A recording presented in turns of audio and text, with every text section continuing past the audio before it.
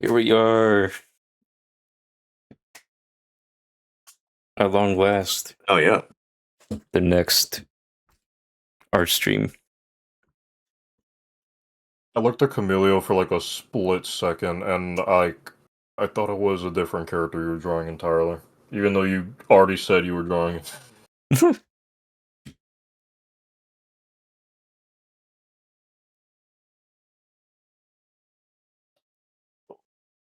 Yeah, I'm gonna see what I can do, because I just started drawing him last minute. I'm just gonna do some characters from memory. See.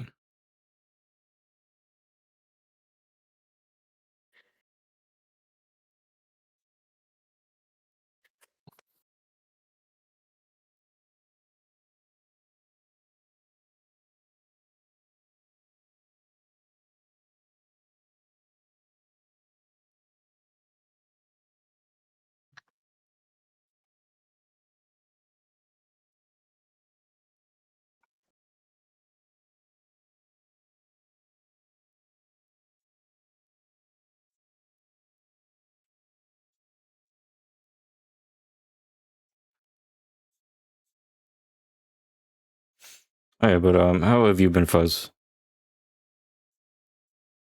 All right. Alrighty. That's good.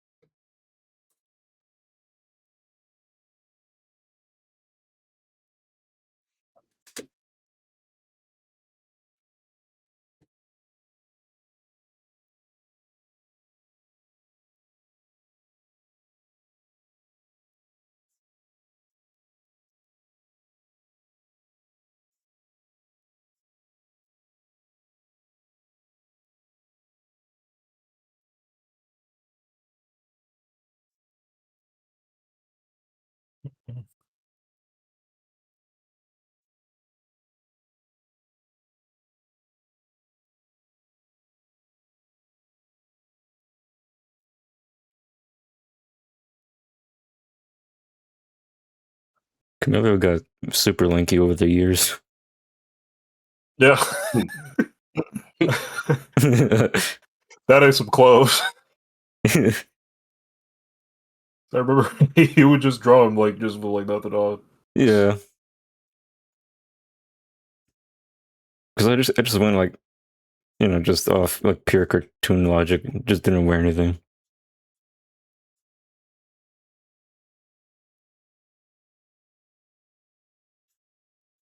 It's always fun to see characters just develop over time. Mm-hmm. Mhm. Also, you guys can you guys hear the music just fine? On the stream? I mean, On I this- heard it on. Yeah. It's playing good on the stream. Yeah. Yeah, it's Alright. playing good on the stream. I can hear it. I don't even know where the stream is. I'm. Ooh. Hold on, I can put the link in chat. Text. Oh wait, I see. My dumbass was looking at YouTube. No wonder. Oh, yeah. I'm gonna play like Dynamite Hoodie music on my own. Oh wait, that's right. Wait a minute. Blue Sky has that like go live thing now, huh? Let me try that. Oh, using a feature that they implemented? Crazy. new. Hey guys, here's a group chat that you can make with 50 people. You can't send pictures or videos. Nope. That is kind of crazy. Like Mhm. people have been asking for photos and DMs for a hot minute, and they're just doing everything but. Yeah. Genuinely. I know people are kind of iffy on that carousel feature. I think it's kind of neat, but I don't know. It's I feel like it's kind of one of those like gimmicky things. I feel Mhm. like it's only really going to benefit people that like make like I guess pretty big comics. Pretty big comics, or just have like, or if they do like, just regular art pieces, they have like, I guess like sets, or yeah, I guess like, yeah, sets like oh, here's like art I've done of OCs and stuff, so it's like all in one post or whatever. Yeah. More concepts. Yeah. I think it's neat, but it's like They really gotta add images to DM, so. I don't know No, why for they've sure. been holding off for so long on that. Vibe coding, man. Vibe coding. They don't even have polls, strangely enough. Yeah, that too. Also, yeah, welcome Exquisite. Hello, Exquisite. Hello. Hello.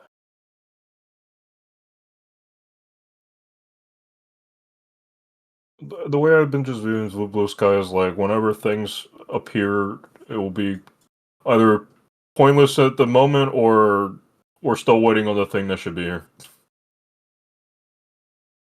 I treat it as a dumping ground anyway, so it's like.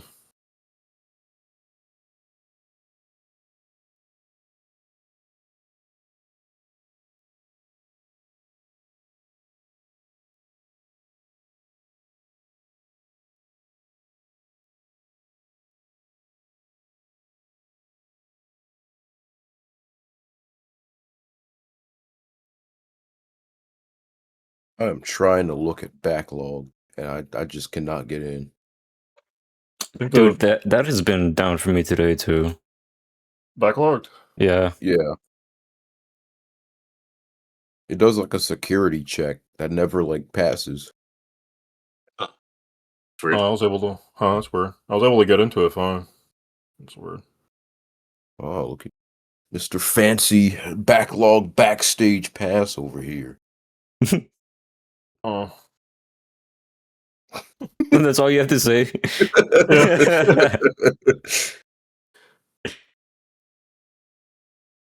Like, oh, you got me. I literally haven't been like logging like anything. The only things I've just been putting are like, okay, I played Tomodachi Life today. I did my Acecraft dailies today. And recently it was just like I played Emerald Rush on Bonanza today. Time to put the Bonanza. I played Bonanza today on the calendar, and that's pretty much it. Oh shoot, I forgot to put Skatebird on there. Oh wait, no, I did it last night before I went to bed.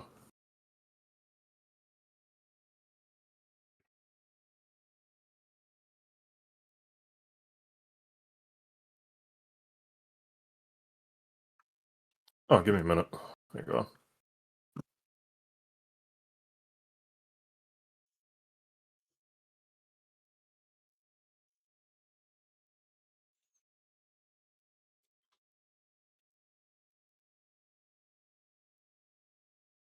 That is very interesting foliage, Dread, over there. I'm trying to. It's been an idea I've had in the back of my mind for a minute. Just something adjacent to this. Actually, it's based on. Hold on, it's a post that I actually made, or a post that I put in a museum like a hot minute ago. Yeah. Okay. Here, it's in text. Shit like this. Obviously, I can't do foliage on the level of this because it just I don't know. That'd take like 17 years. But like, I really like, I guess, emphasis here. So I wanted to try and do something adjacent to that. Obviously, it's not the exact same approach, but and also just very much like one, like just kind of one color. Yeah. So yeah, figured I'd just like block out the basic tree shapes and then kind of work my way down with detailing.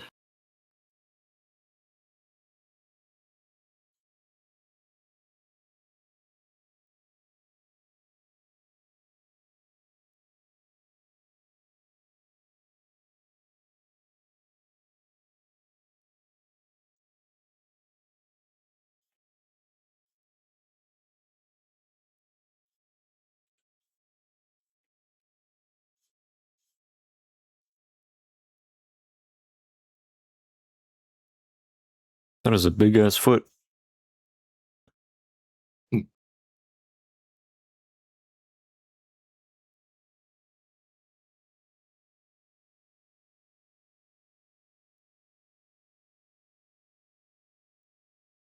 I'm not going to lie. I feel like this right now. I have no idea what to draw or like what to play on stream. I'm I'm sitting here Because I was gonna look at backlog and see, like, maybe what might be a good idea, but I can't look at that, and I'm like terrible at keeping up with like what I'm playing. So nah. Damn. The Marsupilami demo speedrunner. I gotta clear it. Let's see. Is that only on Switch or is that on It's Steam on as Steam well? too. Yeah, it's Okay. insane. Never heard of the original mix of this song. I'm glad it's pretty good. Used to hear Timalo's remix. Oh, okay. I didn't know there was a remix. That's interesting.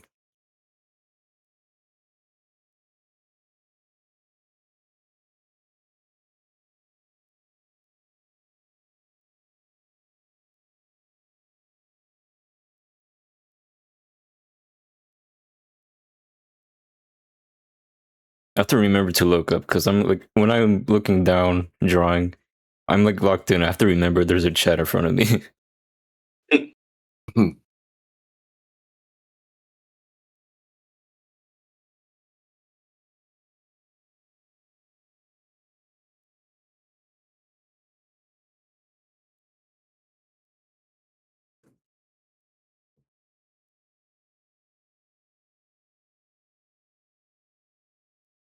Oh, the calling one. Okay, from the World Ends With You.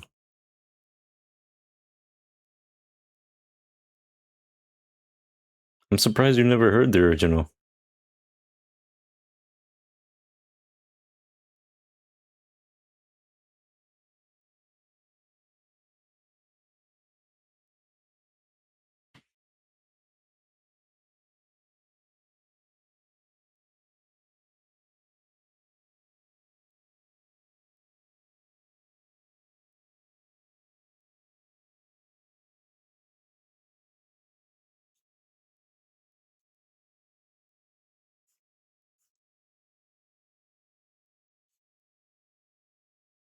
I think what makes this current absent-mindedness even funnier is that I have like a little stack of cookies sitting in front of me too. So I'm just sitting here, man. Are you passively snacking or are you just staring at them? I'm genuinely just like I'm looking at shit on my computer and I'm like just staring at each page for like 15 seconds at a time. There is nothing going on up top.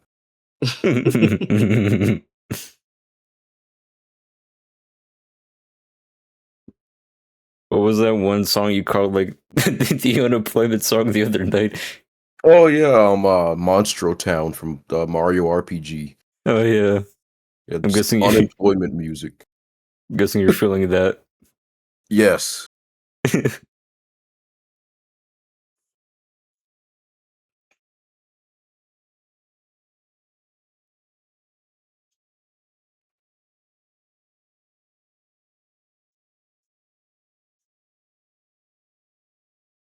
Uh,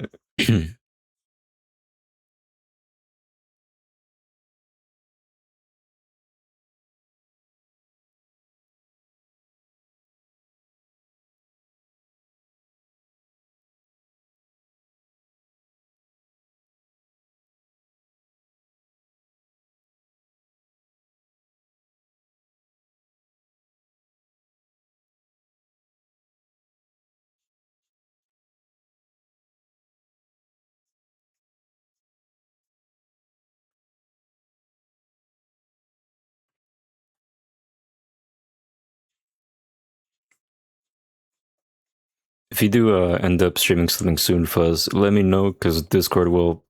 I muted all Discord notifications, so I won't hear the go live sound. Oh, okay.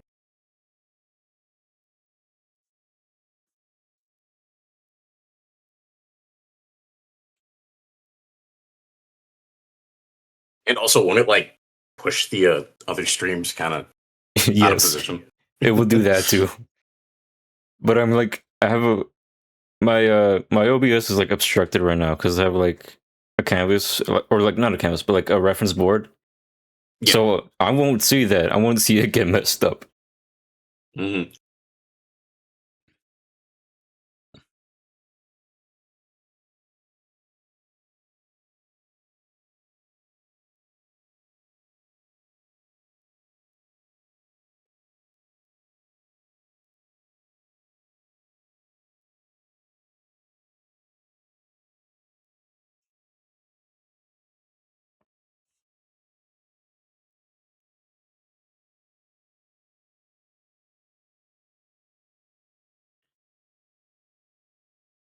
All right, I'm back. Sorry about that. Welcome back. You are not forgiven. That does it, mister. I'm gonna hit you with another, like, 3 invites to Game Boy Advance Online for Mario Bros. Multiplayer. All right. It better be a promise. I'm waiting. I'll do it later. All right. I probably won't even be able to fucking play because I got work tomorrow. With the boarding.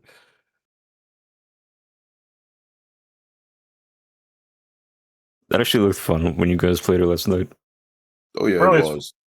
Apparently it's 4-player too, so it would be funny to play more people.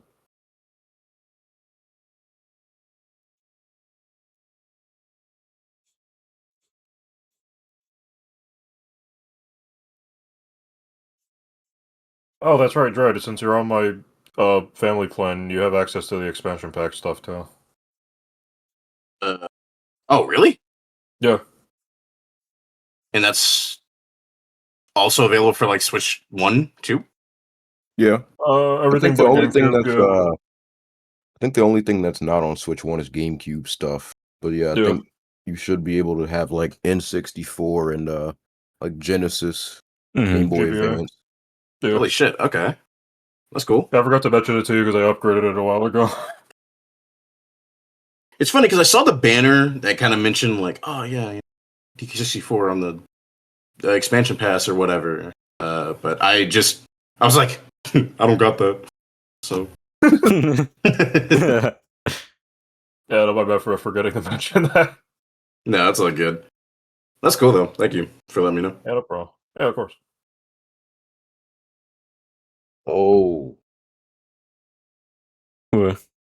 What? I tried to full screen something and it just gave me like a fat error and I couldn't click anywhere on my screen. I love how full screening is the most detrimental decision you can make on a PC nowadays. Mhm. Yeah. That or a Windows update, depending on whatever Microsoft does. I've seen somebody mention that they. Oh, go ahead. I was just gonna say, it's so funny how we still can't get full screen right. Yeah. No. Some things full screen fine, and others like don't. What were you gonna say though?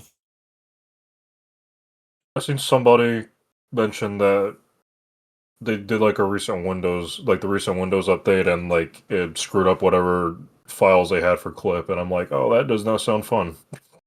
Ooh. No, Yeah. damn.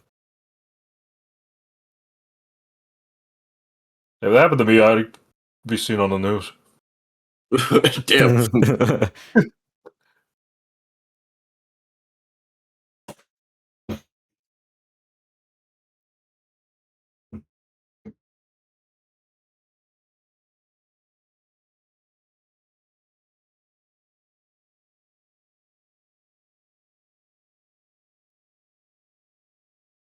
I cannot get like try to do a thumb right now.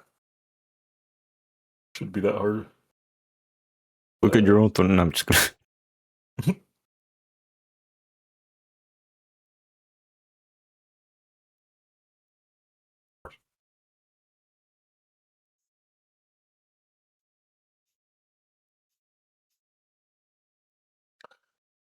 I know we talked about it a few times on the server about like there being a lot of games coming out, like really good games to look forward to. But like, there's also been like a lot of good movies coming out too. I have I know Backrooms have been going crazy. Oh yeah. I know the American release of Exit 8 happened recently too. Huh. So I know people have been comparing those. Because Exit 8 is like a Japanese movie from like last year, but apparently it just came to the States like recently. Oh wow, Yeah. Oh yeah, yeah. It took me a minute to remember what that was. I gotta check that out. Yeah. And I feel like there was something else. I mean, not Digital Circus, but like an actual movie. Yeah. No, Um, Obsession. Obsession, yes. Oh, yeah, Obsession, yeah. yeah. I watched that recently because my brother, I guess he meant to buy tickets for it another day, but he didn't pay attention to the calendar, and he ended up buying it like the day after we were gonna go. We were seeing Backrooms, And he said, like, listen, I'm gonna be fishing on Sunday. Do you just want to head out with your friend and take these tickets? I'm like, yeah, sure, why not? Obsession was really good. Mm-hmm. Yeah, I need to watch it still. Have you watched the director's like previous film, Milk and Cereal, at all, or no? I have not. It's free on YouTube. It's pretty good. The most I'll say on it is like it's a found footage film, but with the framing narrative of it being a YouTube prank channel. That sounds like it would be really bad, but no, it's actually really good. I think I've heard about it. Yeah, I don't know. I'll have to give it a look. It's a pretty short watch. It's only like an hour long. Mm-hmm. But Obsession, that was really good. Definitely a lot of things that I missed on the first watch, but yeah, really good film. And Backrooms was really fun too. As someone that didn't really keep up with like the YouTube series surrounding it, I thought it was really neat. Yeah, I think that's my only worry about Backrooms, where it's like, not only have I not kept up with the YouTube series, but I don't really. The most I know about Backrooms is just kind of from internet osmosis and seeing stuff. But like, I've never gone out of my way to look into what Backrooms is. So I just wonder if there's like, I don't know. I don't want to go into this movie and then miss like a lot of the really cool reference things in here. You know? Oh yeah. I think the funniest thing that I've seen out of context, not from the film, but like just from the YouTube series, is like imagining just like a random backroom scenario where there's just like a framed picture of Mao Zedong in the background. But I thought that was a joke, but no, that was actually in like one of the videos. Yo. All of them ain't got nothing on the Amazing Digital Circus, though. I still need to watch the finale and catch up with like a few of the other episodes. But I've heard decent things about the finale. And at worst, like, you know, it probably didn't need to be in the theaters. Yeah, I think it's one of those things where it's like, it's really cool that an indie animated thing was able to like get into theaters. You know, this is very much a first of that kind. But also like it is funny that it's like, man, I really spent $16 to watch a YouTube video in a movie theater. That's funny. Yeah, it's like could it have been anything else? On top of that, just like this was not only like just free to watch before, but now you're making other people wait who either like cannot see it or don't want to. Mm-hmm. I mean, from what I'm not on like. I said I've already been spoiled on something. Ah, damn. That's funny because I was about to say like I'm not on like Digital Circus Twitter or Blue Sky or anything like that, but it feels like people have been well behaved with spoilers. But yeah, I guess not. The worst part is like I didn't even see anything about it from social media. I saw it from like that Google newsreel shit they give you every now and then, like on your phone. Oh, well, that fucking damn. Yeah, I'm just like, you gotta be fucking kidding me. Like, because sometimes like if I don't have anything to do or I'm waiting for something, I'll just kind of go down that reel and see what's what. And yeah, that's how I like found out that something happened. I'm like, oh, that's thanks. Shit. Such a random thing to have on a Google reel. It's like having like the spoiler end of Bonanza like on like an MSN News like article. Yeah. Not saying it happened, but it'd be that shocking. Yeah. Yeah. Oh, that sucks though. I've seen like a few things because I was like, oh, we just ripped the Band-Aid off. I'm not gonna watch the finale in theaters anyway. But that's about it. The worst of those spoilers definitely came from like when the film got leaked in Brazil, like a few weeks prior. Yeah, and there were some people that were like saying it was the worst thing ever, spreading it online. People that clearly weren't fans of the show. Mm-hmm. That's about it. Found out way too late that it's playing at a theater I live right next to. When they had like the announcement of like the theaters that were getting it, the only theater in my state that was like playing it was some like bumfuck nowhere ass theater around where I work. And then when they added more, my local theater ended up like having it there. So that's neat. I don't even know what the situation on that is. Because I remember like when they first announced it, it was nowhere near me. And then I think they updated it. But like by the time they did, I was like, you know what, man, I don't even fucking care anymore. Can't blame you. I'm upset. Well, or at least I was upset because when they announced it, it was like, oh man, there's like one theater in my town that's doing a showing of it. It's only for the one day, so I'm like, fuck it, let me grab a ticket. And this was like a month and a half like ahead of time or whatever. The very next day, it's like we got more showings at more theaters, and it's like, oh, cool. Oh my god. It's not just the one day, it's going to be that whole weekend. I'm like, man, that would have been so cool if I didn't have to book it on Thursday after I got off work. I don't know. It's just funny because, like, I mean, it wasn't too out of the way of my schedule, but I do kind of find it funny that, like, I don't know. It just felt weird because that was my first, like, solo viewing experience at a theater. I don't know. I didn't really have anybody. I didn't have anybody like I know IRL that was into it to the level where it's like, hey, do you want to go with me? Or also like, I just didn't want to drive them. I don't know. But I don't know. Scheduling wise, I know I had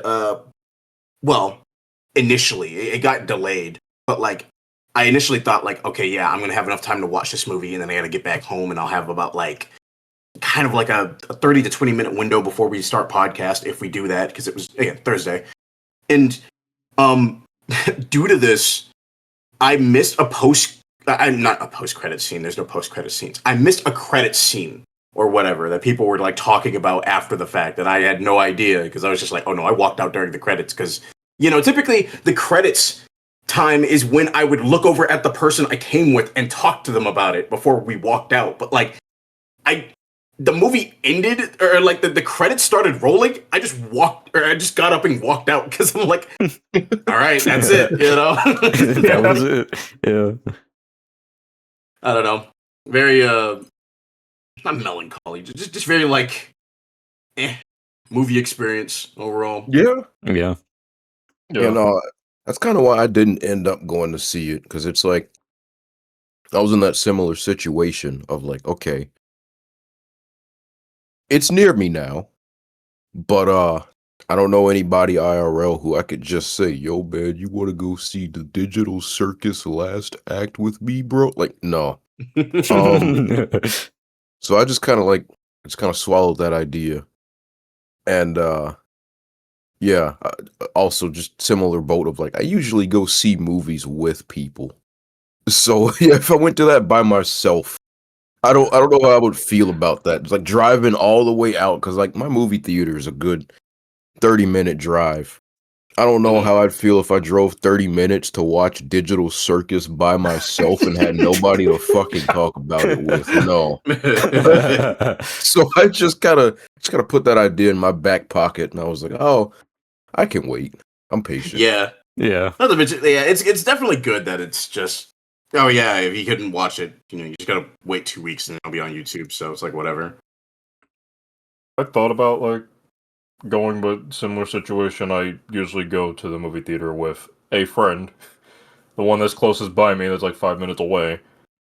But he doesn't keep up with Digital Circus at all. He only really hears it through me when I like rarely talk about it.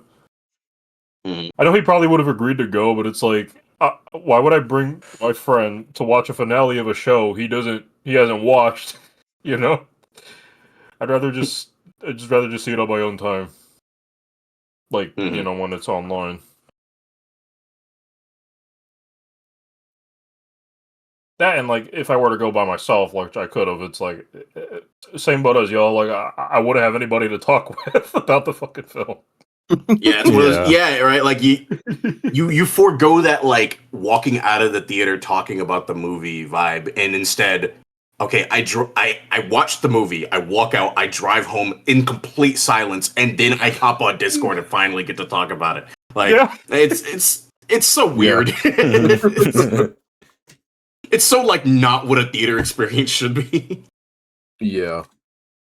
I know there's probably like movies I would probably go out to see on my own, but like they're too far in between, and I'd rather just go with a friend, Mhm. especially if it's a movie they haven't seen. Yeah. So hey, Zenny, I saw you joined. Welcome, Zenny. Yo. I know I do want to.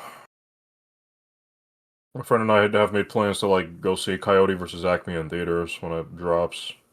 Do we have a release date on that? I think it comes out this year. Let me see. I know it didn't get pushed back. Let's see.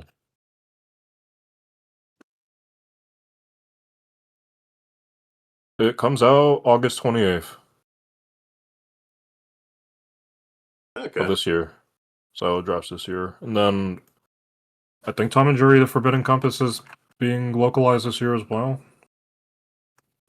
I forget they still do Tom and Jerry movies, I'm gonna be honest. I can't blame you. This one, it dropped in China last year. And now they're localizing it. It was a China exclusive? Yeah. Sounds really funny, yeah. It's weird. It's weird to hear that, but apparently Tom and Jerry's just really big in Japan and China. I guess it's kind of like Tom and Jerry there is like Lupin here. Yeah, I'd say so. It's weird because like the only thing I knew about outside of them being popular in Japan and China is like there's like this Chinese gacha game for Tom and Jerry, Mhm. which is really weird to find out about with like the amount of characters they like pulled from or just have alternate skins for. Is it still adhering to the style or? Yeah, Okay. but the Forbidden Compass is like a 3D animated film, and from the trailers I've seen of it, it looks really nice. Hmm.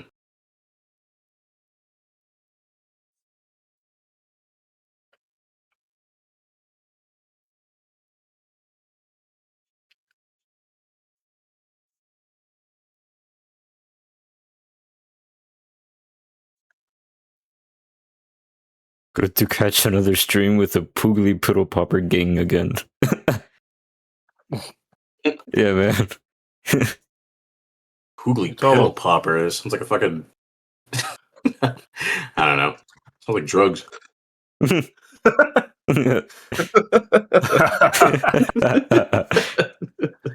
God.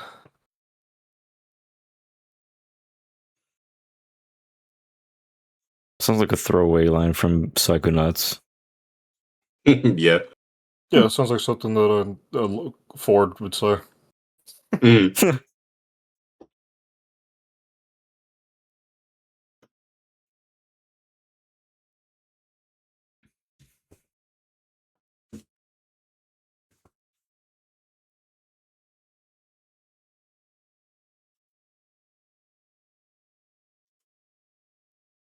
Yeah, I have plans on seeing both of those films, and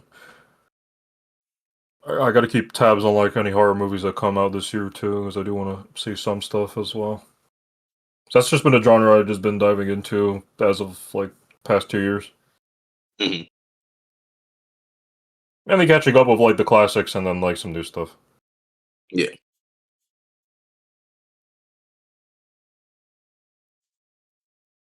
There is that new Evil Dead. I don't know if that comes out this year or not, but I I've think never seen the trailer for it. I think it does. The trailer was really good. Mm. Has some really good shots just in the trailer alone. Yeah. So Someone who knows nothing about Evil Dead, the only thing that comes to mind is Bug. Oh. Yeah, 'cause there's that level called the Evil level. Dead. Oh, yeah, you're right. Oh right, yeah. We gotta watch the Evil Dead series in the server at some point because like those movies are like genuinely fun. Yeah, I don't First know movie anything is- about him either. The first movie's pretty good, but it definitely is like a different tone. this, it's the first movie in the series. The second movie goes in the route that the rest of the series follows, I want to say. Or at Mhm. least Army of Darkness. Yeah, because I was about to say, Evil Dead Rise is very like straightforward horror. Yeah, it goes back to how the first one was, I want to say. From memory. Evil Dead 2 and then Evil Dead and Army of Darkness are really, really damn good. Is Clayface a horror movie? I just assume it was one. I haven't kept up with that one, so I'm not entirely sure.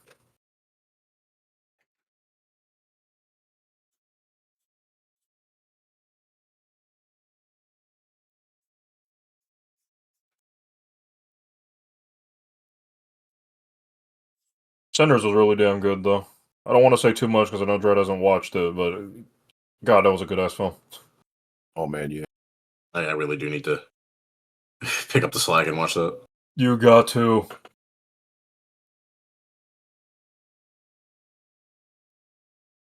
Because that was like I really wish you were able to join that call that we had when we watched it. Because like that was one of those movies where everybody just like sat down, locked the fuck in, muted. Mm-hmm. Yeah, I just gotta hop back on with whatever movie watches y'all do, because I know y'all watched I don't know how you pronounce it, Neza or whatever. No, Those no, movies? Yes, that's another. Oh my Yeah, God, yeah.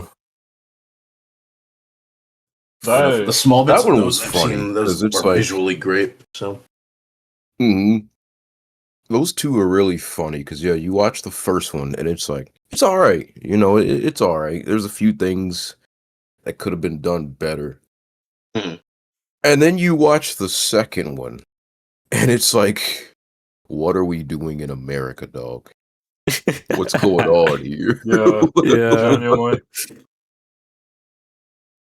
Also, for Like- those in the stream who don't know what or don't know what Naja is, let me like pull up the RPs I did for it.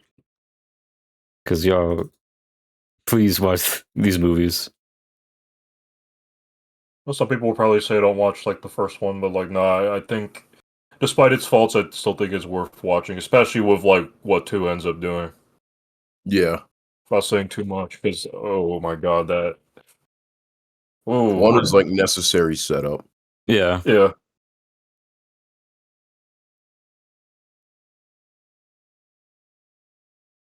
The visuals in the second movie go so fucking crazy. They do. I know for a fact that even though the third movie is probably gonna be out in like 2030, I'm gonna be seated at the theater for that shit.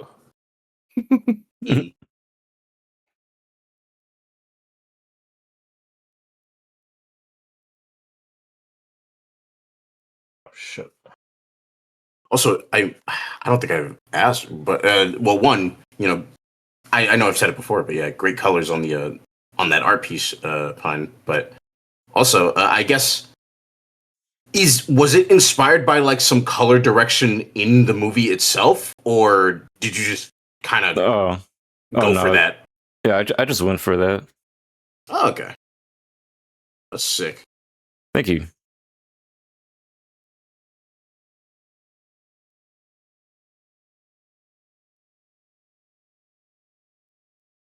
All right, headward's done. Wait, hang on. There you go. I gotta do this little thing. Man, Jonathan H. Edward. I think after this, I'm gonna draw like Professor Elvinode Phineas Gadman.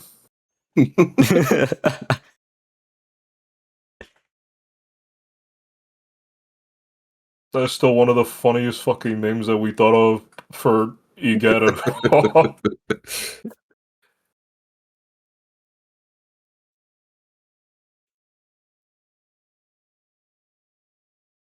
I think the thing that gets me about that is always the Phineas. Like, where did that come from? Why did anybody call him Phineas? Yeah.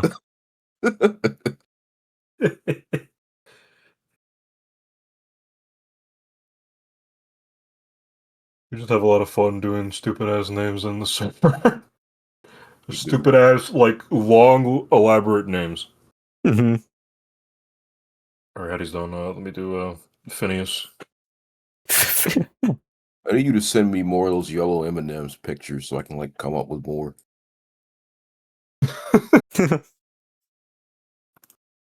Sure, put you I get miss on the screen. Richard Cappuccino Cunts the Fourth.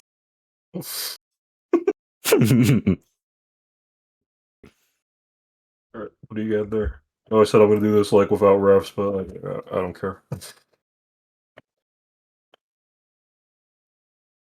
Like put them on the same layer.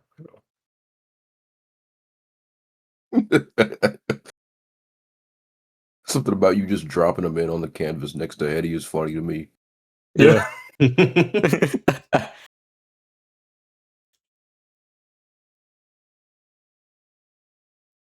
His head.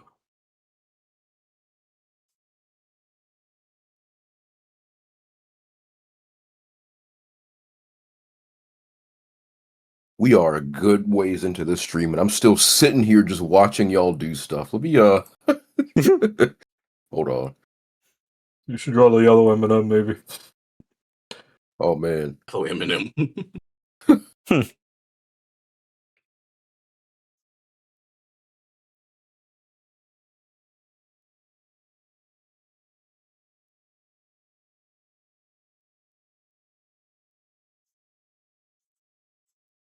What's even funnier is that like I'm drawing Egad right now while I'm also listening to Sonic the Fighter's music on my own. Which You're track? watching Sonic the Fighters? Oh, listen to Sonic the Fighter's music. Oh, yeah. Right now it's on Flying Carpet. Oh hell yeah. Do-do-do-do-do.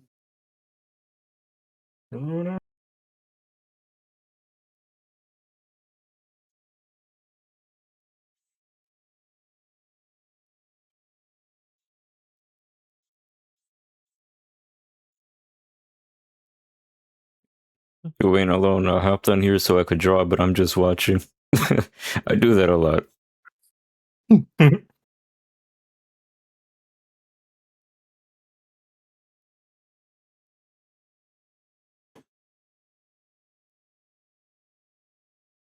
So I felt a wave of like healing wash over me.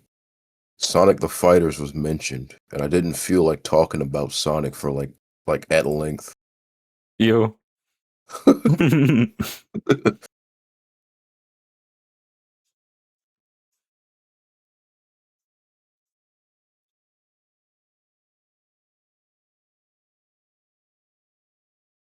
There we go. I'm sketched out. Use that new brush. God, I hope we see this dude again. And Toadsworth, Okay. bro. Yeah, I was about to bring up Toadsworth. You read my mind, bro. I saw Dudes Voks we haven't in the seen in nearly a Bastion. decade, bro. Oh, actually, well, sorry. What were you saying? Sorry. I think Fuzz mentioned he saw Voks. Oh, Voks is gonna come up soon. Alright. Oh, Yeah. okay. Oh yeah. He sent the Bastion gif in the chat, and I thought you were talking about that. Just like, I hope we see this dude again soon. Like, I mean, I don't keep up with Overwatch these days, but I mean, I assume he's still there. What do you say about Toadsworth though, Dread?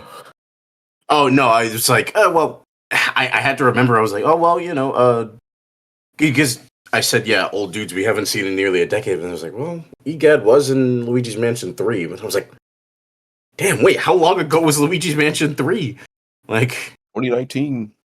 Oh, dude. Oh oh, Jesus. Yep. I think Egad's fine though, because I mean he just lives there. true. I wish they would But- bridge the gap and just put him in like Mario Kart or something. Me too. Yeah, because it really sucks that they just kind of like sanded off like his influence in the main series. Mm-hmm. Yeah, they keep removing his emblem from everything. It's not on Junior's paintbrush anymore.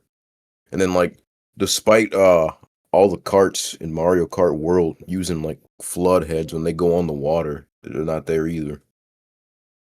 Hello, Hey, Voks. Vox. You know? Hello, Hello. everybody. Welcome. I just woke up. Sound like it. What did I miss? Not much. Not much. Got doing the line art on the EGAD layer. Egad layer. Yeah, I'm drawing Phineas right now. I'm drawing Camilio. This dichotomy, man.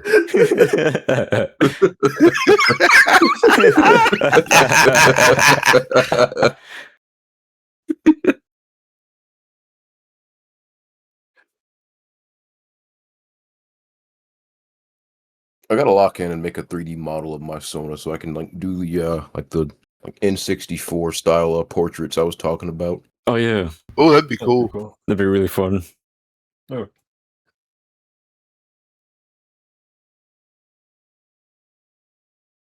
Yeah, Toesworth.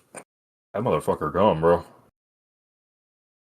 His most recent appearance was the remake of 1,000 Year Door, but that doesn't really count. I'm still thinking about how he was in the concept art for the first movie, and he just got replaced by some random like guy. Blue toad with glasses. Yup. Yeah, it's Yeah. like, what the hell? Why wasn't he there? They probably thought Gramps was too creaky for the big screen. Damn. Cranky Kong was there, and he sounded, Creaky. He sounded. yeah. They can't get rid of Cranky. I'm sorry, sir. You're gonna have to leave the set. No, I don't.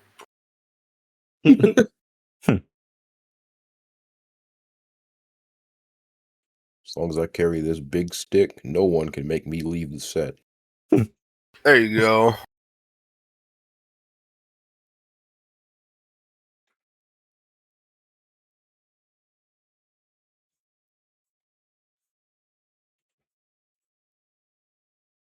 I bet his ears like too small, but I think they look fine. I don't know why I'm getting like so anal about the lines. Like it's not like I'm making these like fully rendered ass pieces. Yeah, let me just relax a little bit. I think I'll probably draw Getafix next.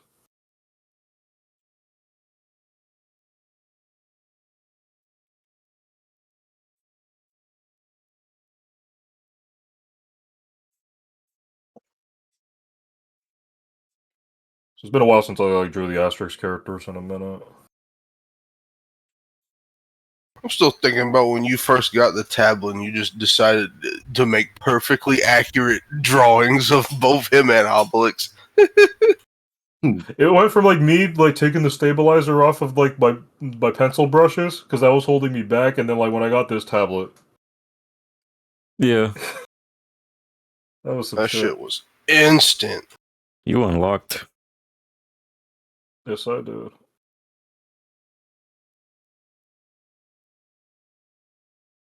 Two. There you go.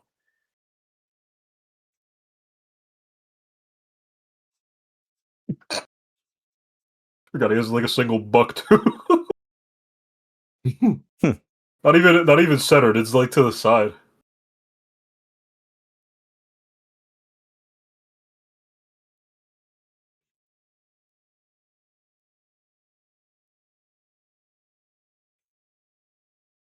Bless you says exquisite. Did anybody sneeze? No, I don't think anyone sneezed. Achoo. Bless you. Oh, there you go.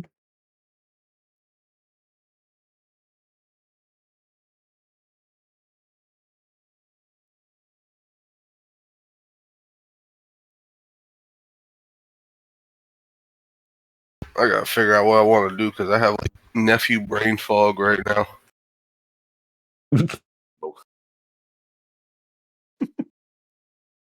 I've been in here for 40 fucking minutes, and like, look at me. I have nothing going on right now.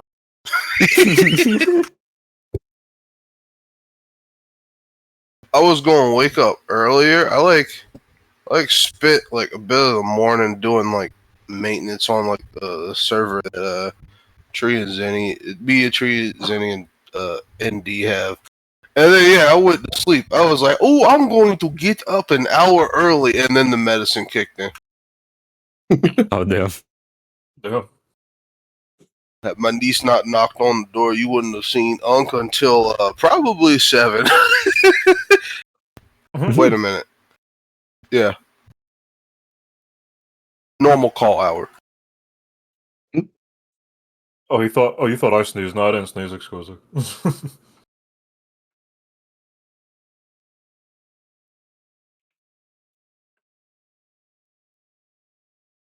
Forgot to put on my vector layers again. I'm doing this on rasters. Raster Phineas Scadman.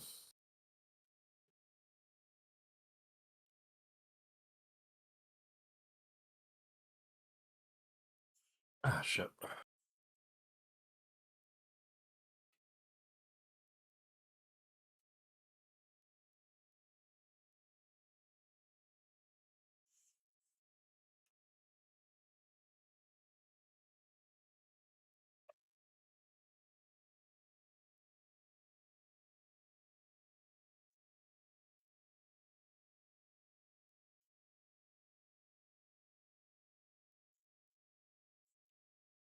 Oh, right, that Asterix movie comes out this year too. I hope it's okay. It'll be fine, except for like his face.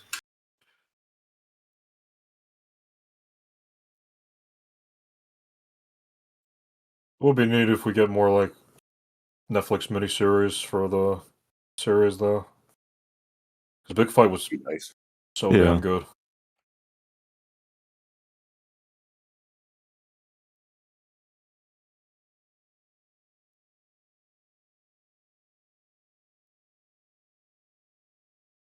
All right, here we go.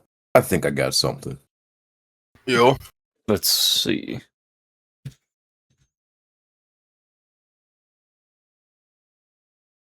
Okay, the stream is gonna fuck up for a little bit, but we'll fix it.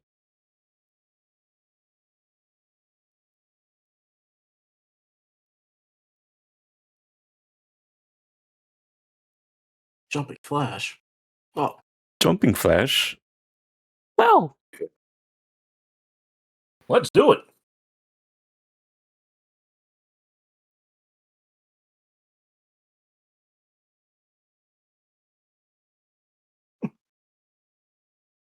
I'm once again streaming at 1440. Give me a second. Discord's like, yo, you want the highest quality, of course, while you're busy doing something. Surely nothing bad will happen. Gonna kill this garbage program, man.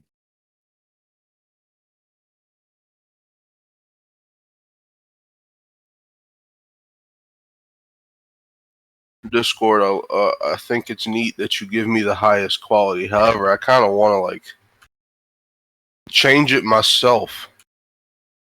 No. They used to let you do that before you started streaming. You could set it, but they moved that like to some gear in the bottom corner. Thank you, Discord, for continuing to ruin your perfectly good UI. No problem. No problem, Sonic. I don't. Or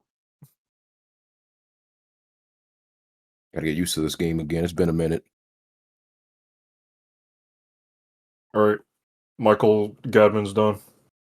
Yo, Michael Gadman. Yeah. Michael Gadman, let's get it. He's Hell done. yeah. Wait, I forgot his old man spots on his head. He'd do that. You forgot his ancient seasoning? I can't believe it. It's ancient seasoning. No. That's foul. It's experience! All right, there. He has his ancient seasoning on now. All right, to get it. Yay.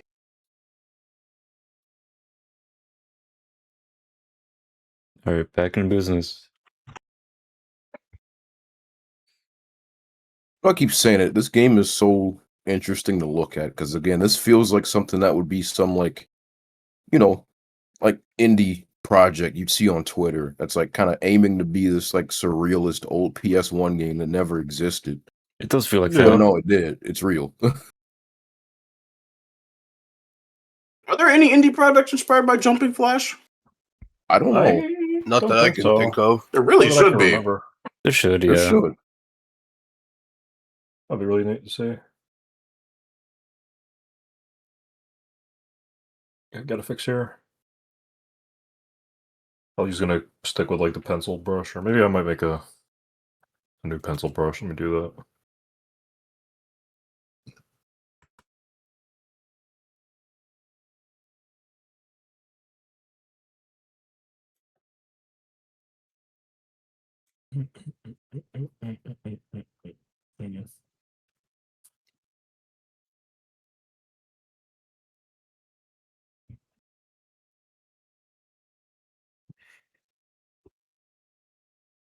Oh yeah, wait. Like just the other day, I like briefly mentioned this game to Ram when he was streaming a different game earlier in the day. You mentioned Jumping it to who? Flash. One more right. time. What? I guess. You mentioned it to someone.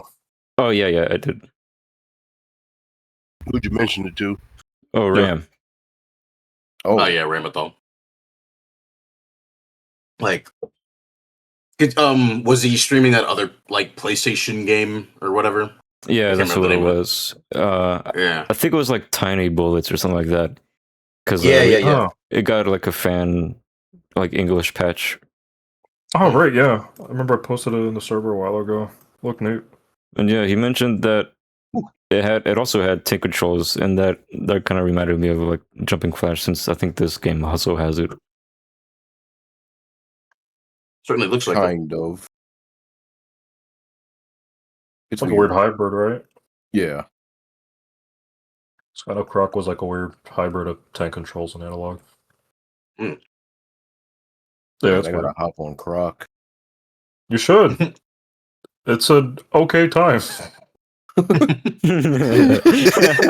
love that. I love that about Croc. It's just like anybody that recommends it, just like it's just all right. But The best thing You about know? it is the music and the visuals, but it's really it. It's just an okay game. It's not like the second coming of Christ or anything. it's literally a what you see is what you get type of platformer. Yeah. Yeah. Just a croc that likes a little bit of adventure.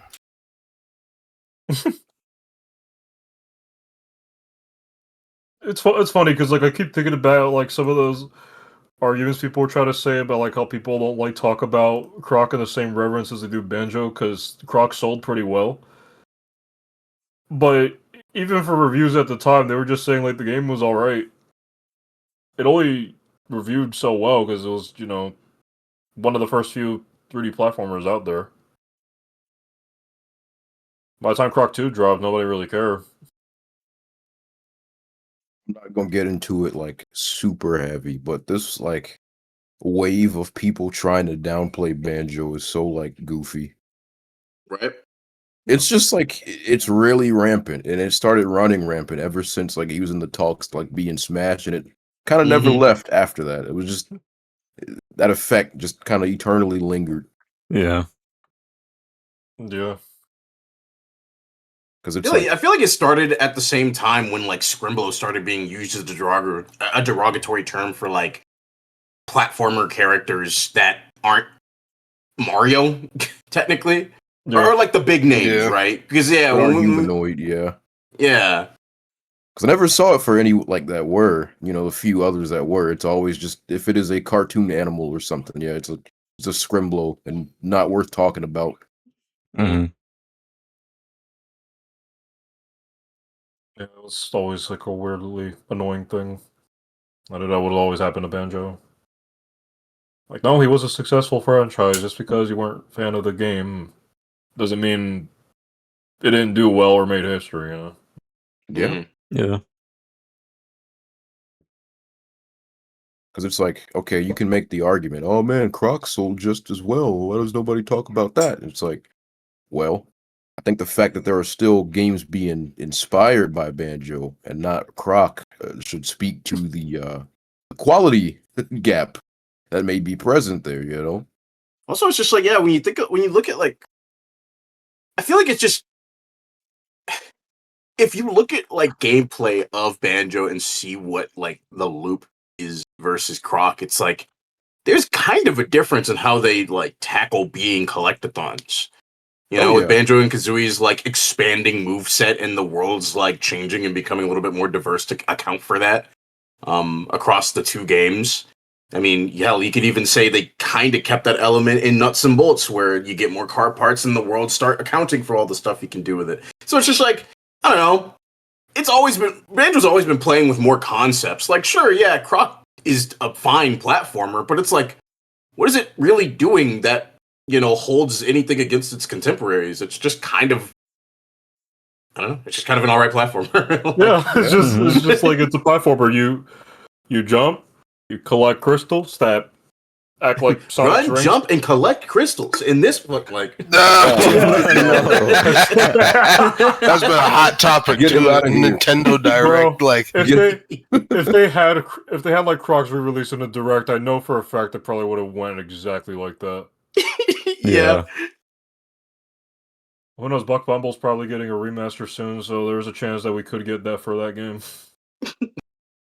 You know what's gonna be so worrisome?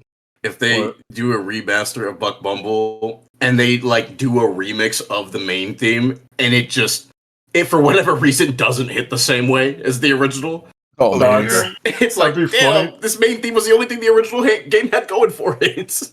I think it'll be fine because I heard pretty good things about how the Croc remaster was handled.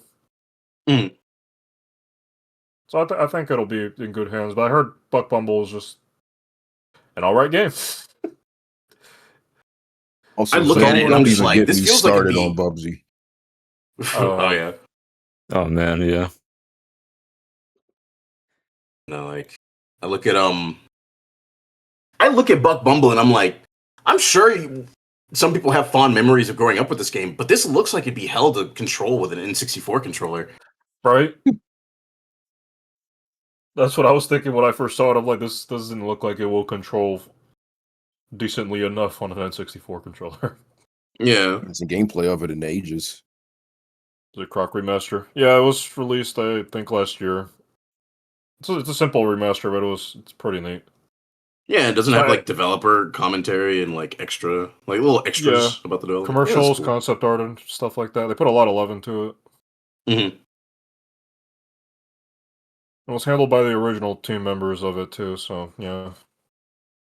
It didn't get like a Crash Bandicoot Insane Trilogy or Spyro Reignited type of thing. No, it just like what you see is what you get. It looks just as good as it did then. Mhm.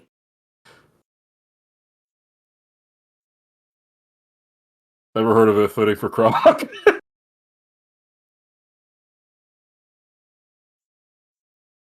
We're talking better about Bubsy than Banjo just because of the new game while Microsoft left Banjo in the broom closet.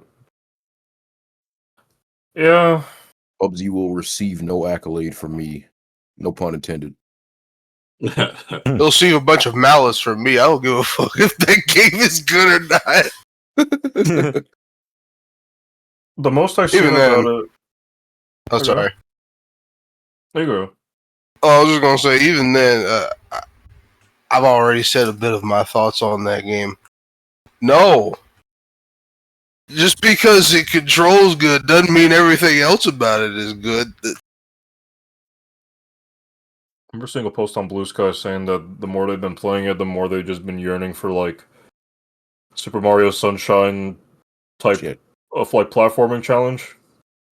Mhm. You know me. I saw that post and I was like, somebody fucking gets it. Yeah, Because it's like, okay, I don't think every platformer needs to control like Mario. But also, I feel like we are now at a point where like, shit, I don't have a jet pods.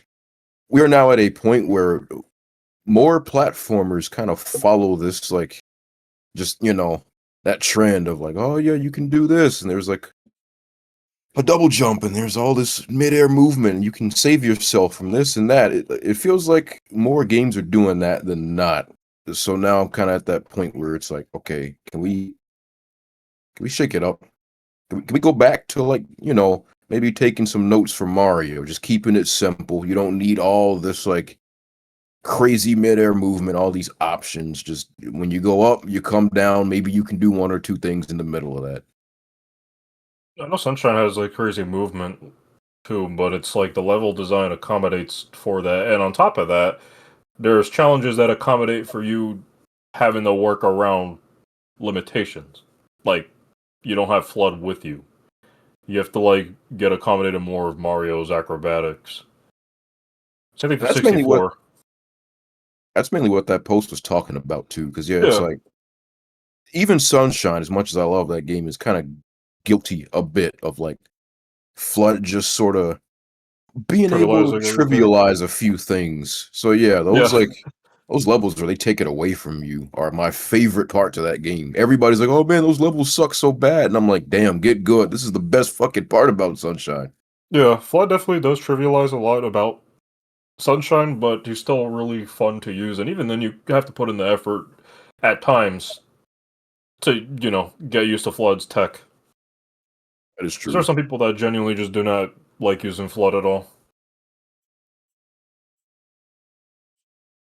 In Bubsy's case, though, it's like just kind of the same thing that some platformers have, where it's like you got so many options for movement, which are good, but the levels aren't designed really well enough to accommodate for that, and it just becomes an option at that point.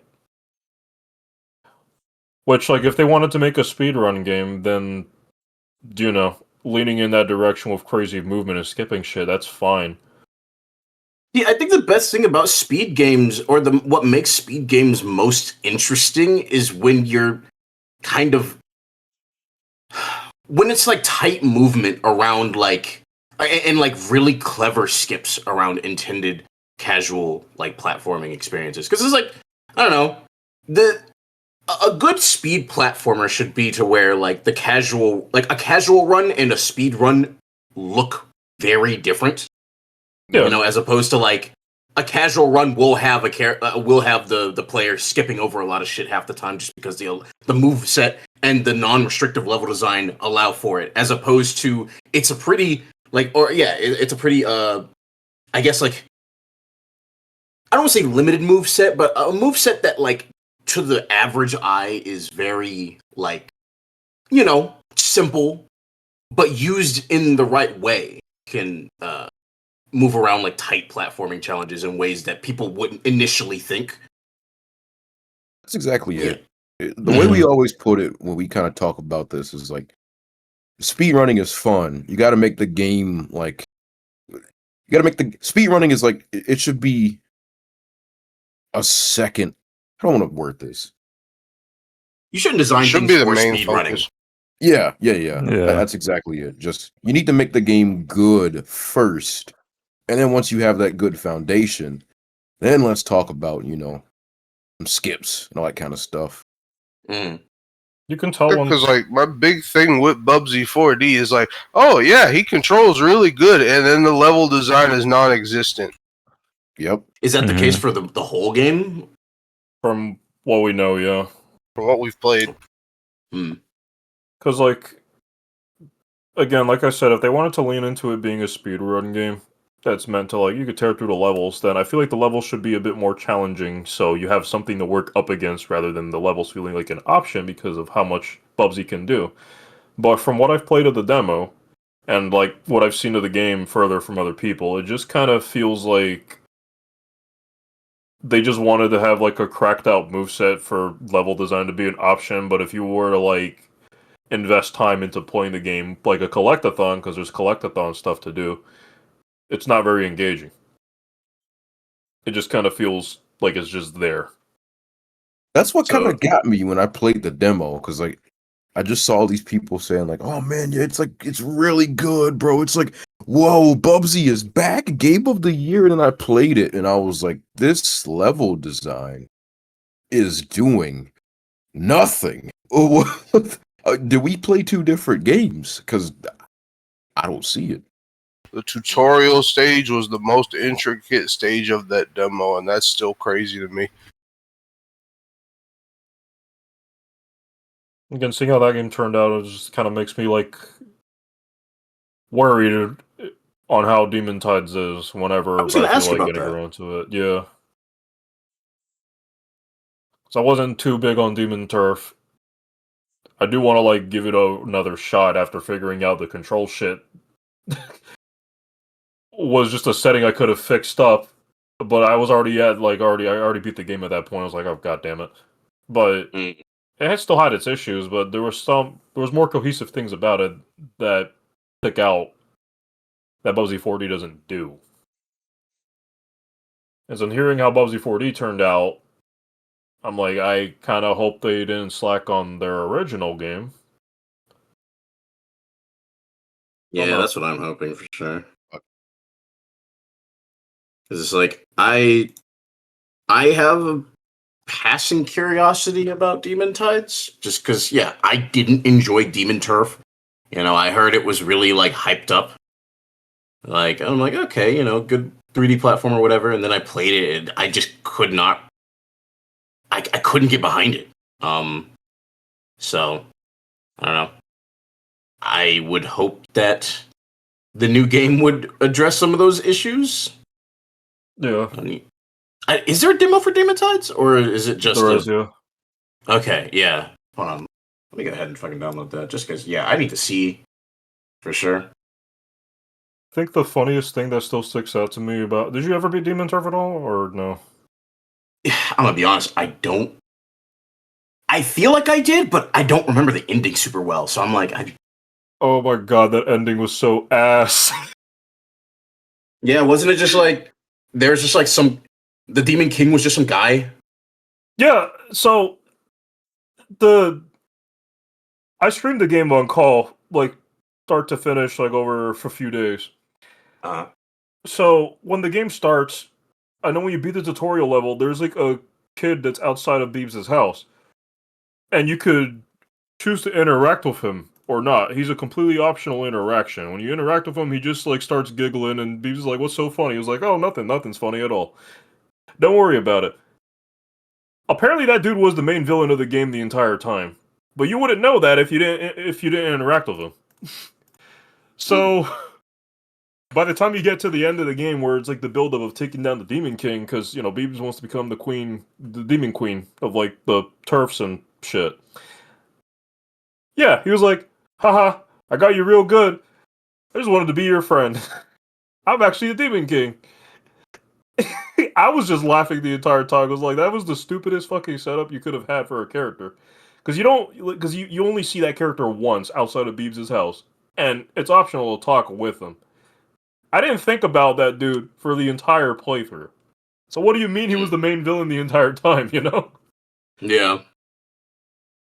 It's even more bizarre when, like, the shopkeeper is, like, implied to be his dad or something, but he doesn't, like, say anything in relation to, like, the character that looks like him, which would be presumably his kid. Mm-hmm. So it was such a dumbass ending. It was the ending of all time for sure. Sure. Yeah. He didn't say anything that hints to that ending either. He just shrugs off with her seeing him as weird. Yeah.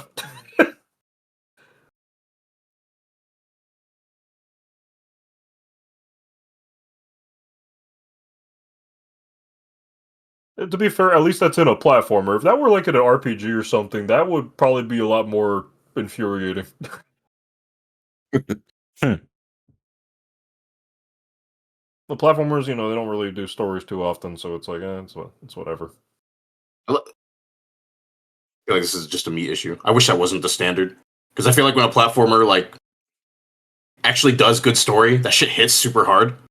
I don't know. Oh no, It does. Oh I yeah. totally. I'm with you. Like even as the Mario guy, it's like, yep, just give me a good. Let me do some fun jumps and keep it moving. No, I always appreciate when they do really go above and beyond for like their storytelling. Like that's what made Psychonauts so cool. Mhm. Yeah, I was about to bring Psychonauts up. And Klonoa, too. Oh yeah, that's another. Yeah, Psychonauts, Klonoa, Sly trilogy. Like, oh man. Yeah. Oh man, I Yeah, gotta when they play do those. story... Yeah, me too. When platformers do stories, it's really good. So I wish, like, more newer ones would, like, approach storytelling with that same amount of finesse, but like some of them just kind of fumble, or they just kind of stick to not really having a narrative. Yeah, and it's like Which is I get fine, it. but I get the idea where it's like this is supposed to be like platformers are supposed to be entry level gaming almost. The A button makes your character jump, and that's the main thing your whole game. Like I get it, but like we don't have to design our platformers for niggas in diapers, you know? Like we Yeah. could Yeah. we could you know give them a little sauce, some themes maybe. I don't know. Yeah. Waiter, I want some themes. Yeah. Nuance. Themes. Character Bro didn't development. engage. Bro didn't engage with the story and characters and surprisingly confused about the ending. No, with Demon Turf, I interacted with like every NPC. I 100%ed that game, I'm pretty sure. So, I know you're joking, but still, like, nah, there was literally there's nothing hinting towards that character being the villain. It was just kind of like set up with like an optional interaction, and then that's pretty much it. Like if you're gonna have storytelling in your games, then you gotta do a bit more than that, you know? So mad. Yuji Naka's goofy ass probably like made it so that Square Enix never wants to touch the platformer genre ever again. Oh right, God. Oh my god. That's Damn it, bro. tragic, dude. A Bro had them platformer? animate a farmer like dancing and a tornado like taking his crops, dog. Yeah, nah, we ain't seeing that again. A platformer by like a team who really knows how to make like, you know, like good platformer controls with like Square Enix writers on the team. That shit would be legendary, but we are not getting that. I think that's almost what Kingdom Hearts was gonna be, but yeah, no. Well, we might see something similar to that in terms of indie stuff because I know Dusk Fate is going to be story oriented. Oh yeah. Oh, yeah. That's inspired by Kingdom Hearts as well.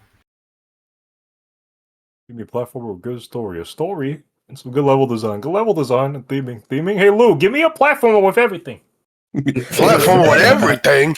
Everything.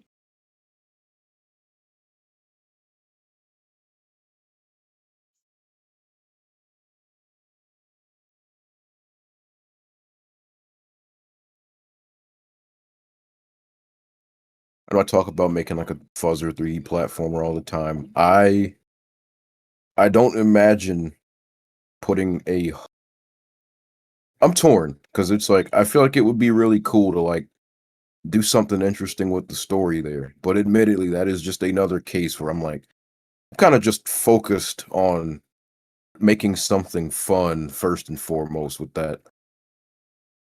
So it's Oh, like yeah. I wish I could be the change I want to see there, but that's kind of looking like it might just be another like okay, the story is all right. It's, you know, good for what it is, but you play it for the fun. You play it for the levels and the movement above all else. Yeah. Mhm. Now, if I ever did a different like 3D platformer project that wasn't related to Fuzzer, that could be grounds to do something like that. Just have both. It's like, okay, this shit's got like movement, a good story. We got everything. Everything? Everything? Everything.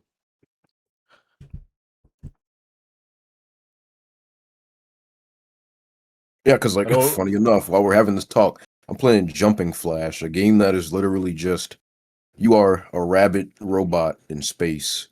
Some evil motherfucker is like taking all the land. Stop him. For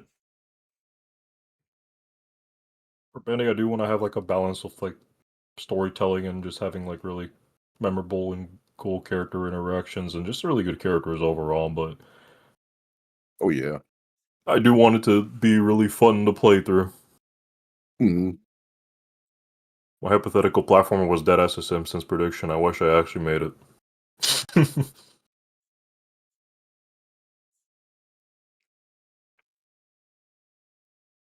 'Cause, yeah, like I'm in the same boat. Like I don't want. It would be cool to see more platformers with like storytelling and characters to latch onto beyond like, oh, they look cool or their movements very fun. Like, I want characters to latch onto and love. Beyond that, beyond the mechanical sense. Hmm.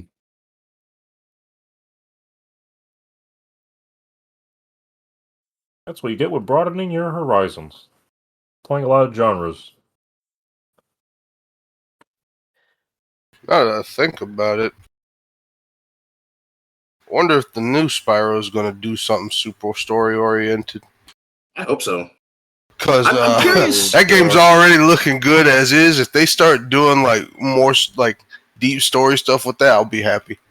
So it's funny, yeah, because I've mentioned at least to other friends that like, yeah, once I've had my fill of Star Fox, I'm going back to my Spyro binge because I finished Hero's Tale a few months ago, and I'm curious about I know a friend wants me to play The Legend of Spyro at least, and I know that's when the series kind of starts like doing its like soft reboot stuff, but like, Yeah.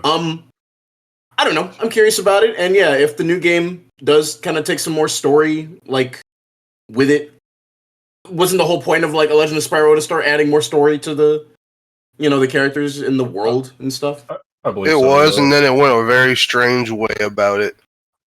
Fair, but I guess I just want to at least be acquainted with it, so when the new Spyro comes around, I can be like, oh, they lifted elements from this and that, kind of like how Crash 4, even though it definitely wore the original trilogy on its sleeve, it took some small cues from like the post Naughty Dog era of Crash.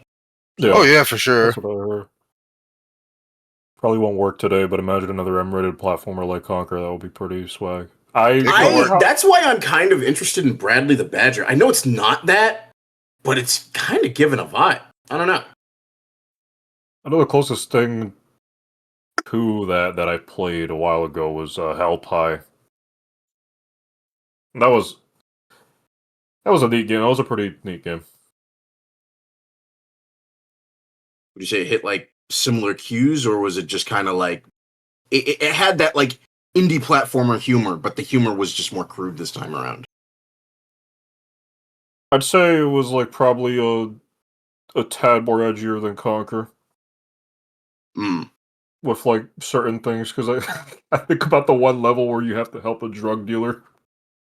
No. With like, I guess like some crack shipments or some shit, and then he ends up getting shot dead after the end of the mission.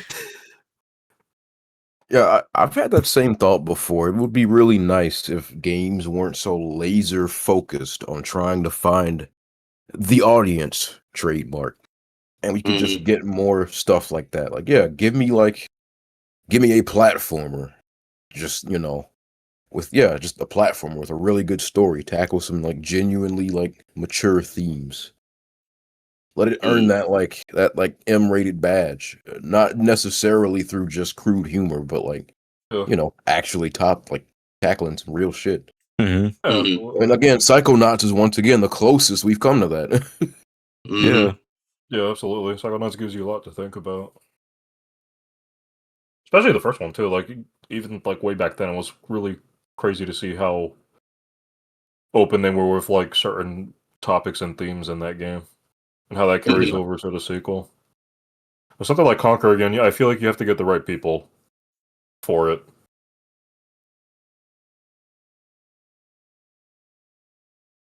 Conquer was like mainly just crude humor, and then like just a dude trying to like get by in a crazy fucking world that he just decided that he has to deal with. Yeah, and like set pieces that are just pop culture references at the time. Yeah.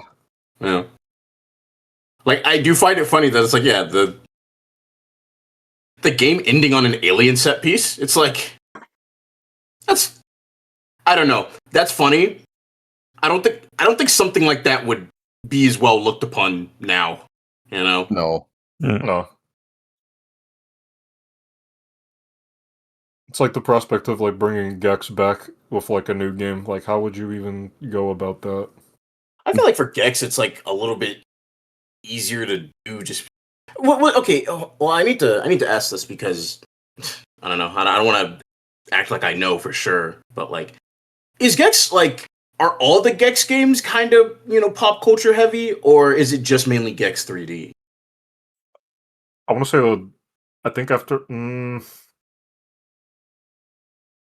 I think they just get more. Speaking as someone who only played like a tiny bit of Enter the Gecko, which was the second game, I think they just get more pop culture heavy as they go on. But like, it's established like pretty early on that Gex sits on his ass watching a lot of TV, and a lot Well, I of mean, the shit if he they says is set that up, references.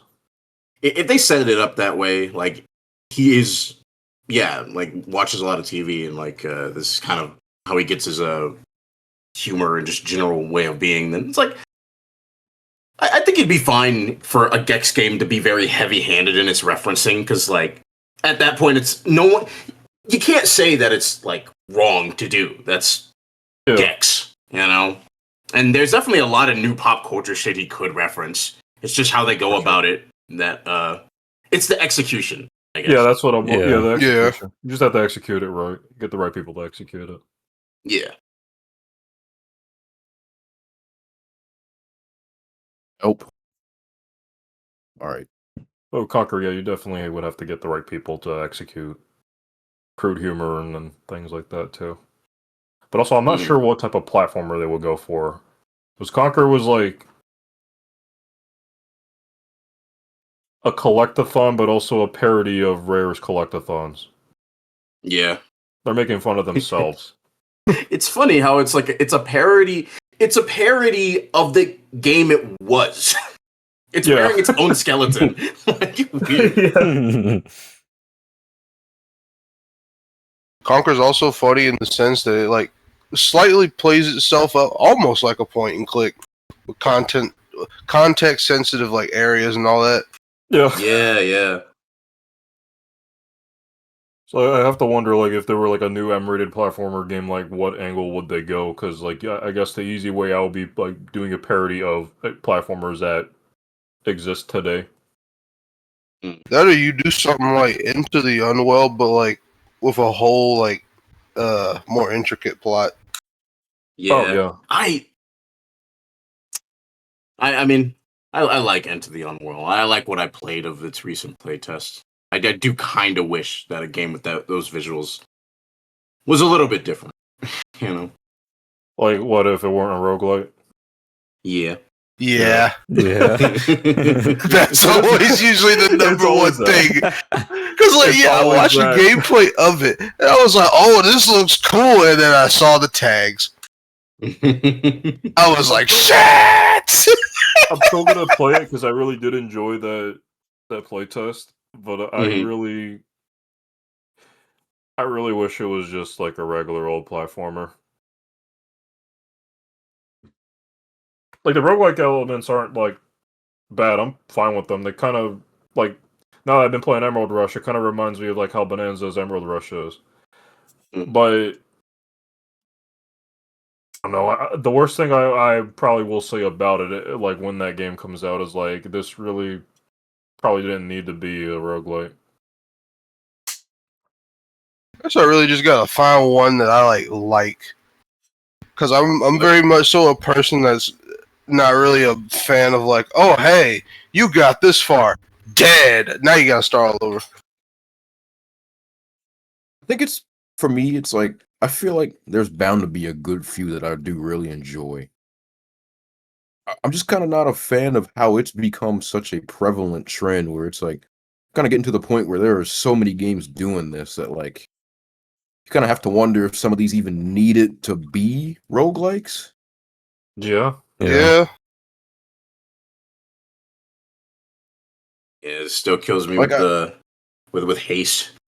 Like, again, still a good game. Like, we're worth the recommendation, but just seeing some of the ideas that kind of phased out when they decided to go the roguelike route, it's like, damn, that's unfortunate. I know, like, when I played Flint Hook, I was really just annoyed at the roguelike elements of that one. Because I didn't even know it was a roguelike until I played it. I gravitated to playing it because of how it like looked visually, and it looks like a really it visually looks nice. It looks like a GBA era game with like some modern twists to it, but I don't think I could recommend it. It's just not really fun. I thought the grapple hook thing would be a lot more like intricate and involved into like how you do things, but no, it's just kind of like you could only really use this to grab onto hooks that sometimes appears in the randomly generated rooms. That's it. In It's that- not really much of an attack. I hate mechanics like that where it's like, oh, this is very specific to like one type of level design element. Like, I don't like. I didn't like in Frontiers when they made Knuckles' wall climb specific to certain walls. I don't like in modern Sonic games post Unleashed where they're like, you can wall jump on these very specific walls.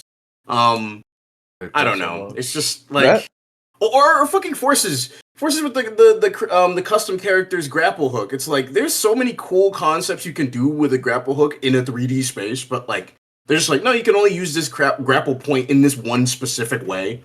It's like that's unfortunate, you know.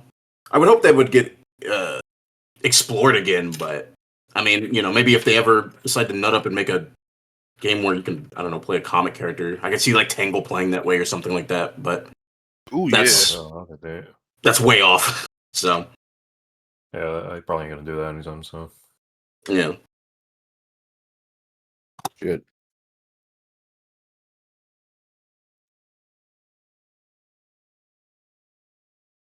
yeah, no, Flame Hook, that game. Ooh, that game pissed me off.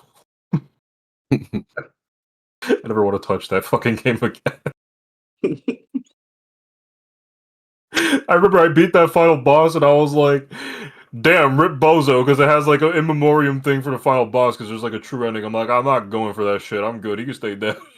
For all I fucking care.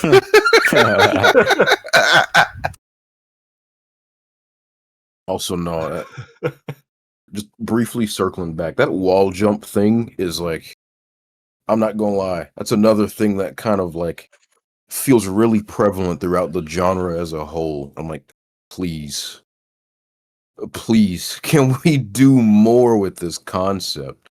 I think. Oh, you can wall jump, but only between these two specific, like obviously adjacent walls. Oh, thank you so much. I'm really using my brain here. Makes me think about like how weird the fucking wall jump. Oh, my bad. I didn't know you were continuing. No, what were you gonna say? I said that talk about the wall jump just makes me think of how fucking weird the wall jump was in Rad Adventures demo. Oh man, I forgot all about that. Because it didn't even act like I thought it would have acted like Rayman's. From what I know of Rayman's 3D platformers, at least, or like how good Rayman controls in general. But like, no, it's not. It's the same context sensitive shit, but there's some spots where you could just like wall jump. Like I remember like a random like wall near a house I was able to wall jump off of, but like two adjacent buildings I wasn't able to wall jump. And I was like, that's fucking weird. Yeah, it just keeps happening in these games. Just like, okay, here's the spot for the wall jump trademark. It's like, y'all, I know I sound like a broken record. The platformer from fucking 1996 let you jump off of anything. Why are we moving in reverse with this concept? The only other game I can think of that didn't have specific context-sensitive walls for the wall jump, was it a Hat in Time? Because yeah, you had a straight-up wall run, and then you went to sliding off, and then yeah, you could just wall jump off of that. That's right. Yeah, And that's the only one I can think of. I feel like the only reason that like platformers would like do that, where yeah, wall jumps are very like specific, is one because a lot of games when you wall jump, you can only jump like adjacent to the wall. There's not much you can do in regards to like changing your trajectory once you bounce off a wall. So, you know, in most cases, it doesn't really have like a major use case. But also, probably just like, you know, it worked a lot in Mario 64 just because it was a low poly game. So hard edges that you could wall jump off of were very obvious to the player, as opposed to like some newer games where, maybe not so much. But that's just my guess. I don't know. So I don't weird. know. It's hard to say Mhm. because it's like, God damn it.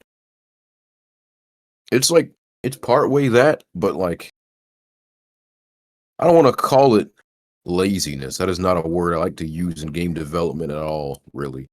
But I don't know. I guess just a bit of an unwillingness to really explore that specific concept further. It's kind of what it feels like. It kind of feels like a lot of games include it because, like, oh yeah, this will be a nice little thing we can do every now and then to shake things up, and not really like fully explore it as a concept and kind of build on it. Yeah. We can put a Those- wall jump in. It'll serve its use in a few little spots, and the players will love it. And it's like true, but damn, man, again, 1996. Only game I can think of in recent years that actually seems like it might evolve wall jumping and running as a concept is The Big Catch. Oh yeah. Yeah. Yeah. There's some instances where like a game does have a wall jump, they try to do more with it, and then like the wall jump itself ain't very good because I immediately thought of Battle for Bikini Bottom again. The Dutchman's Graveyard is quite literally built around like the context sensitive wall jump, and his wall jump is ass. Hmm. Oh That's a shit! wall jump. That stage is hard as fuck for a reason. Not hard as fuck, like in general. But like, if you don't like his wall jump, you're not gonna have a good time with that stage. Yeah, SpongeBob's wall jump is so fucking weird. And then they made it worse and rehydrated.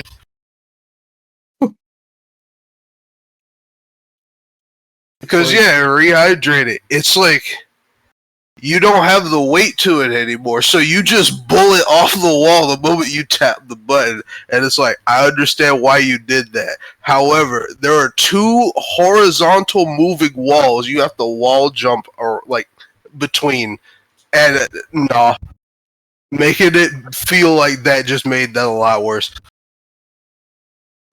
Yeah, because the way that SpongeBob's wall jump works is that like he just briefly sticks to the wall because I mean he's a sponge.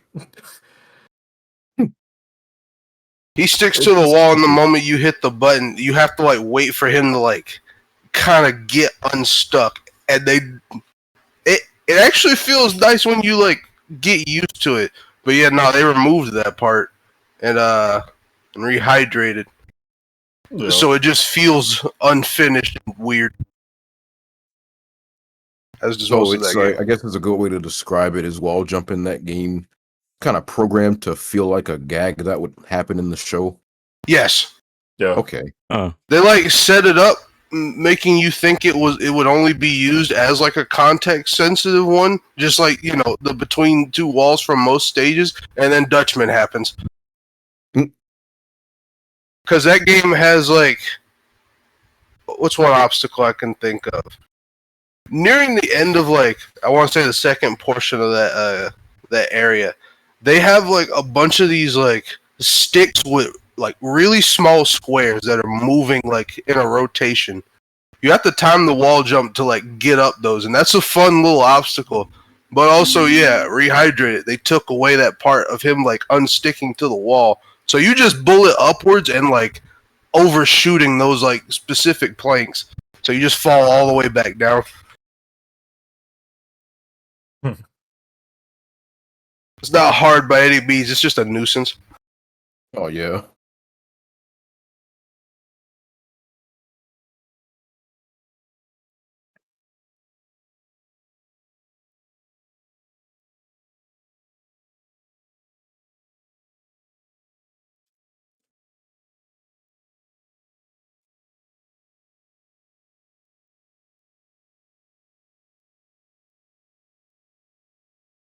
I think I've ever heard a snow level theme sound like this. I was just looking at your screen. This game's visual direction is really, really like fascinating to look at. Yeah. Mhm. Colors remind me of Rise Star's like second snow level. Oh yeah. we've been on this topic quite a few times. As long as you have like a nice color tint to like a snow area, it can look beautiful. There are a lot of games that just do gray and white, and it's like, damn. Yeah. Oh, Gray and white and like the occasional blue. Yeah. That's right. yeah, this is like a kind of like a bluish green, like a turquoise. Mm-hmm. That's that mint fresh ice. Right. Ah. Put purple in there. That's the magic ice. You know, it's not to wrap this back around to the blue guy all the time, but like it is a bit of a shame. It's a bit of a shame that that ice level in at the end of Superstars didn't really hit, because it's like, for what it's worth, that like pink like the pink they use for the sky in the background like does kind of complement the, I guess, like the white and light blue they use for the foreground. But I don't know. I mean, it's Superstars, so it doesn't look amazing, you know. Yeah. Yeah. Frozen base is all right. It just looks like Frozen Factory from Lost World to me, Yeah. with more detail, which is funny to think about given Lost World. Mm. I don't mind it, but it's one of those zones that, well, actually, I can just say this for Superstars as a whole. It's one of those zones that like don't stick out enough for me to like remember it right away, Yeah. Uh-huh. which is crazy because upon replaying that, attempting to replay that yet again, that zone's actually pretty fun until the end with the pterodactyl. Oh yeah. This is Also all I the just what? Yeah, the forgot. Act 2 boss being the Final Fantasy Zone. Oh, that was Or neat. whatever. Yeah, it was one of the Fantasy Zone bosses. That was kind of neat. Mm. I think if there's one thing I can thank Superstars for in all its fucking mediocrity, it's getting me into Fantasy Zone. Because yeah, I've always kind of known about those games, and then I played like that, and I was like, oh hey, I know what this is. And then I like finally tried out the actual games. I'm like, damn, this shit is fun, and I got hooked and played like the whole series.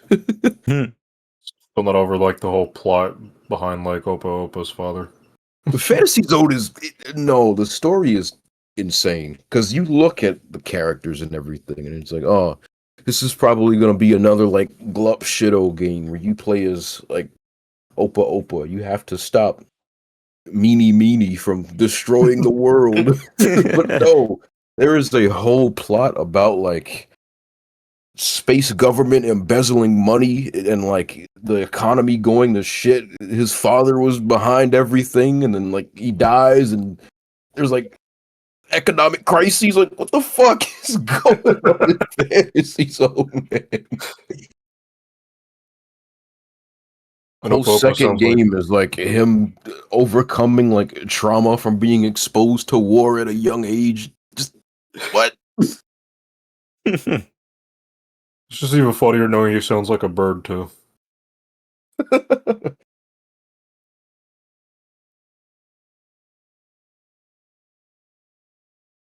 Superstars was a game that existed. Yes, it was. Sure was. Sure was. I gotta find that video again, Fuzz. I need you to see it. That video that tried to like, how do I describe it? It was a video about like the design philosophies on all the classic games, and like the one that tried to say Superstars was better than 3. yeah, the one that tried to say Superstars was better than Sonic 3, and I just remember What? having my eyebrow raised throughout that whole video. That's Because they tried Man. to. The brief of it is that they tried to say Sonic 3 ended up like hitting a formula that is like very predictable, but it works. And then Superstars like tries to break the mold, and no, no, it doesn't. Formula exists for a Although- reason. you can't convince me that Superstars did anything better than Sonic 2 or 3. It did, like, what mold did it break? What like new things did it bring to the table apart from? Well, shit, I was about to say like the layered like going into the background. CD did that. Like, Yeah, CD did that. Yes, he did that. I think wasn't it like the point they tried to make is that 3 ended up hitting a formula with how it gives you like how it balances speed and platforming, and Superstars Yeah. tries to break that more, but it's like again that formula exists for a reason because it feels good. That is why people like Sonic 3 because it feels good to play. It's a great Yeah. balance between like giving you genuine platforming challenge and like just having those moments where you're just like, oh yeah, I'm fucking moving. Like that's why people love that game. Superstars does not have as many of those. People do not like it as much. It's basic And also, math. and also, if we want to talk about like, oh, like a 2D game that kind of broke they kind of broke the typical 2D Sonic feel with like speed and platforming. I mean, Advance, like, and don't get me wrong, like the Advance games aren't bad in that regard. It's just like I think about Advance 2, and it's just a lot more speed. It's a lot more speed set pieces than platforming set pieces. And unfortunately, with Dimps' design, it's like the game feels really good when it's a speed set piece, not so much when it's a platforming one, because they're just like, hey, yeah, you missed this jump. Death? So Sky Canyon Zone. the fucking Sky Canyon Zone. Bro, Tracker TD, I know you just dropped Sonic Advance 3 SP. Can you pretty please do it for Advance 2? I really want to enjoy that game without the fucking roadblock that is Sky Canyon. It's so bad. Sky Canyon ain't even the worst for me. I'm sorry, y'all. I'm sorry. Oh, really? Altitude Limit from Rush might be my least favorite song. Oh no! That shit fucking sucks. It's only That like, shit sucks. Altitude Limit's only like slightly alleviated when you play with Blaze because she does have that hover move, but even then, that's still a pretty bad. No. Zone. I was about to say no. Altitude limit actually punishes you for trying to do what you were supposed to do. I think the other thing that bothers me about Altitude Limit as well is just like there's just like a lot of waiting. Like you have the hover platforms and you have the hang glider later. Like, ugh. Yeah. Which again is funny because that platform also punishes you for doing what you're supposed to do because there's an instant death laser above it. There sure is. I got familiar with that thing very well. I love Rush and I love Rush Adventure. Actually, a little bit more now. But yeah, no, the Altitude Limit and Rush. No, I can't defend that. No. I gotta play Rush Adventure because like I kind of ended up being an odd one out where it's like once I finally did finish Rush, I'm gonna be honest, I didn't love it. I don't love it like a lot of people do. It's fine, but that tail end kind of killed it for me. Oh no, I completely get it. Yeah. Mhm. Rush Adventure seems to kind of like balance things out from what I hear, which is funny because I never hear anybody talk about that one. It's so funny because it's of like the sailing sections. Like isn't it like a padding? Like some people kind of say it's like a padding issue because you need materials, so sometimes you gotta replay stages and stuff. Yeah. Mm-hmm. Which is why also a lot of people say the best Rush game, funny enough, is Sonic Colors. It's technically they're right. The best Rush game is Sonic Colors, or Sonic Colors DS. The best Sonic Colors is Sonic Color DS. It's like, damn. Again, it's so funny because when you hear that, it's like, what do you mean? It doesn't have any of the padding from Sonic Rush Adventure. The level design is really fun, even to a point where they use the level themes as level gimmicks. That's my favorite thing about Colors DS. They just go wacky with it. Oh, really? Yeah, Tropical Resort has these totem poles that like spit you out. Ooh, that's fun. Then you have Sonic Rivals, which the Sonic Rivals. Oh man, the Sonic Rivals. Didn't I like stream that shit one night on a whim because we were joking about it? I don't even remember anything from that. I hardly remember it because I fell asleep halfway through it. Oh yeah, you were on that call. No, we were. Yeah. It all happened because we were gaslighting Tree about Fuzz streaming it. Oh yeah, yeah. Even though I was the one bringing up, like, putting up a stream of a screenshot of the game. Mm-hmm. And like it was like, yo, you just missed a stream, Tree. Fuzz was streaming Sonic Rivals too. I made like photo edits and stuff, and then like Fuzz actually streams it a little bit. That was so evil. Yeah. I The wish- I music's wish- kind of decent, but still. I remember there was like one song that was like cool. Oh, shit. I don't remember anything else. Yeah. It was like, I want to say like a punk rock kind of thing. Yeah. How do I get in there? What? Was it race? Actually, wait, was it? Fucking, like, that's all I remember. I don't remember how it went. I just remember hearing it, and I was like, "Oh, this is kind of sick." I didn't expect like an original vocal theme for this game. Sonic Yeah, it might Rivals actually was be race to the win them. game with the with Eggman's camera, right? Yeah, Eggman. I Eggman's was like, about- Oh, right, that's right, with Eggman holding his camera, yeah. The fucking The only- 4K. Yeah, the cotton 4K camera that we like argue about if it like captured everything or only captured what was in front of the camera. I know you're in the chat, Zenny. I was about to say we didn't argue about that. We were all on the same wavelength. There was an outlier, however. yeah, we were like debating on like how powerful this camera was, because like based off the information that we had from Sonic Rivals 2, it was a camera that was able to capture like anything and turn it into a picture. And that alone just makes it one of the strongest things in the Sonic lore. Power scaling the Eggman camera. Zenny, you're not getting off with that. Nope. The You reasoning were behind that fighting camera, tooth and nail for that. If it was a joke, nah. the reasoning behind that camera's like creation was even funnier, because Eggman Nega, like, he created that camera because apparently Eggman was doing such a shitty job with like taking over the world and stuff that it actually like ruined like their future generations in the Eggman Empire. So Eggman Nega traveled back in time, disguised himself as Eggman with the intent of taking a picture of Eggman and sealing him in a photo. One of the funnier plots, by the way. I hope they reuse that one day. I was about to say. Eggman did such a bad job. One of his ancestors had to come back. Not ancestors. One of his like. God One of the damn like it. future like. Yeah, like family members were like, you ruined our family name. I gotta like stop you, dog. They gotta do a plot where like Eggman Nega comes back, and but you know Sage is now a thing, so we just have a whole like plot line with that. That'd be fun. Who is this child? I'm lost. A famous Sage quote.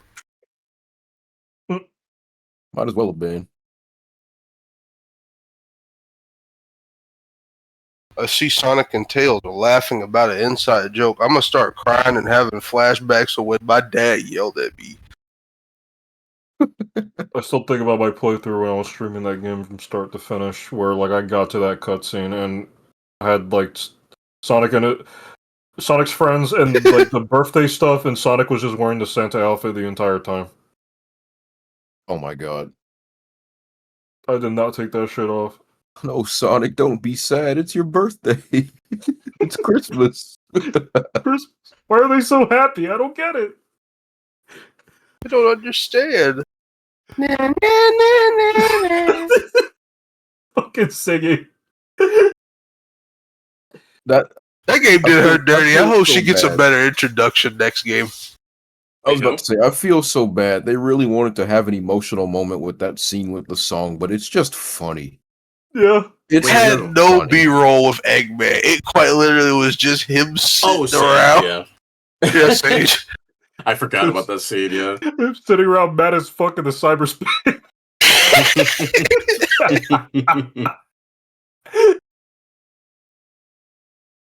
Only happy memory is him laughing at Sage, like telling like her status reports on Sonic. Just and then he got hit by a robot again. I'm still stuck in here.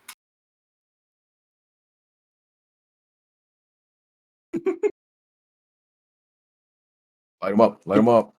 Light him up. It's Light him up. it is a bit of a shame that like the Eggman memos in that game are like I don't know, just like the most interesting bits of Eggman in that game, and they're completely optional. I think it would have been nice to see like cutscenes or something of him like recording those. Because again, bro kind of just sat around because he couldn't do anything most of that game. Zenny, you and the jiggle weather thing. We didn't even bring it up this time. Oh, Zenny, your garbage chat commentary fucked me up. You know what, Zenny? You're right. In fact, I think I'll go to your movie store business and rent a movie right now. Oh wait, you closed it down. Good, I hope you came over. I'm back. Me giggle. Welcome back. Me giggling is make me fuck up drawing a peace sign with get a fix. What happened? Oh, we're just vibing. Yeah.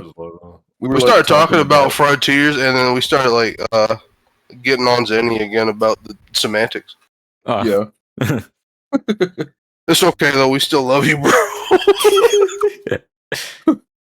We love you and your penchant for semantics.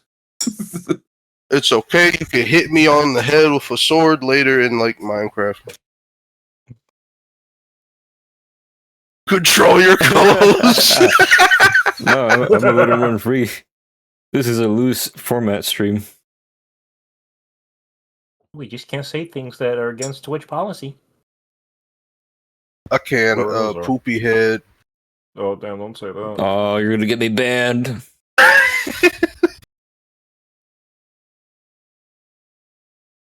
About to hit 1 million points. Fuck you, Zenny. That's right. You took those last valuable points away from him. Hang on, let me open Getafix's eye.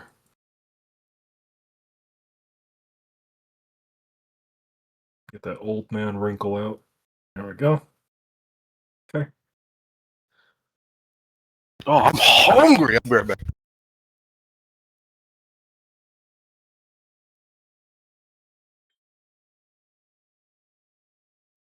I cast emulator crash on Fuzz using one of my spell slots, says Zenny.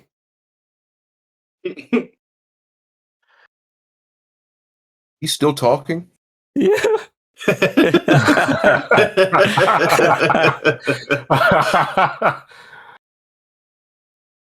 reminds me of Fuzz almost having a fucking breakdown when he like The Herbie reloaded. Hopperhead shit. Yeah, when we play Herbie Hopperhead, you almost had a breakdown reloading your save file from save state from 2 hours ago. Oh yeah. That shit was so funny. God, that game was something. I don't regret playing it. I don't regret playing it, but I don't think neither of us expected it to get as hard as it did. No, I thought Or this like was going to be unfair. like a Sunday morning while I walk in the park. So let's do a race on Herbie Hopperhead. That shit took 2 days.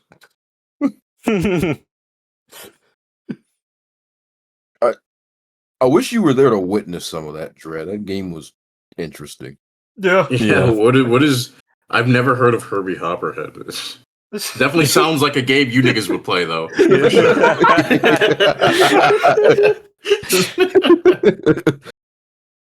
That's exactly what we said about it. It was like, nobody knows about this shit but us, dog. Ain't nobody talking about this in 2026 except this chat. So it was like it's a Japan only PlayStation 1 platformer. Despite that, the opening intro and ending are in English. The ending vocal song is in English. It's just your standard hop and bop platformer. You play as a boy named Hermie Hopperhead, presumably that's his full government. And Okay. he sees some like egg creatures go inside of a trash can, and he decides to follow them because he's curious, and that leads him into this giant like garbage world where there's a bunch of enemies and stuff made of garbage. Really cool enemy designs, by the way. That game like looks good. The music's really good, even though there's very few Not songs. enough of it. There's Not like enough 2 of it. songs. You're gonna be hearing like this dun dun dun dun dun dun dun dun, dun in like almost every single level. It gets tiring, but the boss music's really damn good. Um, as far as how it plays as a platformer mechanically, you collect these like egg guys that kind of act like your health. They have really dumb AI. They kind of don't really do too much. They're supposed to kill enemies for you, but that leaves you vulnerable. But whenever you get hit, they scatter, and you have to like press a button to pause them so you're able to recollect them. So imagine if you played a 2D Sonic game, right? Like I guess Sonic 1, because that's more platform oriented. Imagine whenever Sonic loses rings, he only loses 3 of them.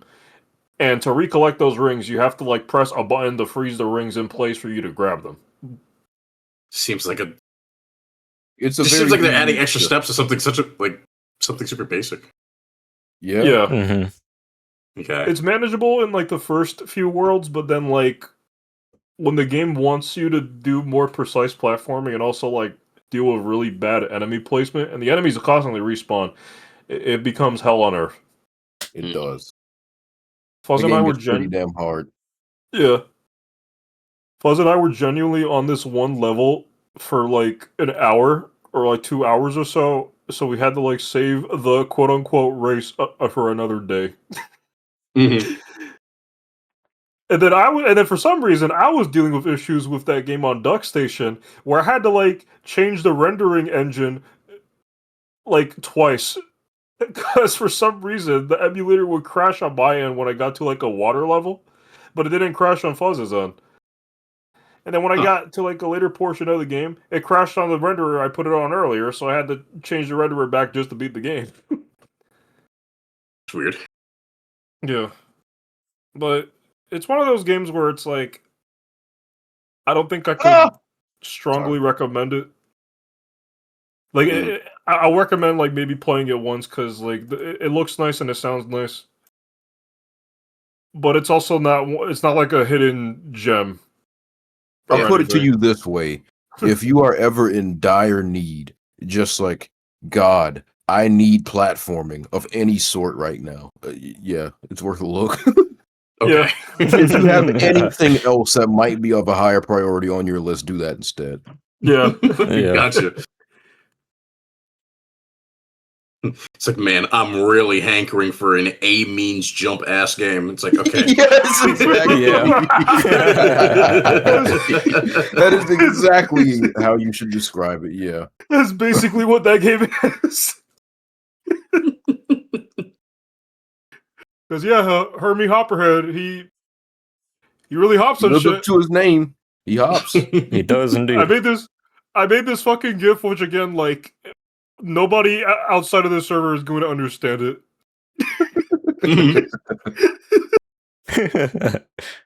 It's so fucking stupid.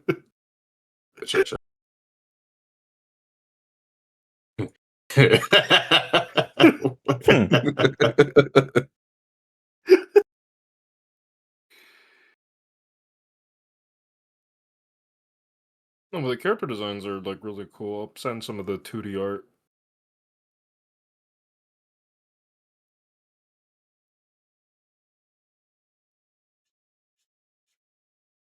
Yeah, one of the boss themes I'll send it later. Whoever I forgot the name of the guy that they got, but like they got someone that played the saxophone as if like they blew the fucking studio's budget out the window. Like you did not need to go this hard on the saxophone for Hermie Hopperhead Scrap Panic on the PlayStation 1, my boy. Yeah. Yeah. They played that sax like they got hired for fucking Mario Kart. Like, god damn.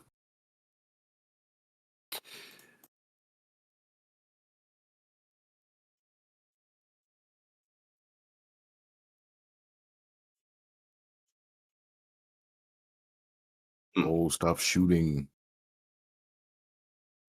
Yeah, let me send some of the. I'm trying to find like all the like a good number of like the art and enemy designs from the game. Like these are really fun designs.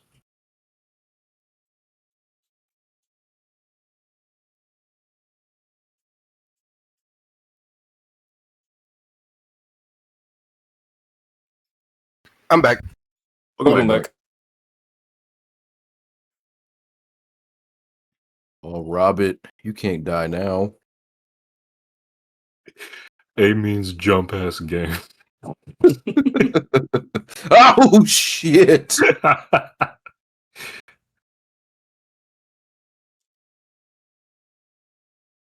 This ethereal ass city is messing me up.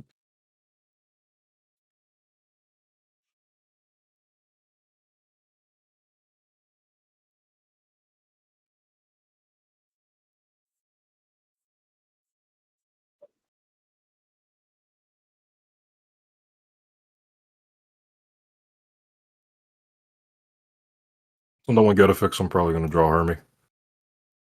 Yo, I'm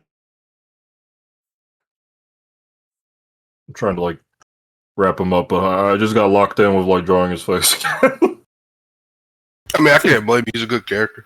He's a good character. He's like one of my favorite old man designs I've seen in a while.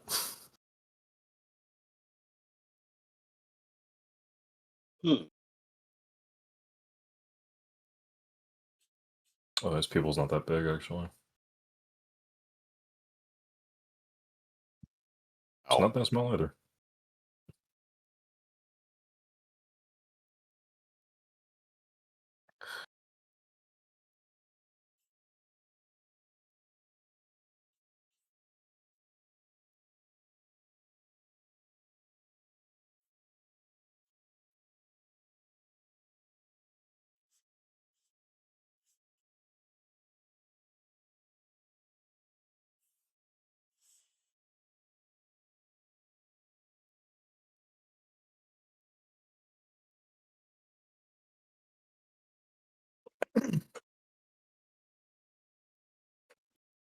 What made the Hermie Hopperhead playthrough like even funnier for me after like finding out how difficult that game was? I was playing that game hot off the heels of playing Rayman 1. Oh yeah. Yeah. I That forgot game. about that. Like I played this Mario 1 ROM hack like in between as like a breather from Rayman 1, but no, like in terms of like actual difficult platforming, I played Rayman 1 prior to playing Hermie Hopperhead. That was some shit. Mhm. Like let me forward a message that I said in another chat. Like, this is how the Rayman experience is going.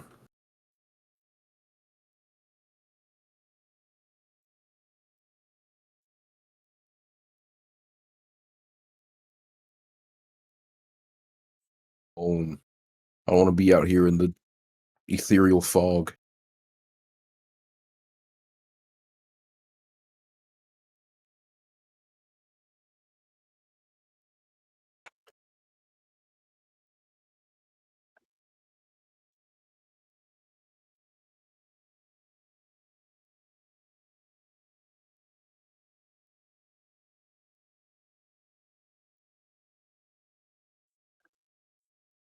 I'm just now seeing these Hermie Hopperhead like sketches. Yo, what is this? Is like kind of cool art, actually. No, it is. Yeah. They had like a nice animated intro and everything too. Mm-hmm. Oh, Yeah. man. I've commented on it before. I really miss the days when like a lot of video game like art and concept art was just, you know, somebody with like pencil, pen, and some markers, just putting something down. Mhm. Everything is so like official and like highly rendered and detailed now. Yeah. I just like seeing, you know, just some good honest paper and pencil like work for old games. Yeah. hmm Mm-hmm. Yeah, I'll never lose like respect for traditional medium stuff. Oh yeah. Absolutely, yeah. Alright, yeah. I made this image to like describe my Rayman 1 experience. A lesson in yeah, that sounds like a Rayman 1 playthrough. Yeah. Like I think I made that when I got to I think Blue Mountain or Picture City. I would not be surprised. I would not be surprised at Blue Mountain, just because this is original Rayman 1, right? Like not Redemption. No, I was thinking about playing Redemption first. I was like, no, let me play like the OG Okay, yeah. PS1 version. I know OG is where OG Blue Mountain is where the game's just like, we're gonna start making niggas do blind jumps. That's how we're feeling today. It's like, oh, okay. It's, Blue for Mountain. me. I was just gonna say real quick. I don't remember minding Blue Mountain too much. It's Picture City where I'm just like, oh my god, you are. Give me a break. But I've been saying it a lot when I streamed like Rayman 1, because I was also doing retro achievements for it as well, just for like as a passive thing. When I got to Picture City, that one level where the Electoon cage spawned, there's an Electoon cage right in the distance, and you instinctively run towards it, and then the level goal materializes in front of you as like a gotcha. I don't think I've seen that. Game like doing that a That's lot. fucked up. Damn. Yeah, no, when that happened to me, I was like, what? Like, I had the most, like, frustrated reaction to that ever. Ooh, Yeah, no. And I then, made like, it. when I did, like, Dream Forest was like, okay, this isn't too bad. It's, like, a little tough, but, not terrible. I get to Bandland, I'm like, damn, okay, holy shit. Mm-hmm. That's a difficulty spike. All right. Blue Mountain, I'm like, ooh, that's tough. Picture City, I'm like, I want to skin this game alive. And then when I got to Cave of Scops, I was expecting the worst, but like the worst thing about Cave of Scops was just like some really annoying enemies that I just ended up ignoring. Mm-hmm. So it wasn't too bad, and then Candy Chateau was just like a joke. And the final boss was just a cakewalk too. I'm like, damn, that motherfucker Say that missed again. it. Sorry. Ooh. I was like, that motherfucker. I was gonna say, damn, that motherfucker, Mr. Dark, had like the same amount of impact as Mecha Sonic in Sonic 3. Yeah. Like bro showed up in the intro. You get to his keep. You don't physically fight him. You fight him as chimeras of the previous bosses. Mm-hmm. That was kind of underwhelming, but he's still a cool looking character. I don't regret playing Rayman 1. I do think it is worth playing once. Yeah. Preferably with like the extra lives cheat. Because when I ran out of extra lives and continues, I'm like, okay, I'm just gonna use that fucking cheat code. Fuck this. I do think it's worth playing because there is a lot to love there, but it's a game that you need a lot of patience for, and it's also the game where it's like a friend that you could like hang out with on a good day, and then he'll just kick you in the fucking balls for no reason because he thinks it's funny. That's how Rayman 1 was for me. And then when I played Redemption was pretty neat. I wasn't too huge on like some of the new stuff that they added to it. Yeah. I feel like some of the new additions that they made kind of like padded the game out more than it really needed to be padded. Like, you have to get to this point to use the springs, and then use some other shit. Like, climbing up these like Toon Totem, like the Toon Totem things. I feel like they kind of padded the game out a bit more than it really should. And then some of the original levels were just kind of like they're kind of okay. Other than that, it's still really fun. Yeah, it's definitely not a replacement. It's an easier. I feel like sure, yeah, it's a little bit more padded, but at the same time, it is an easier, I guess, bar. It's a more digestible version of Rayman 1. Yeah, it's like it definitely has some sprite work inconsistencies and having Rayman's run from the jump, while it is like a neat idea, it also is kind of weird because those opening stages are not made with the sprint in mind. So it just feels like you kind of breeze past the opening of the game way faster than you technically should. I remember I had like a reaction to when like I was controlling Rayman, and then because like again I put 20 hours into Rayman 1. I was like hardwired to how that game controlled with like the run button on a face button. The moment when I found out the run button was on a trigger, I was like, "Ew! Why is the run button on a trigger?" And I'm like, and then I think Fuzz and Vox said it was like that on Rayman Legends and Origins. Did you forget about that? I'm like, oh yeah, that's right. But even then, yeah, I can't blame you because if you were just playing original Rayman 1, that would have caught me off guard too. yeah, Mhm. I got used to it, but still, it was really funny. Where am I going? Like I even contemplated changing it. I was like, no, I can get used to it, and I did. Yeah, not a bad way to play Rayman 1. Definitely not a replacement, and it's not like a remake. It's just a reimagining. Mhm. That's what I tell people because I've heard some people say like, "Oh, I played a bit of Rayman 1 and I dropped it because like I was just not having fun." I'm like, I can't blame you, but if you're gonna play Redemption, thinking it's gonna give you that same like, if you play Redemption to get a better experience, that's fine. But like, if you're gonna play Redemption, say I beat Rayman 1 and played it, no, No, you beat Rayman Redemption. beat Rayman Yeah. Redemption. You Yeah. didn't beat Rayman 1. So that's why I said, like, I think you should at least play Rayman 1 once. Use save states. I don't really give a shit. Use the infinite lives cheat. Get a feel for that game before playing Redemption. Mhm. Because that way, when you play Redemption, you'll have more to appreciate about the original.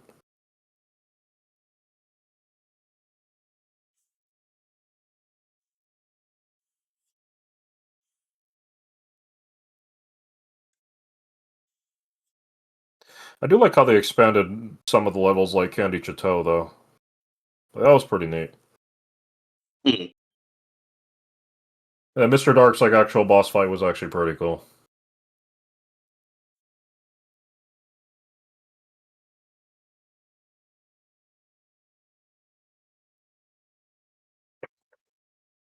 Yeah, after Rayman 1, I was just like, I'm gonna play that Mario ROM hack to like chill a bit, and then tell Fuzz like, hey, you want to race on Herbie Hopperhead? Scrap Panic. Even though like I only played like a single level from that game, and I don't think you booted up the game ever. Let's do a race.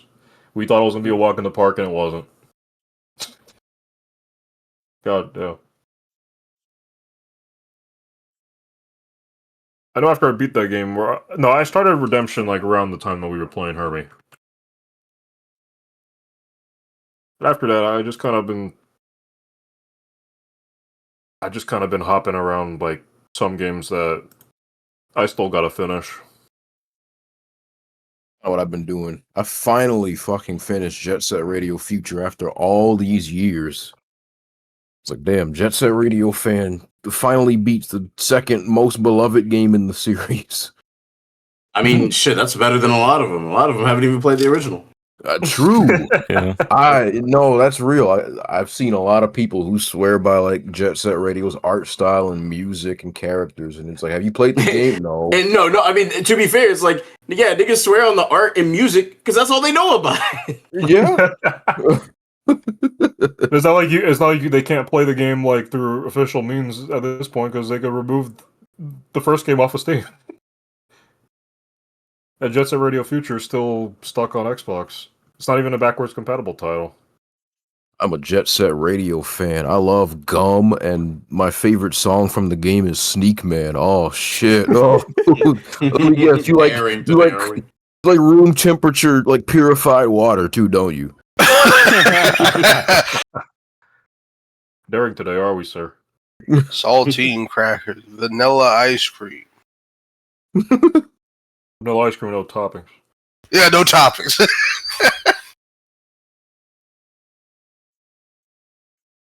of a Plastic birthday cake spoon. enjoyer. Hey, Lumon. Thank you for joining. Hello, Lumen. Birthday cake is a good. Whoa. You. I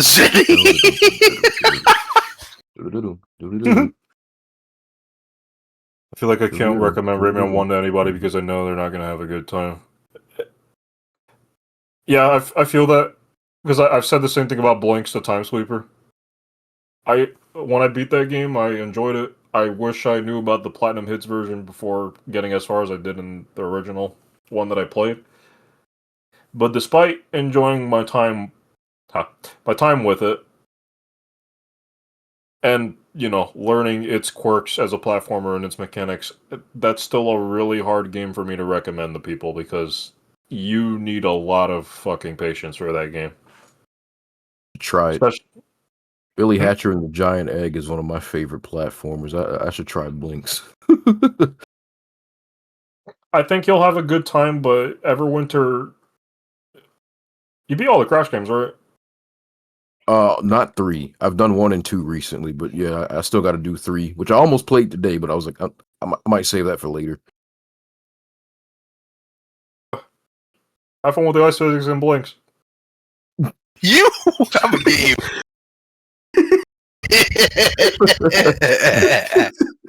Okay, I like how that- Crash ice physics. I'm gonna get you, man. that is the funniest metric. It's like, oh, so how ass are the ice physics? Yo, have you played Crash Bandicoot? I'm speaking of someone that only beat the first game on Insane Trilogy and then only played like a decent bit of Crash 2 to get a feel for those ice physics. Oh my god, that's funny. I love how I joked about like Crash 2 ice physics and then like fucking Super Battle Golf ended up doing that. That made me mad. I was like, oh man, maybe they won't do ice physics. And you kept saying Crash. We got on that game. Yeah, it actually was. I forget, Dredd, do you have Super Battle Golf? I do not. That shit's fun. Would you be Yeah. interested in playing it? Maybe. I don't know. All right. It's not been like high on my priority list, but I have been seeing people on it, so could be a fun Okay. game. Alrighty.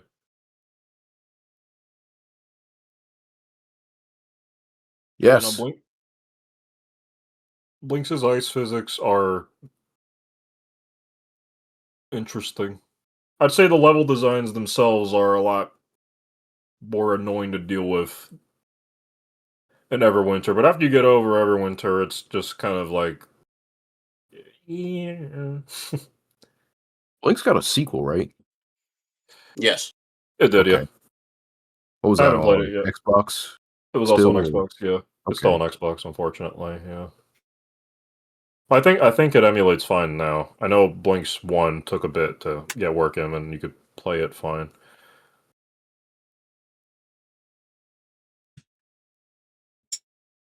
Sometimes I forget that emulation is progressing really well, because in my head, I've been emulating stuff for a long time. So in my head, I'm like, oh man, I can't play Xbox stuff. We don't have emulation for that working well. It's like, wait, no. It's pretty all right these days.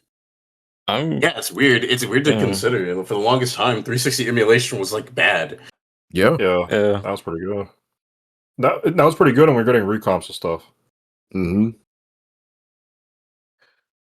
But one thing I'm curious about, I wonder how Clonoid 2 No, Sonic. Sorry. like I wonder how that is to emulate these days. I think it should be okay now. Okay. Which system? Clone 2 on PS2. Oh, Klonoa 2. Yeah, Yeah, I Clonoid think 2. it's all right. I think Clone 2 might be fine now, yeah. Alright. Yeah, whenever you do play Blinks Fuzz, definitely get the Platinum Hits version. It's a bit easier to deal with. All right. I'm guessing that's the one you didn't play, right? No, I played the original release. Okay. Fuck ass rabbit. First few worlds are fine, but then like Everwinter, Forge of Hours, and then like that Sand Desert level was like a bit interesting. Forge of Hours definitely. Ooh. Some of the shit I remember doing that was tough. That was tough. And then the sequel, on the other hand, it goes a completely different route where it did the amazing thing where you actually don't play as Blinks. Mm. You play as like you make like a custom character that's like his cat species for some reason. But then there's also like a dark story mode where you play as like you play as a curated character that you make. That's the pig guys from the first game. I heard it's a neat sequel, but it's one of those sequels that like it fixes issues from the original, but also introduces new problems, and it also is one of those platformers where like it gives you puzzles, but then there's a character that tells you the solution. Oh, Still a neat time though, from what I heard. Will I ever play it sometime? Like maybe soon, but I do want to get back to cracking on 360 emulation because I do want to check out Cameo Elements of Power. It's funny. I actually have a friend that recently hopped on that. It just seemed weird to see that on their Discord status. I was like, Cameo? What for? But yeah, I think it's just because he just got through with college, so he moved back home and where his Xbox is, so he was actually able to play. Okay. Yeah, Awesome. but I need to ask him about it. I need to see if he's fucking with it or not. I know a friend of mine. Oh, go ahead. Oh no, I was just gonna say, like, I vaguely remember my time with it. I didn't beat it, but I think I played through at least like 4 hours of it. It's like it's all right. I think it's a fun little like kind of arcadey beat 'em up. That early to mid 2000s rare look. So I know obviously it was originally developed as a GameCube game, and then it had to be on Xbox because obviously. But But he got moved 360 because they were taking a bit too long on it. yeah, it's neat. I wouldn't say it ranks nearly among my favorite rare games, but it's a neat idea. Yeah.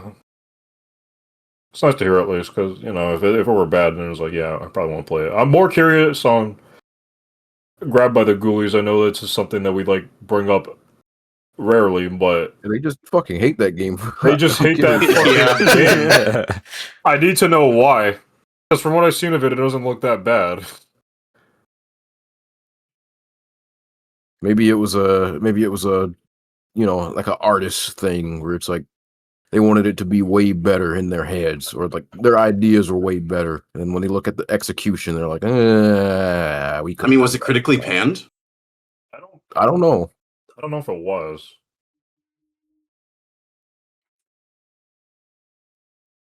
Because yeah, like I could definitely see them having a soreness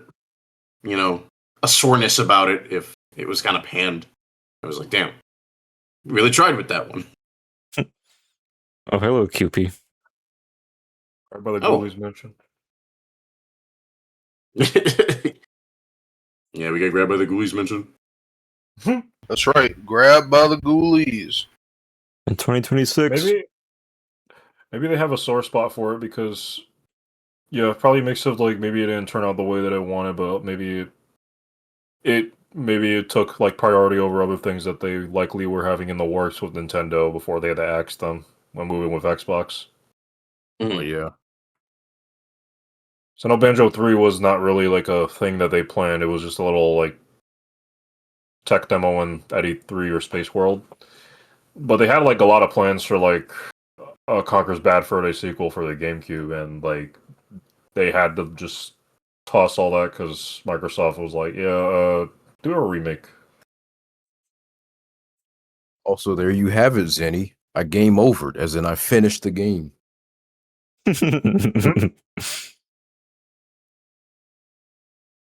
Grabbed by the Ghoulies, my favorite rare game I've never played.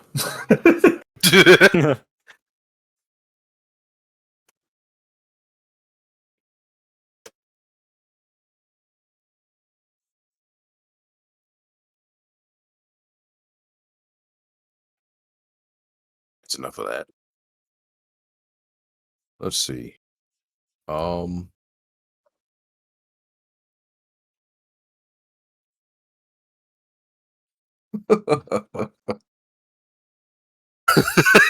Congratulations. I'm sending you a 10-pack of normal balloons right now. Normal balloons? That's right, Your normal message is balloons. being checked by mods and has not been sent. Whoops. I don't know why that's a thing. I'd have to approve it. Oh, auto mod. Yeah. How do I turn that off? It's probably best to keep it on, Yeah, just in case. All right. Just in case we get actual ghoulies in the chat one day. You'll never know when one sneaks up. Oh, there's one. Oh wait, I have to fix the stream again because Fuzz stopped streaming. Oh, yeah. Might stream something else. Let me think on what that could be. All right.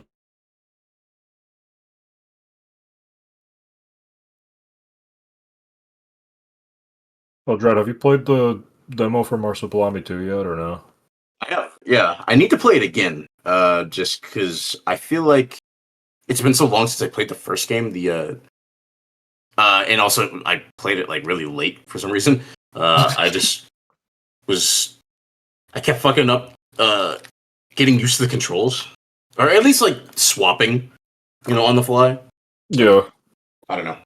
I need to get like a better hang of it so I can have more clean runs of these levels. Because for what it's worth, I do really like the level like themes that we got this time around. I know the obviously the jungle aesthetic from like what the first level is, what we're kind of used to. Yeah. But the city level was really cool. Yeah. And I'm very curious to see what new level themes we get into with the full game. Because do we have a release date for the full game?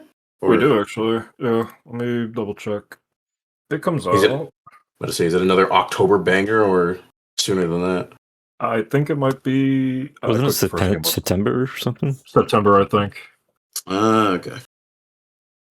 Yep, September 3rd. So many good games. Yeah.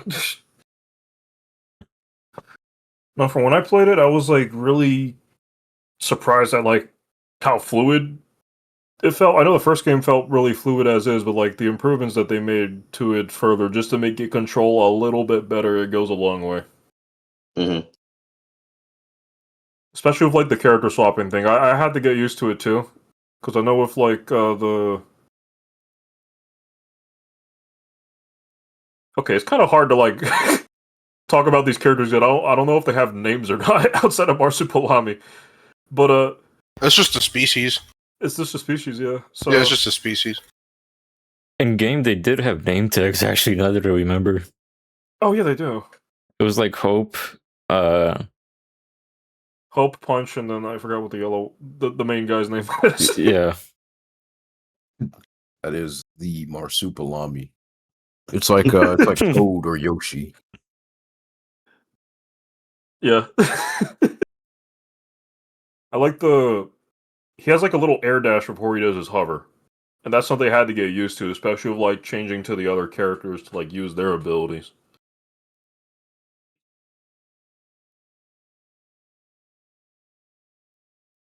But yeah, I really like that demo. I'm very excited for the new game. Same here. Yeah, me too. So I remember I reached out to like the publisher, was like, yo, tell these devs that they made a good ass game and I hope they make a sequel.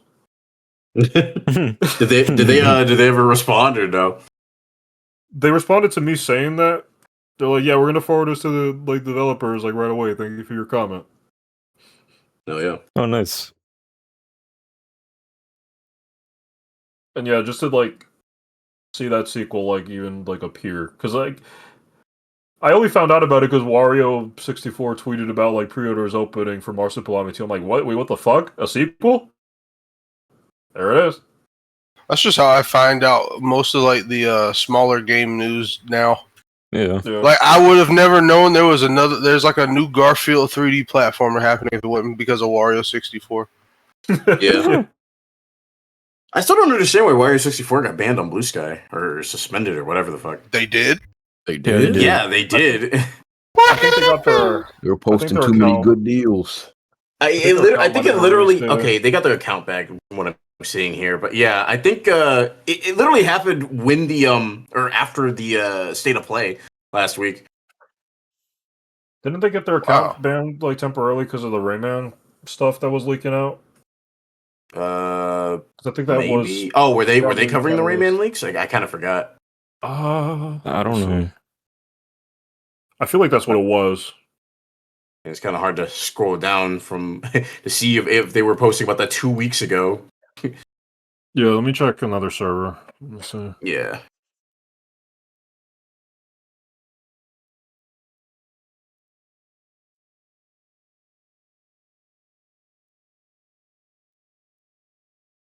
Oh, yeah. Ah, It was okay. because of that. I just got my first DMCA hit on Blue Sky for posting the Xbox Store listing of Rayman Legends Retold. Annoying this happens, especially when they don't ask me first to remove. On the previous platform, I got a DMCA warning because Amazon put up new tales from the Borderlands too early. So yeah, it was because of Rayman. Mhm. Which again, I'm glad he did get his account back because that was kind of silly. But also, like that Rayman Legends Retold was like one of the worst kept secrets I've seen. Oh, absolutely. Worst kept secret imaginable. It is a little unfortunate because it would have been nice to be shocked by that in real time. I feel like that's kind of the moment that I kind of wait for when it comes to these gaming presentations. Rather than I'm watching this because I know this is going to be here. Yeah, because it's like if we were like shocked, if we were just surprised, like didn't know anything about that existing, I can only imagine the reaction in this chat. That's Mhm. what Oh, yeah, for sure. that's what got me the other day. Oh, not the other day, but before that event happened. Because I remember somebody posted like the leaks in my chat. I just remember saying like, wish people like spoiled more things. Like just like actually use the spoil sensor on Discord. It's like, oh, it's just Rayman Legends again. It's like, I get what you mean. However, the visual upgrade is a spoiler. Yeah. Mhm. And it's Yeah. like, I mean, that ended up being like way more of a reimagining than we previously knew. Mhm. Yeah, like there's Right. a lot of people Like, that still that were initially just treating it as, oh, it's just a Legends remake. And I understand that, but also still like not everybody wants to see like content leaking, because things like this with Legends ended up happening to where it's more than just like a one-to-one remake. They're adding a story to it. They're like redoing a lot of like some of the concepts of the world. Like Toad's story almost looks like a completely new level. Yeah. I'm glad they're also changing some of the names just to make it feel more like, yeah, this is a part of the world, so we're giving it world names as Mhm. opposed to just chapter names. Yeah, They're even doing it. My favorite thing about that too is like, remember, these used to be just paintings. They weren't technically real. They were like their own like secluded worlds. But yeah, now they're part of a map. Yeah. Mm-hmm. And they went out of their way to like have the whole map of the Guida Dreams. Dude, I love that map. I love that it includes stuff from 2 and 3 and 1. Like, just Yeah, really And nice to Rabbit see. stuff there too. Rabbit Yeah, they got Oh, the yeah. crash site. Mm-hmm. Yeah, I didn't lock in my pre-order because I had to like spend on a few things, but I definitely will on my next check. I want to be ready for that. There definitely is some like criticisms that are like valid, Mhm. but I'm glad that a lot of people seem to cool off on Retold overall because I really wanted to do well. biggest thing that I hope they address is the visibility of the characters, because they're kind of Mhm. subject to some of the lighting and stuff too, and that makes them a bit hard to see at times. Yeah. So Oh, yeah, yeah. I hope they fix that and just kind of give them more like brighter, more static lighting. That'll Yeah. especially be nice, especially since a good chunk of that game goes into like dark levels, like Mhm. 20,000 lums under the sea. Mhm. Yeah, I mean, we did see some of the silhouette, like how they would handle some silhouetted, like level aesthetics, right? In the trailer. Oh yeah, you're right. Yeah. Yeah. Some of that was Yes. new stuff because they're adding a whole new section for Land of the Living Dead. Yeah. So that's like what, 5 completely new levels at least. We're getting aren't that just and the a whole dragon new stuff. world. Thank God. Yeah. I kind of wish it went a little bit harder with the new content, but at the same time, it's not too bad. Seen some people theorize that we're probably gonna have like the Cave of Bad Dreams for Rayman 2 as an actual level because they noticed on on the world map that they made. It has like a little swirl there's like a little swirl underneath the playable levels, and the Cave of Bad Dreams is one of them. Mm. It's not confirmed, but that's the only old location from the previous games that has that underneath it. So it's like, Yeah.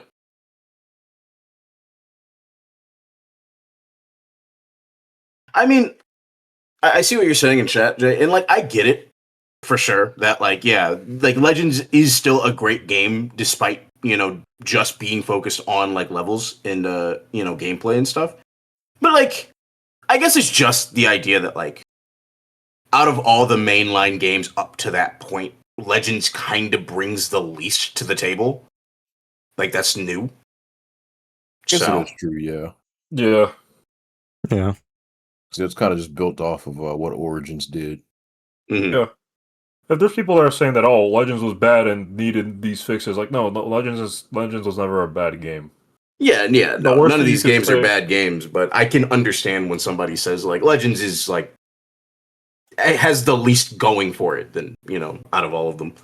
Yeah, or it's a bit lacking. Like in And terms of, apparently, bringing like, new the ideas to Trump- Apparently, the development had some issues, so like there was way more planned for it than what we actually got. Yeah, like there was a Okay. story, and they planned on making it like a 3D game at that point too. But just a lot of development time, they had a lot of trouble with it, so they just had to make do with what they had. Which sucks whenever like things happen like that, Yeah, because that means that game would have been like a lot more greater than it actually ended up being. But it's still a really damn good game as is, Yeah. Any bad game at all, I kind of resent it because this is the game we've been stuck with since 2013. Yeah, but That's also valid. That's not its yeah, fault. that's though. fair. Yeah, yeah, it's more. I definitely think it doesn't. It also doesn't help that like not only is it the last mainline game we've had since 2013, but every little crumb of Rayman things in that gap, whether it be mobile game or the board game or whatever, was biting off of Legend style. So it's Yeah. like it never. We never tried anything else. Mhm. It's kind of like what happened with DK with Returns and Tropical Freeze. It just kind of Like stagnated. it kind of stagnated. Mm-hmm. Here's how I always kind of see things like this.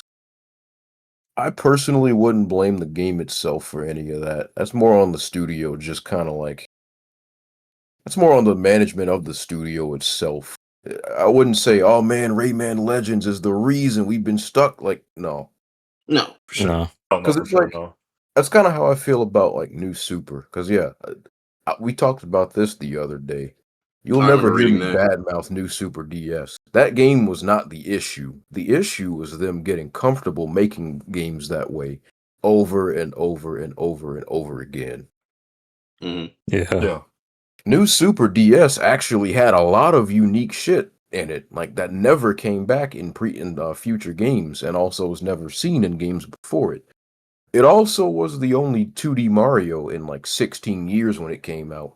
yeah. So- Mario Land 2 was like the last one at that point, and that wasn't even made by like the in-house Nintendo teams. Mm-hmm. That was an So it's outsourced like- time. You'll never see me blame New Super DS for what happened to the series. That's just on Nintendo for getting comfortable with that. That's kind of how I see Legends too. It's not really its fault. Ubisoft's fault for poorly managing the IP. That and Yeah. like knowing what we know now, that their deadass wasn't a Rayman team like after those games either. The idea Yeah. that they sent some of those Rayman people into the fucking cellar where Beyond Good and Evil 2 was being developed is so sad. broke my heart. Yo, free those guys. That actually broke my heart, and they're still down there. Okay, no. Niggas down What there is that Springtrap, game? bro. What is that going? What is? I need to play Beyond Good and Evil 1 soon. Like Same, this year. dude. Cause what The the game looks fuck good. could that sequel possibly be that warrants them working on this shit since 2008? 2008. Do you know how long that is? That was before That I better moved to be the Florida, bro. best game I ever play in my life, dog. They got them people working on it That shit- since that shit- 2008. At this point, that shit got to be better than Cyberpunk and GTA 6. Yeah, that thing, it's gotta beat GTA 6. It's gotta be better than whatever GTA 7 in the far future gonna be. How long it's taking. That shit is going to need the influence of GTA 6, Breath of the Wild, and I don't know, Minecraft rolled all in one to make up for the amount of time and money they spent on that shit, dog. No, it was crazy. From that video where it was the director of Retold saying yeah, we had to figure out we had to do this new Rayman project, which is just this remake of reimagining of Legends. But oh wait, all the Rayman talents on Beyond Good and Evil 2, which is still being worked on, so we had to make a new team internally just to do this game. That's nuts. At this point, it's long since beaten out Duke Nukem Forever, right? Yeah, I It might have been, yeah. Jesus. Wait, what about Duke Nukem Forever? Duke Nukem Forever held the record of being the longest game in development. Yep. Oh man. And how long was that in development for? Let me double check. Let me see. It beat Duke Nukem Forever and Final Fantasy 15.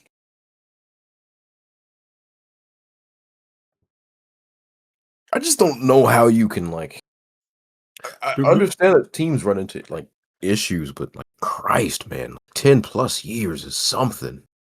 I think I would go insane. Cause imagine working on a project for that long and you just can't say anything. Okay. Yeah, you're getting a check, but also that's artist work. You just can't show nobody any of that. According to Wikipedia, Duke Nukem Forever spent more than 14 years in development from 1997 to 2011. Sheesh. 1997 to 20. God damn. This was also with the developers having to swap hands too. That'll do it. That's always the nail in the coffin. I don't know. Okay, no. There's been a few times, but anytime I see this game has restarted development or this game swapped developers, I'm it's gonna be one of those 50-50 games, isn't it?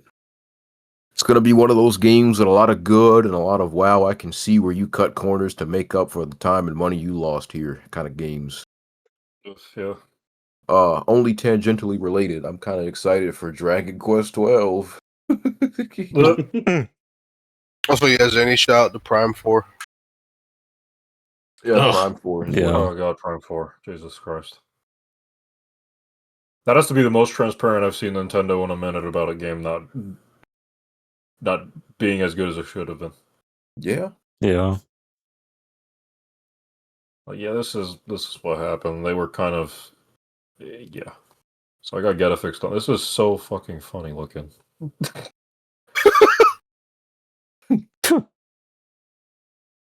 Look at that old dude. All right. All right, let me get Hermie.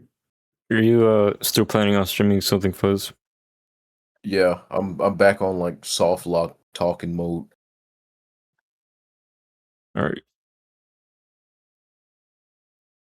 Oh.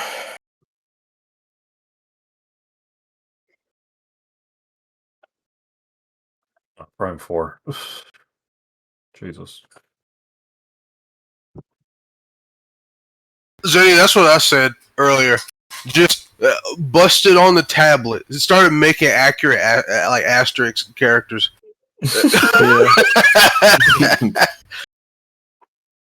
You got magic, Waff. I got the magic potion.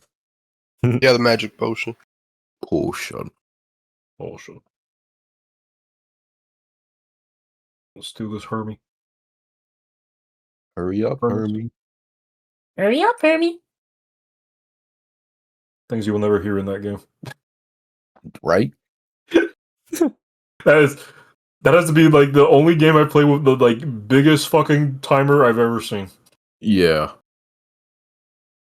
I think 900. It was 900 seconds, right? Mm-hmm. Jesus Christ. Jesus. I don't think I've ever. Maybe we would run into that if we go for like 100% and try to find every secret. But even then, though, 900 seconds is a lot. That and like Hermes like pretty like quick on his feet anyway, so like you're not won't be too Yeah. bad, I imagine.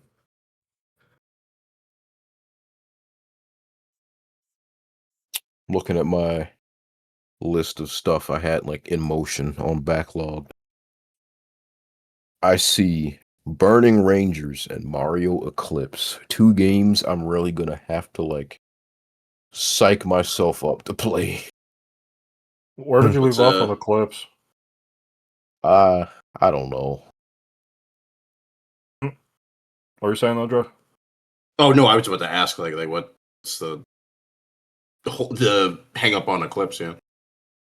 It, from what I last played, it is a very admirable attempt at like following up on Sunshine. The fact that something like it exists at all is like a miracle to me, because it's like, Sunshine is like the black sheep, and we just don't know as much about like the GameCube as we do the N64.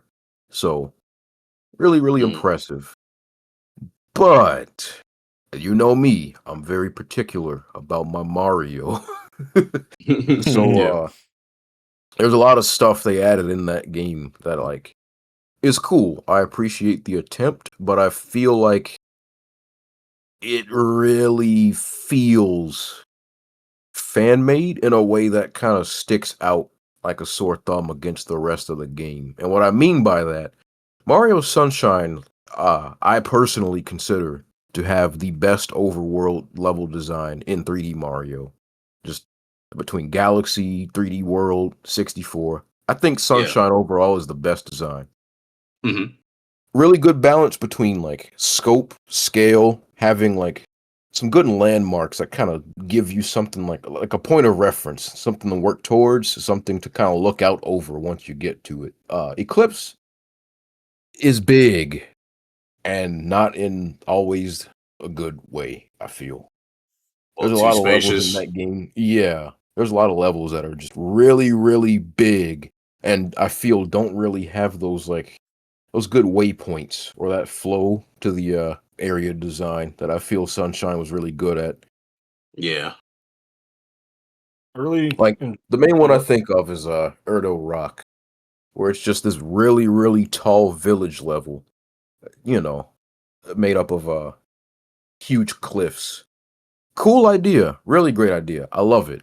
I don't know where the fuck I'm going in that level half the time, because again, you're usually either looking at giant cliffs that go up the entire like expanse of the screen, or you're looking out over like the sea when you turn the camera away from the cliffs. So I don't know.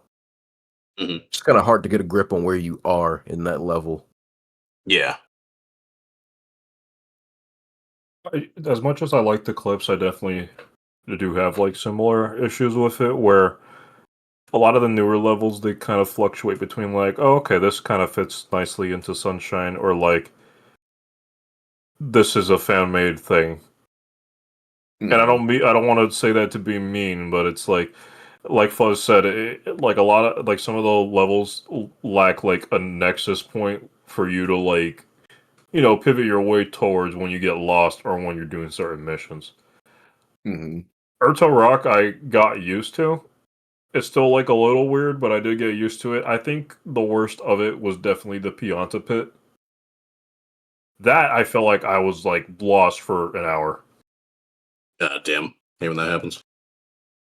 Yeah, because like I like the idea of it, because it's based on like, okay, that big pit in like Pianta Village that you like normally die in Vanilla Sunshine. Well, what if that was like what if that was like a village that was just down there of like Piantas that befell the same fate, but they had no ways to like get back up to the village, so they made their own village.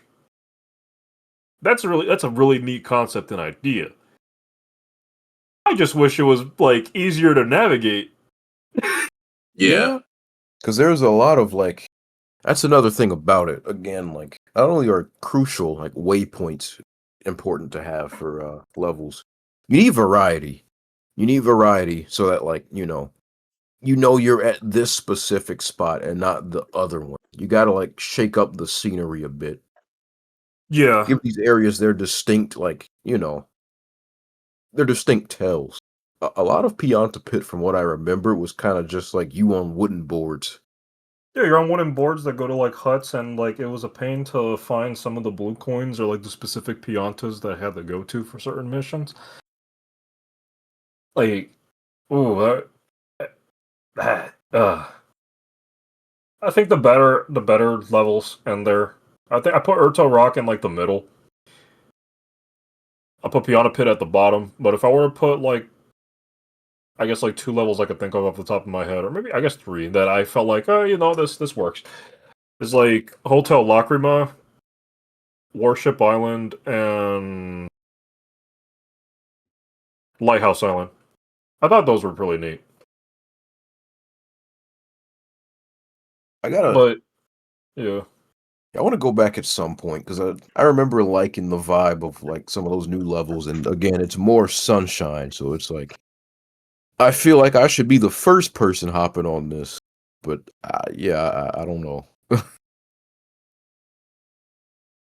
Yeah, I do think some of the post-game stuff I was a bit more jaded on that than like the main game stuff that they added. Like it was cool. It was cool to see, but like some of the shit that they did in the post-game stuff, where it was like I felt that built up like a nice level. Mm-hmm. Some of the post-game stuff looked really nice. So again, yeah, I'll need like a good refresher to give my own opinion. But yeah, I don't know. It's just kind of one of those things where I'm like, I really do want to go back to it. But yeah. Then, like, yo, I'll boot up Eclipse today. Actually, no, I won't. I'm gonna do anything else. I guess that also does brings up the question, do you have any hangups on Burning Rangers at all, or no? It is a 3D action game on a system with no second stick. Okay, yeah, that tells me enough, I guess. Yeah. I like its ideas, but it can be a bit unwieldy at times. It's a Sega game, so you're gonna have to get used to some controls, for sure. Not the worst, but yeah, I'll just have to like be in the mood to like want to kind of get a grip on that. No, I think there's a recomp for it being worked on, maybe? Really? I think so. Something like that. I think either like a fan remake that stays really close to it or like a recomp is being worked on. So maybe that might like alleviate like the lack of a second stick, perchance. I think it's also just like that game is also like built around voice navigation. The whole point of that game is that you're in a bunch of dark hallways listening to a navigator tell you where to go. So it's like, it's one of those. Yeah. Anytime you like stray off the usual path, you might end up just kind of wandering around thinking, "Oh God, what the hell am I doing?"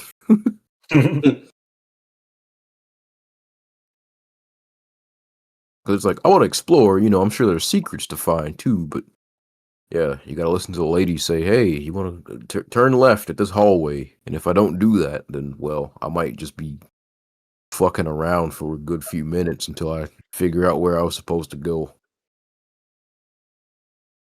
Yeah. I hate games like that where you like the game tells you like something involving a location, but it was only in that one line. So yes, like, yeah. If you missed it, oop, you're gonna be wandering for a bit. It's like, look, I'll be the first person to Be the old man yelling at a cloud for how modern games will bash and beat you over the fucking head with reiterating objectives and making shit easy and all that stuff. But also, sometimes the quest marker in the top left of the screen that constantly tells you to go to Giggle Fuck Mountain is really helpful. Yeah. I guess I should ask, is there any, like, if you don't plan on going back to Burning Ragers for, like, a little bit, or if you feel in the mood to, is there any other Sega Saturn games you've been eyeing to, like, start? I definitely want to do Bulk Slash. Oh, I yeah. definitely want to do, want to try Virtual On as well. And, I might just bite the bullet, get that fan translation of Princess Crown and do that soon, because that new game that was shown at, at the Direct kind of got me in the mood for that. Yeah, the fan translation that's out is pretty good, so you should be fine. Okay.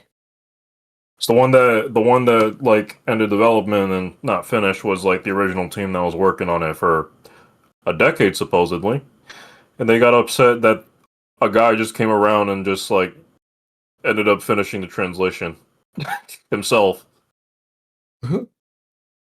Which okay, like on one hand, I guess like I get the frustration, but also it's like these guys were working on this translation and didn't provide any updates for several years. Like this is a game that people wanted a translation of for like a long time. Oh yeah. And it came out like, and the guy's that new translation from that one person, like I heard it was like a little rocky at first, but like now it's really good. I haven't started it because I'm debating on if I want to emulate it or if I want to just play it on my console. Oh yeah, like burn it on put it on a disc. Yeah. Ooh, that's tricky because I feel like that would be fun to stream, but also playing that on the actual system would be cool too. I mean, this might end up being a game that's like pretty replayable. I don't know. So Yeah. Yeah, maybe. Lumine says, Bulk Slash is great. I love the OST. Yeah, I heard the OST for Bulk Slash is really good. oh man, something to look forward to. Yes, I suppose so. That fan translation had like a lot of effort put into it. Like, not only just translating the game, but also like giving it a full English dub. Like that is nuts. Oh yeah, I think there's a video I was watching that was talking about some Saturn like hidden gems, and I think he mentioned it like even the way they did the English dubbing kind of sounds like something you would hear from like an anime style game from that time period. Oh yeah. Yeah, they Kind of tracked down has that like, VAs to 90s hit that anime vibe. style. Yeah, Mhm.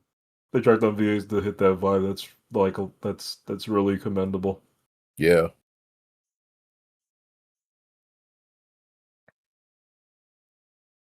Yeah, for me, Princess Crown has been on my list to start as well. But like I said, I'm debating on if I'm going to emulate it or just play it on my console.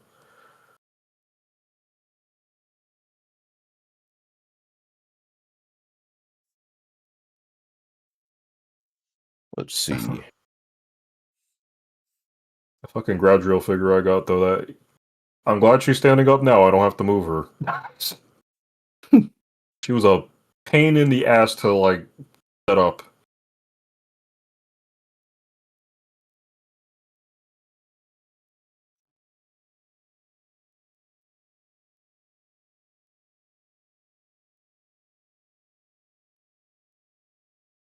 Let me go ahead and download that and like actually get some streaming soon.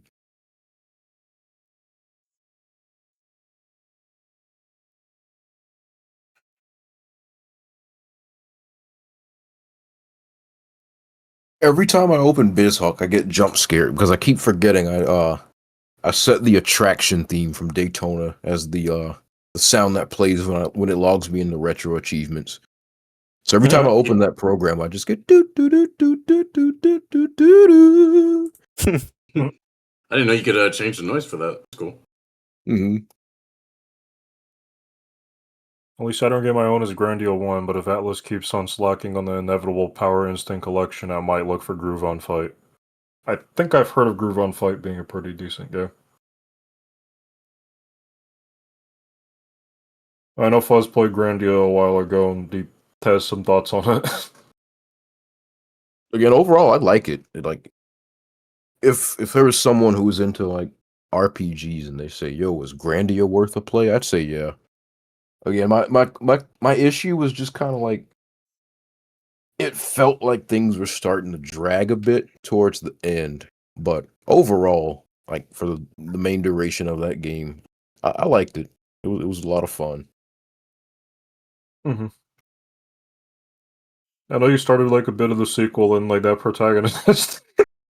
It's the sequel is interesting because yeah, it's like that came out around that point in time where they were, games were starting to be like, oh yeah, we got to get serious, we got to lock in. So you can really feel that with Grandia 2. I'm curious to see how it'll unfold because I hope there's like a pretty good story to back that up. Because yeah, the thing about Grandia 1, I want to say it's kind of like Dragon Quest, where it's like you mostly play it for the characters. The story itself is pretty simple. It's not really gonna blow you away if you've like, read or played or watched other stories or anything like that. Yeah. I want to say Grandia 1 was kind of like that. So yeah, I am curious to see if Grandia 2 might have a bit more meat on that front, if it's going to go for the more serious route. Mm-hmm.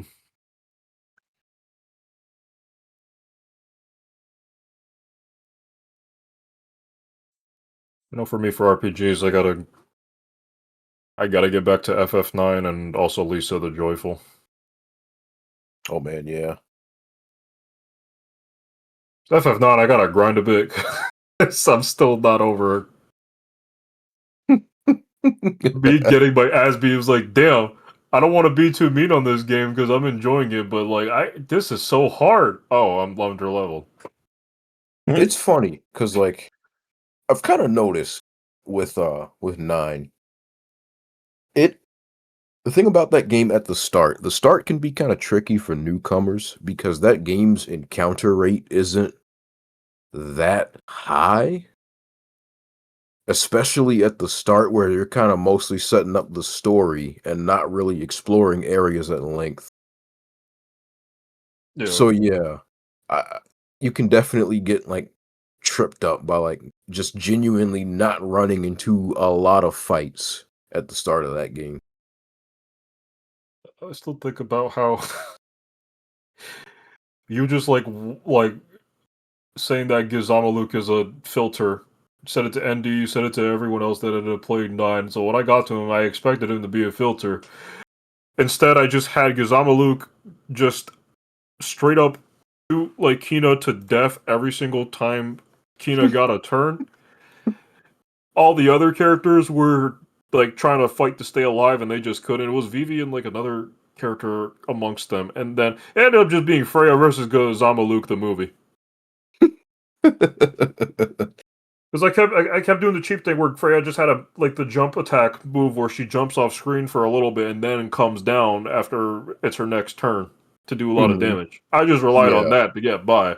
And I did the same thing with Beatrix, because Steiner, Zidane, and everyone else was getting fucked over by Beatrix except Freya. Yeah, sounds about right. I was wondering, like, what the fuck? This game is so hard. Like, surely this shouldn't be this difficult. End of disc 1. Yeah, what level is Steiner at? Level 9. Zamaluk is definitely a beginner's trap. He got me, he got you, he got Tree, he got ND. Like everybody I know who played that game gets fucked up on Gizamaluk first time.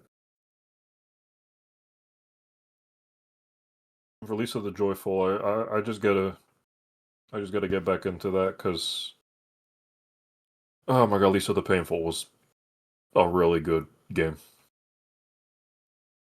Sure sounds like it.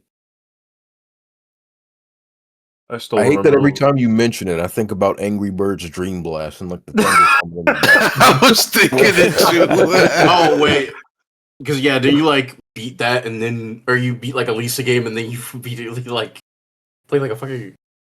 Yeah, I played Angry Birds Dream Blast. Like after I like finished, I logged it onto backlogged after I beat Lisa the Painful.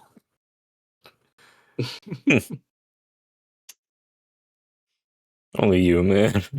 Yeah, only me. Yeah, there was like a clip to Dre where it's like he was talking about it. He was talking about Lisa the Painful and how he Okay, I followed it remember. up.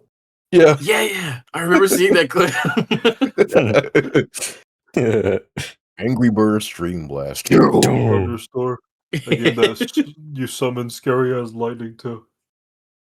Might as well be some scary as lightning. Apparently, they replaced all like the art, like all the assets they made by actual artists with like AI stuff. So that sucks ass. Ugh. Wait, Huh?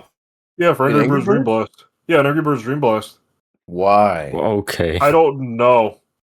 Oh, yo, look at all this perfectly good art we paid people to make. Throw it out. Throw it away. Why? It's the. What's even I'm not even gonna get on it. Ugh. what's even more fucked up? They did it to like promote like Earth Day or some shit. Why, bro? Irony. Irony. That's all I'll say. Kill. I already felt like when I played that game, I was like, this is a fine puzzle game, but like now I understand why like Angry Birds fans are like pissed off of how the series is being treated because these birds aren't even angry in this game. You know, they went from like Angry Birds, where you look at the art and they're like, yeah, they're visibly pissed off, to just kind of red has big eyebrows.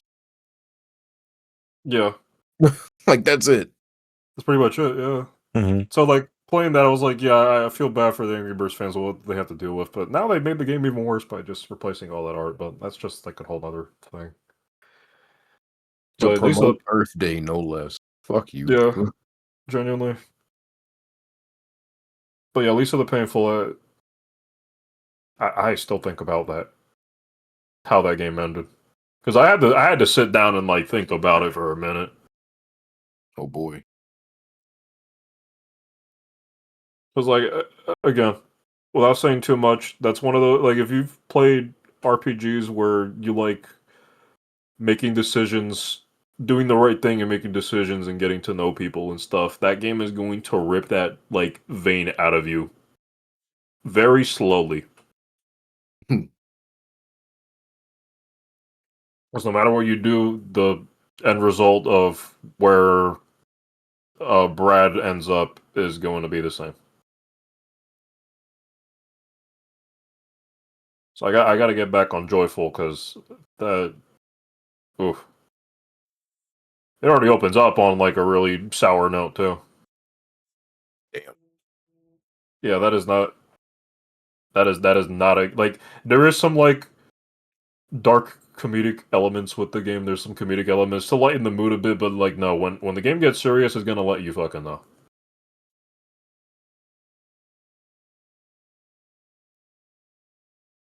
Like I still think about that one, like this one bit where it's like, all right, so you have two options: sacrifice one of your limbs, or keep one of your limbs but kill off one of your party members. I have to wonder how you even end up in a situation like that. But you know what? Yeah, I'm Yeah, curious. Wait, for what game?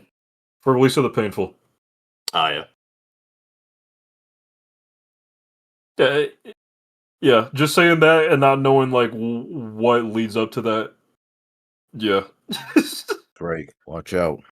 We have implemented a fork in the story. Which do you choose? Castration or life for John?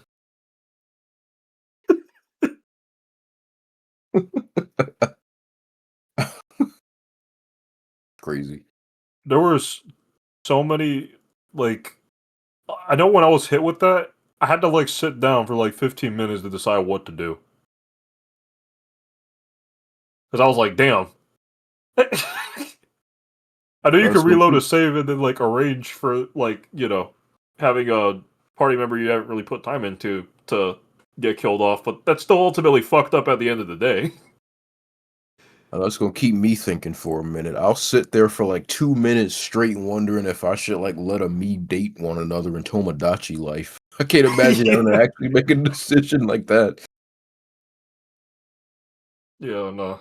I really do hope you end up playing that game eventually, and if you stream it, I definitely want to be there for it. Oh yeah. It definitely does have like some hard bits about it that are a little bit tough to get into. Like it starts off like a little bit tough. It's gonna like kick you in the nuts a little bit, but once you get like enough experience and stuff, it becomes a bit of a breeze. But there's still some bosses that will filter you. Okay. Really, really good game.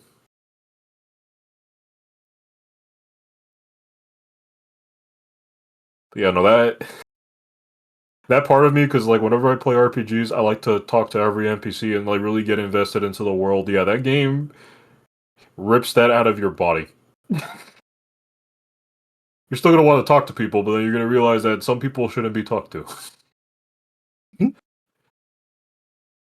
Very true.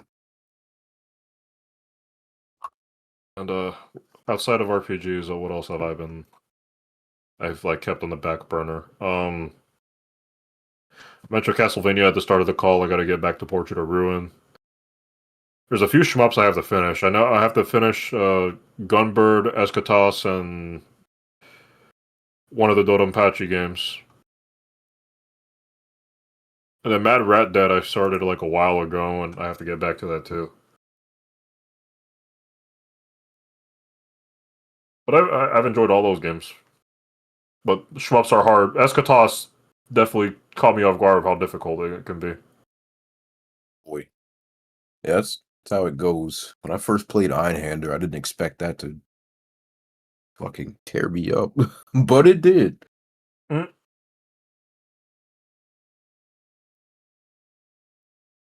Gunbird as well. Like the furthest I've gone was the final boss. And I haven't beaten him. I gotten so close to beating him a few times and I just haven't. Oh man. It helps that the game is short too, so you could get back to where you are like pretty quickly. I think I might play it tonight after call before I go to bed. Just to get it out of the way. Mm-hmm. Castlevania, yeah, like I said, I gotta finish Portrait of Ruin, then I gotta order Ecclesia, Symphony of the Night. I think I'm gonna hold off on the weird 3D ones after Belmont's Curse comes out, because I do want to play that one. Gotta play 64. The I'll always think about that, like, it was like a bit from a really old gaming magazine that was like, oh man, skip Symphony of the Night, just play Castlevania 64 because it's 3D and the other one isn't. And it's like, oh, if only you knew. I'm back. Welcome back. Welcome back. I know Castlevania 64 definitely does have like its fans that appreciate it for what it is, but I'm not in a rush to play it. I know I hear really good things about the PS2 Castlevania games, Lament of Innocence and what's the other one? I forgot the name. It escapes me, but I heard the PS2 Castlevania games are really good. Like I said, I'm gonna hold off on like playing any of those until like I get Belmont's Curse out of the way, because I do want to get that game day one. I will have to get it on PC because it's not going to be releasing on Switch on the same day, unfortunately.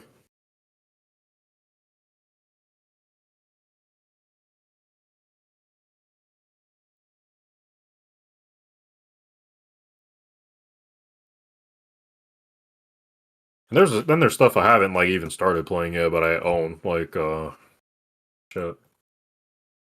Let me go to my Steam library. I'm not even going to talk about that because I'd be here all day if I went on about all the games I have on Steam that I need to play. There are two games that like finished up. I backed them on Kickstarter and I haven't gotten around to them. It was Caro Caro Cowboy and Windswept. I have yet to play those and I backed them both. And for like other stuff, like I got Mouse, the PI for Hire. I haven't started it at all yet. Have y'all played any of Captain Wayne? No, That's I haven't. No. That's another one. I haven't. one I of haven't them. started it yet. Yep, I haven't played it.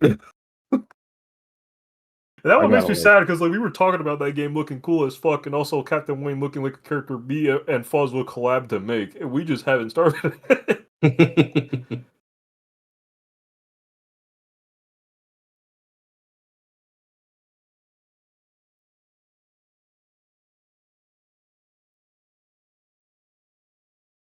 I know I brought a. I recently brought Crosscode, and like because I know there's that one game, I can't remember the name of it right now, but like that one game that recently came out that's like very inspired of, or not even inspired. I think it's by the same devs. It's Crosscode, whatever, and it kind of blends like pixel and like 3D. Like I don't know. I thought that game looked cool, and I wanted to play the game. It was that polluted first. Yeah, that makes sense. So I do want to get to that sometime soonish because I figure that's not a short game. So I would like to not have another long game on my backlog because, every now and then I think about FF16 and I'm like, it'll happen one day. But I don't know. It's so funny you mentioned that That's because I started a 16 replay this year. And I was supposed to do it with Voks and Mame. And yeah, I got a good ways in. And then Tomodachi Life hit. And I haven't gone back to it. I'm like, I'm gonna get you. I'm gonna get back to you. But in a minute. In my case, it's like for me, I've just been put the Trail series on ice because I was like, I'm gonna continue it because there's still games coming out. I have a lot of time to get caught up, but then another game comes out that I've been looking forward to, like a platformer or something. Like, oh shit, look, and I go to that instead. Like a friend of mine in another chat's like, because we were talking about games that we've been playing through, and then he's like, yeah, Waff brings up the Trails. He brings up Trails of Cold Steel a few times, and he hasn't started it yet. And I'm like, I have to. But it's also I have to be in the right mood and time for it, because I know, based off of what I played of the series already, where I basically just, locked in and only stuck to those, I know I'm going to do that for those games. Oh, yeah. So now when I played Trails of Azure, I was off a few calls, finishing that game off.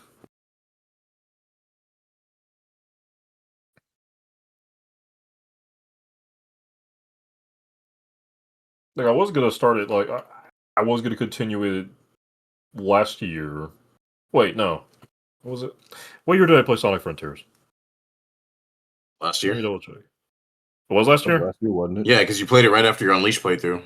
Oh, that's right. Yeah, and Unleashed Recomp dropped last year. Yeah. So I played Unleashed Recomp. I'm like, that was one of the best Sonic games I ever fucking played. Everybody that said it was a bad game was wrong, and then Fuzz brought up the idea you know what? I'm kind of curious on what you'll think on Sonic Frontiers. I played that shit twice. I did Final Horizon. The Master King Coco's trial broke me to the point where I used mods to have my rings refill after every boss.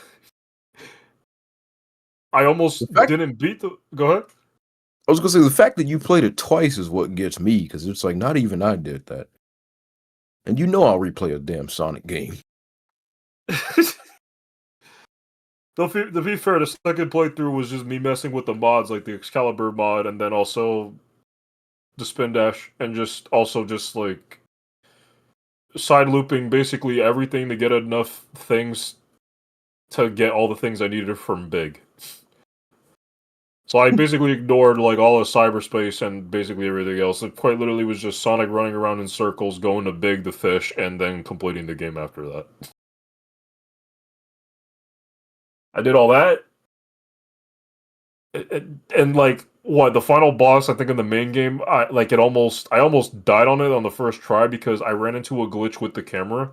Oh wait, no, it was the Final Horizon final boss. The camera was fucking up at the crucial moment where I needed to keep Sonic alive. Yep. And I did it. I beat it. And I was like, I need several palate cleansers. I thought about starting one of the Trails games after that, but I was like, I think I'll need something shorter. So I did Y2, then I did Psychonauts, then I did Kena Bridge of Spirits, then I did Psychonauts 2.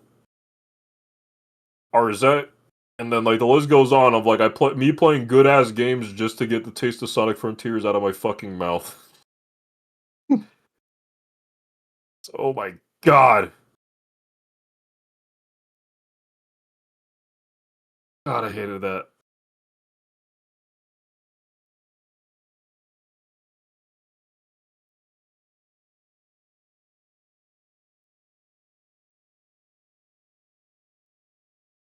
Let me see, and then like I remember Go. funny enough, on the topic of like Frontiers and like I guess also 16.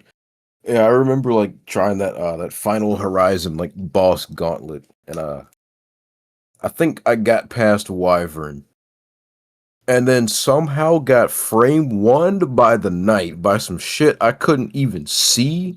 And yeah, I just closed the game and like redid the like 40-minute long Bahamut boss fight in 16, and I was like, God damn, it feels good to feel something again. Oh, that just reminds me. Like when I was doing like the Master King Coco like trial. I remember I was doing those platforming sections. I did them all legitimately. They took a long time because they weren't good. And doing that Master King Coco one, like I know I was like by the skin of my teeth I beat it. And by the time I got to like the area where it loads up the boss arena, the game fucking crashed. Or soft lock. So I had to relaunch it and then redo the fucking platforming section. But I was like, you know what? I already did it legitimately. Let me just do the easy mode version of it. Because it didn't save my progress of me beating it and like putting like the little like lever that just like levitates you up to there. I had to do that again. Then I think I spent like a good hour on those bosses. And I think funnily enough, I think what broke me was when I got to the night. Where I beat Giganto, I figured him out. I somehow got through Wyvern, the cutscene boss. The moment Sonic spawned into the night arena, I already got hit by him, and I was down to 3 rings, and I'm like, fuck this. I'm turning that mod on. I don't give a shit anymore. God. Yeah, because, like, you barely have time to react to that. You get hit by his, like, foot, and, like, that's, like, most of your rings gone. Nah. We've talked Frontiers to death and back, so I'm not even gonna like do a deep dive or anything, but it will forever just baffle and almost even entertain me how that turned out, like how that Final Horizon turned out. Because, wow, it is not the worst thing I've ever played, no, but it is also just like, I don't know, to have something like this come from a series with the level of, in air quotes, prestige as Sonic was just embarrassing. I was like, this. I can't really make an excuse for this. Yeah, If you wanted to make something challenging, there's much better ways to go about it. Yeah, absolutely. 'Cause that's the thing. It's like, I remember when that came out, there were people like, "Oh man, y'all said y'all wanted the game to be harder," and it's like, listen, I like hard games. I enjoy them. I play hard games for fun. But there is a difference between slapping some bullshit together and a game being like really fulfillingly challenging because it was like well thought out and designed. Yeah. Designed for that from the start, might I mention. You didn't just cobble a bunch of assets together and turn up the dials behind the scenes to make some bullshit. Mm-hmm.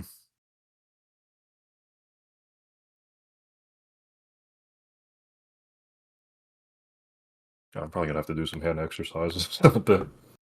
Mhm. And it's killing me a little bit.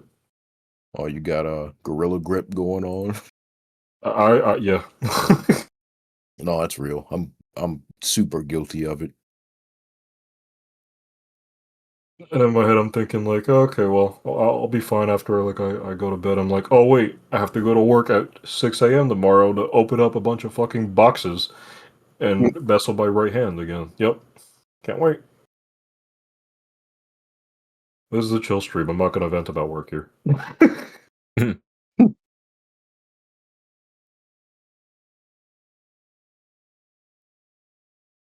Uh-oh.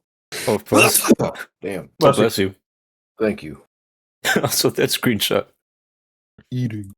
Eating. This Hermes Hopperhead is looking pretty Hermes. Yeah, man. Looking hopperific. He's looking hopperific, yeah. Agreed. I didn't know what kind of pose to give him, so I was just kind of... Zed was like hand out and hand in his pocket.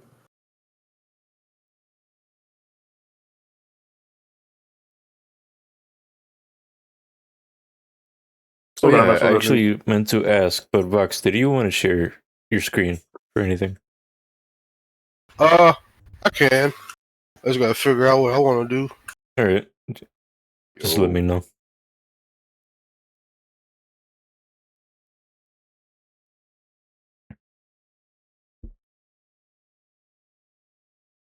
I'm sitting over here like an idiot trying to get Princess Crown like patched. I don't know which thing I should look for because if I remember right, there was two patches, right, Waff? One that was like One wasn't... Oh, go ahead. one that was like the newer one, and then there's like another one that wasn't finished or something. Oh, the one that wasn't finished never even released. Oh, well, I'm thinking like, wasn't there one that was like? Oh, when it came out translated? initially... I think? If you're gonna look for one... Oh, wait, I can't say that on the stream. Go to the place. There You is- could type it. I guess I could, yeah. I can't say that on here. There is a museum where you could look at the game.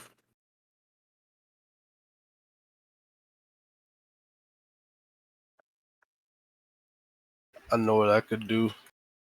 Time to be predictable in a time like this.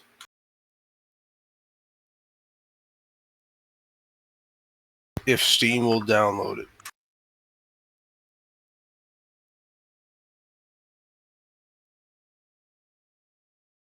What are you doing? Re-downloading Thai. Oh, That's like the quickest thing I can think of that's not anything too major. I can just pick up and play that for like 5 minutes.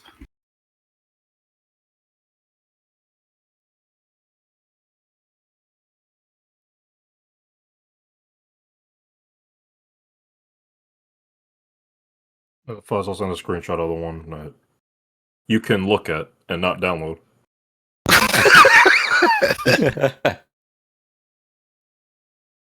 I'll be right back really quick.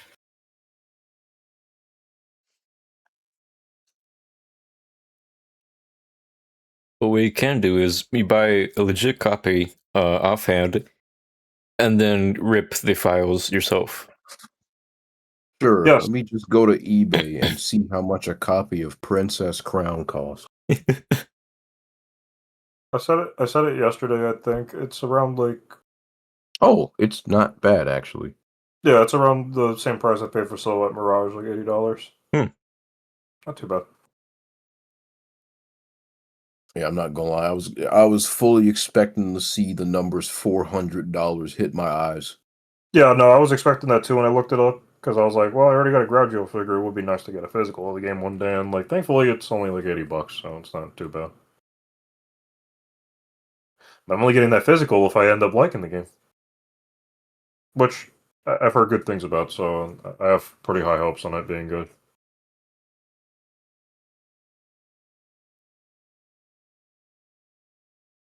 Yeah, after locating your purchase secondhand copy of Princess Crown for the Sega Saturn, you can then look for a patch to play it in English. How do you look at the chat, Waff? Let me see.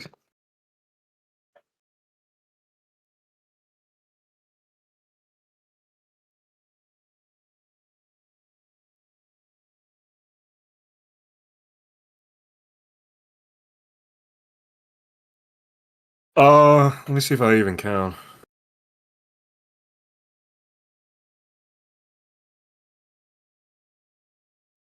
'Cause I see it at the thrift You see it? store.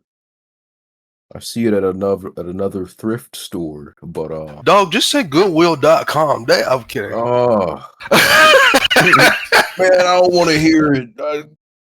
Yeah. All this secrecy, man. They going on play and trade. All right, see Oh, if that is you old. could. Oh, that is old. Holy Man. shit! All right, I'm see waiting if on you this to play and trade some Saturn games. museum link can show you a listing that you could purchase the game from.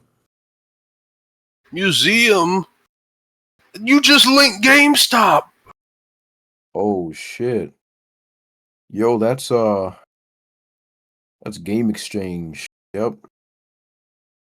Isn't We that just the playing, YouTube y'all. They channel? on GameFly. Is GameFly still around? Yeah, that's all right. Yes. I think maybe. No, they're still It around. is. They're actually still around. Yeah. Okay, yeah. Can They're- you, I was trying to think of like an obscure like video store like name too. do What you you saying, still Fuzz? like rent games from it? Yeah. Can You can even buy games. It's funny too. because I remember being reminded of its existence when my, well, no longer roommate, but used to be roommate, like, used it to get Rift Apart. When that was new, I guess. I might was have just to like, what the start fuck? looking into that again, just for games I kind of want to play but don't really feel like shelling out big money for, or like revisiting. Mhm. You mean to tell me that there is a chance that you'll play Yoshi in the Curious Bible? Yoshi and the I- Forbidden Book of Mysteries? I didn't say all that. Well, you're not buying it; you're renting it. But I'm still using my time to play it. Come on, bro. That's You don't want to true. rent. You don't want to rent Princess Peach Showtime, bro. No.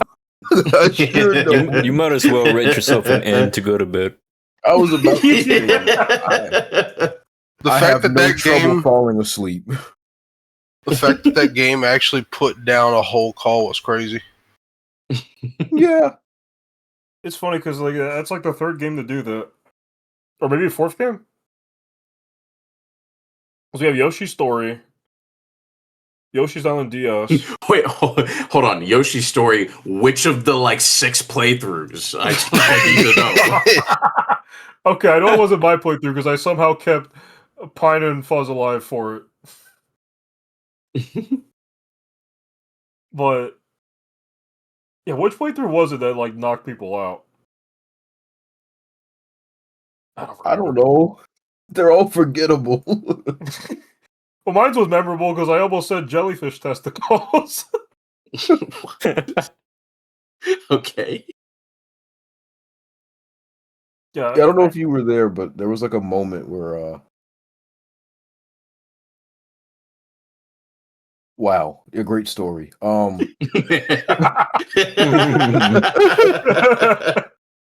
did it go again? Yeah, he was about to say like soaked in jellyfish intestines, but like no, he almost said soaked in jellyfish testicles, but like somehow swerved it to intestines. Yeah, he, yeah, like, no, I had to stop myself. Wait, wasn't there a clip of that actually? there There is. was. Yeah, I remember that. I remember. Yeah, Yeah, 'cause there was like hearing some him like grapes. swerve in real time. Yeah. Yeah, there were like some grapes like inside a jellyfish, and then yeah, he was like, "Oh man, I love my grapes soaked in jellyfish did test it." Yeah. God, that was funny as hell. Okay, so I know it was Yoshi's Story, Yoshi's Island DS. And I was Two really Yoshi insane at that games. playthrough. 2 Yoshi games, that I see a theme. Wait. What about Wario Master of Disguise? I was about to bring that up. I remember Voks was like fighting for his life when I was playing that fucking game. I didn't even mean to. I was actually tired. As far as I know, it was like dozing off too. I was like, yeah, let me just like stop streaming this game. I'm just gonna play it on my own time. And I walked away from that game saying like it's. I appreciate it for what it is. I didn't have that bad of a time with it as I expected it to be. Is it a Wario game I could recommend people to play getting into Wario? No. Was it a fun time for me? Yeah. It was a. It had neat ideas that was executed in weird ways, and it's also one. And it's also. I was just trying to like recall other games that like put people down. I know Dread fell asleep on something I was doing that was like stupid. What was it? I know he fell asleep on Rebels Alex 2. Kidd in Miracle World, right? Okay, Yeah. there's that. Yeah. Yeah. There's that. I feel like there's something else I'm missing. I feel like there was one I played. Because Tree did Alex Kidd, right? Yes. Yeah. I never beat that game. No, I remember I streamed it. I didn't even beat it. But I ended up beating it on a different stream. No, it was another Alex Kidd game. It was Alex Kidd High Tech World. Mm. Dread was ever that? I think. Might have been.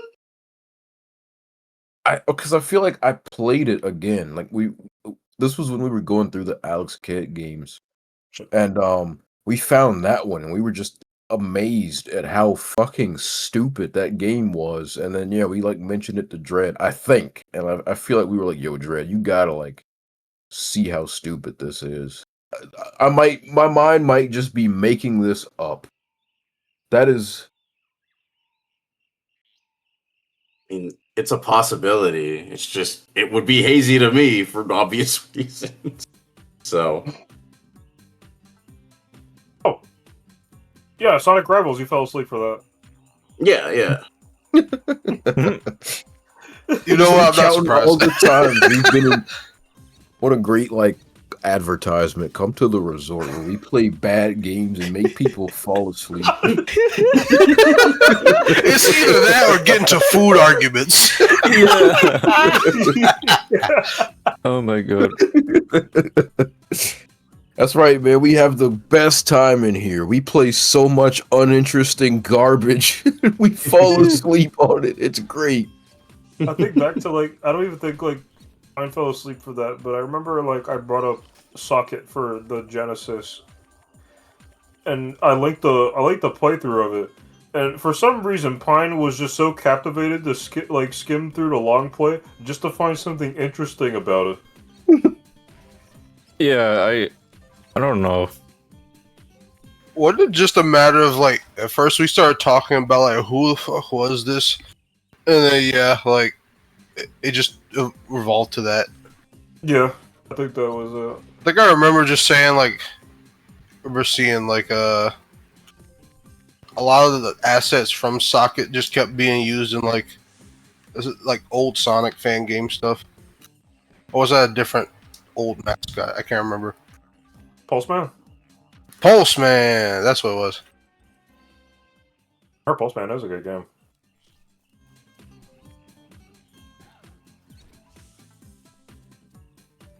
Check Pulseman out for sure. It's one of Game Freak's like non-Pokemon projects I heard really good things about. I'd love to see see Pulseman come back actually. It's funny they've actually like drawn him a few times for like Game Freak anniversary stuff, Oh, okay. and he was like the direct inspiration for Rotom and Pokemon. But it would be nice to see him come back because we now we know that they do other things in Pokemon even to this day. Funny because All it's like it's funny when Beast of Reincarnation comes up because it's like, man, crazy Game Freak doing other games other than Pokemon. Is anyone actually planning on playing it though? I don't know. I don't know. I do hope it's it good. does well. I hope it's I good. mean, yeah. I just find it funny because I feel like I'm not going to see anybody on my timeline or anything, or any of my friend groups, like, actually pick it up. Speaking of Pokemon, I guess I'll draw Gengar. It's been a while. Yo. Also, that whole line is very simple. You could do all three. That's true. Boy, Gengar is good. Haunter is just no wait, I'm thinking of Ghastly. It's just Ghastly's just a circle. ball. Let me just do Gengar real quick. real quick, and I'm gonna like spend 20 minutes on a sketch.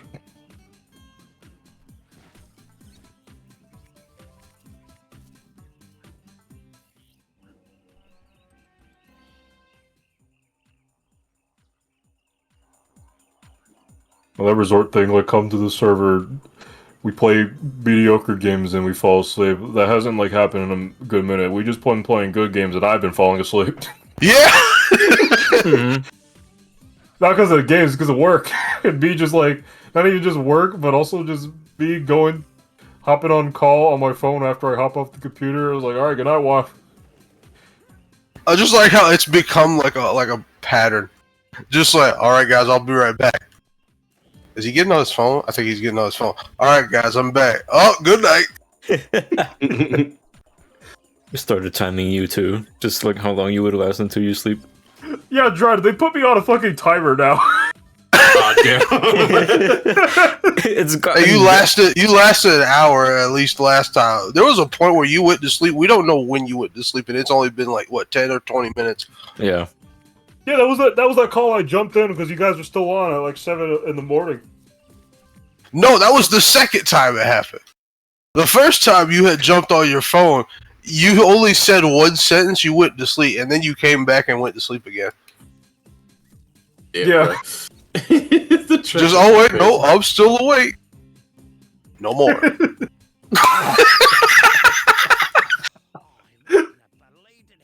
Like, because I remember the last call I was in when we played Mario Party, like, late in the night, like, was also one of those times where, like, I think you were around, but everybody's just like, yeah, no, he's asleep. Like, he BRB'd, but he's done.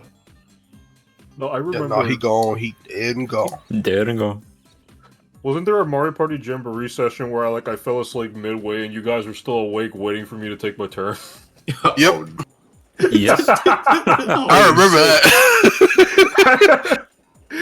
Yeah, I think it was the game where I was just I was just getting dog shit luck left and right, and I genuinely was not having a fun time. Was it the same game that ND pulled the fucking chance time at the end, or was that a different game entirely? When hasn't that happened? Oh wait, no, yeah, the chance time one. I can't remember. Yeah, we were on it was like the mall board, and I just had shit luck. I rolled I'm the person that takes the turn, last person to take a turn, wasn't winning any fucking mini games, landed on bad spaces, had some of my shit yoinked. I was not having a fun time, so I just fucking fell asleep. And by the time I woke up, I was like, oh shit, it's my turn. Like, what? By the time you woke up, yeah. Yeah. Oh my god. The idea of you waking up 2 hours later, oh shit, it's my turn, call dead empty. Like,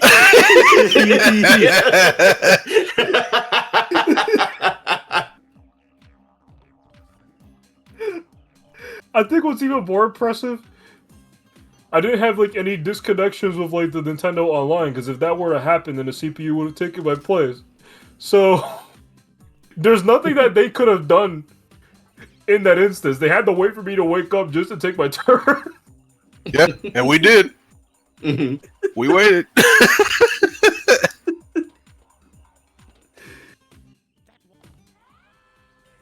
Yeah, no, but my recent me sleeping instantly the moment I hop on my phone and on my bed. That's why I have the Spyro Enter the Dragonfly bear as my profile picture on Discord right now. I didn't even clock that. Wait. I actually, Drew, were you even there when I explained it? I was doing I was playing that modded version of Enter the Dragonfly. It's supposed to fix over 100 something issues with that game. Oh really? I got to Cloud 9, did that whole stage 100%, and the bear that's supposed to unlock the gate for me said, "Thanks, Spyro," and soft locked. Oh, he actually right, yeah, because it's you talk to him, but his dialogue doesn't stop. Yeah, bro just went to sleep, and that was it. I couldn't beat the stage. I was mad. Oh, bro. So yeah, A no, soft lock by the technical spiral for a sleepy bear, dog. Come on. this is Waff right here. I'm displaying you on the stream. Waff. This is you.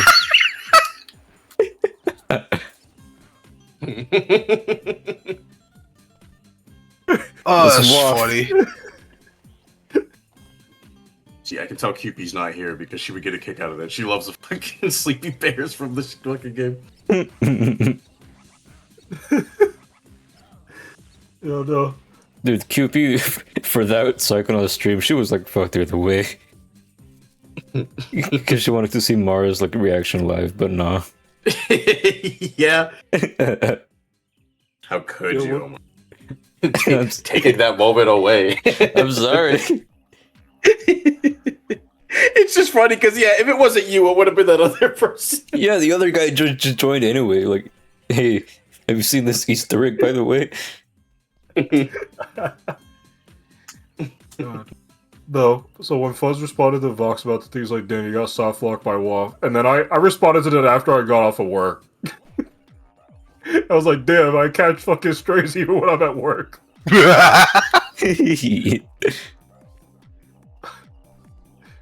Oh my god, yeah, Zenny, I did say that. When I hopped on that call, I was like, I took a nap before call this time. I'm good. And I fell asleep 10 minutes later, and I got put in the fucking sleepy time chat. Yeah, we turned like Sleepy Time Hollow into Waff's Wonderful World of Winks. That's how many times you've fallen asleep.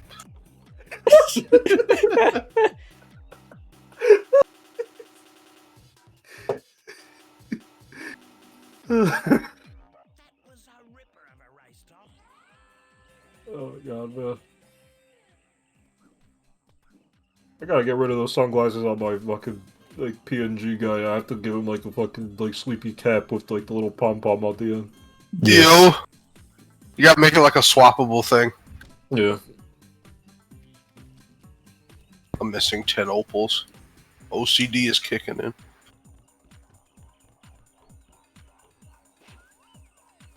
Alright.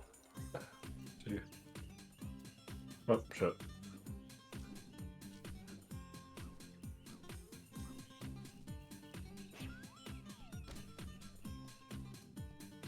Speaking of Mellow Mars, though, I'm very curious what he's gonna cook up for that Psychonauts piece.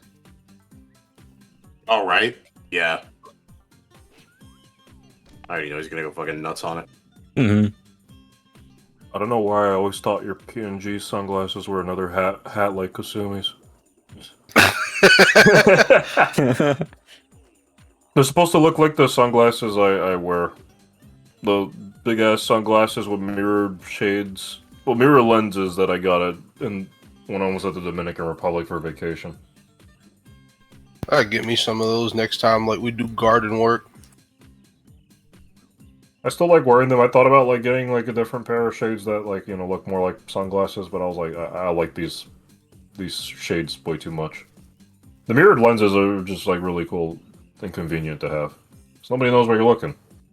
And that was really convenient when I worked like certain jobs where I had to keep an eye out for shitty managers. Real.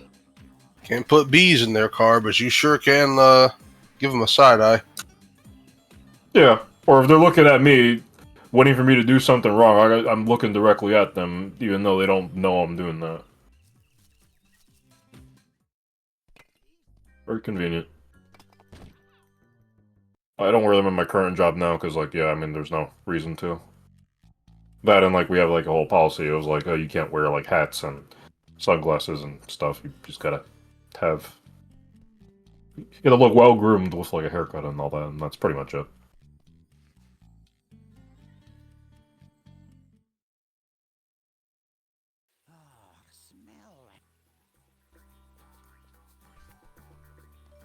Yeah, at this rate, I either have to make a new character that, like, encapsulates my sleepiness, or just have to add, like, I'll probably just do both anyway. Doesn't have to be one or the other, I'll just do both, make a new character, and then also just give my, like, little PNG just the little hat.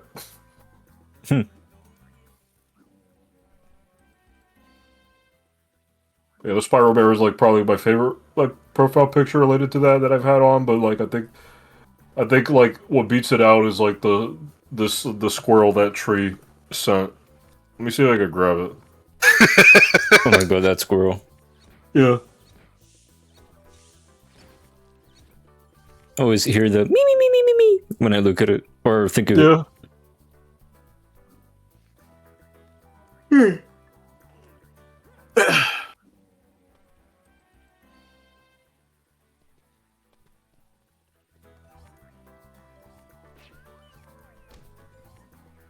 I can't find it. I have to like.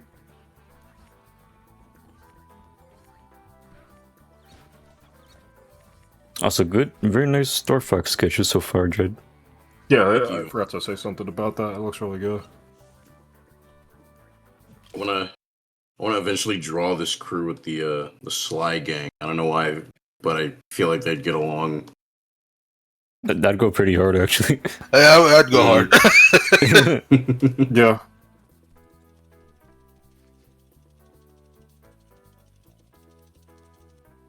We'll probably go out and get like a few drinks and then maybe crack jokes about like species. Mhm. And by that I mean everybody's probably just gonna say a bunch of racist shit to Slippy. Oh man, we just met these new guys, and then here comes Murray about to say a slur to frogs.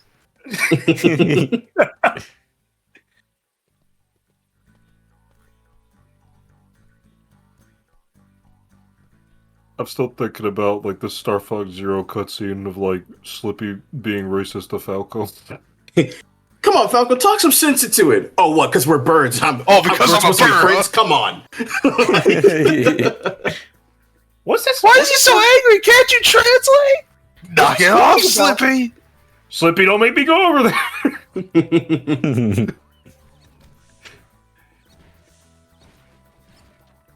And then like he also got shaded like the Mario movies. Like that's what I get for making a frog. But oh man, you two-timing swine. Not without you, James. Okay, yeah, this image. Tree sent this one day. I was like, this is me.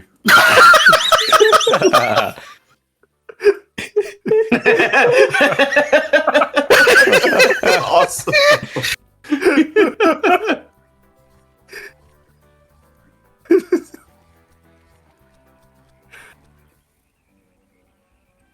Is that, and then like I think either Tree or Fuzz like it was like the Goofy phone, like Goofy from like Mickey sleeping. Let me see if I can find it.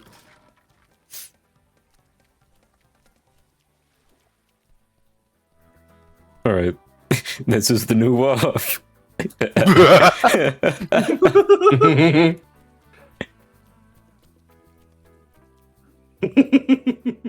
Okay, I found it. I don't know if it was like Fuzz or Tree that said this is like also me, but let me grab it.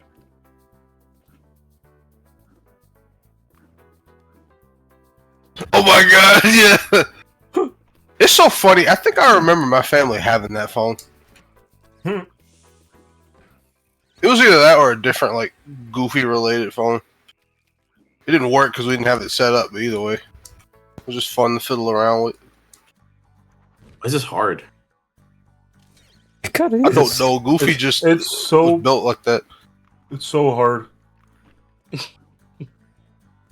Like I know a phone like that probably won't like work nowadays unless you do like very specific things with it, maybe. But that is a hard ass phone. I don't mind. I wouldn't mind owning just to like Right. have. Mm-hmm.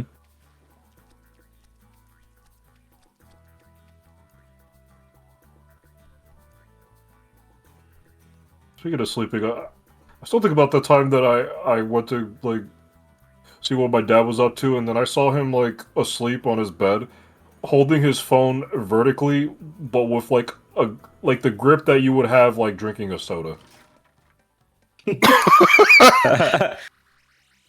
Like he had his phone like vertically gripped in his hand while he was like dead asleep, and I was like, "How do you have that grip while asleep, dog? I don't get it." No, that's real. I've seen that. Because again, sometimes family will fall asleep mid eating, so they'll just have like a whole glass of like ice and like a liquid that would probably stain quite a few things. It just sleep like knocked out. They gone.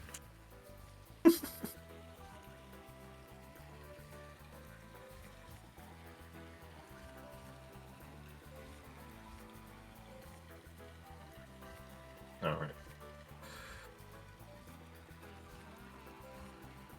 All right. Very messy Gengar sketch. The lines aren't Yo. really there. There he is. Yo. And you just duplicate these lines just to make it look thicker. There we go. Look how much effort I put into that. Alright, merge. This lineup of characters is really funny. I need someone else that could just make this horrendously out of place.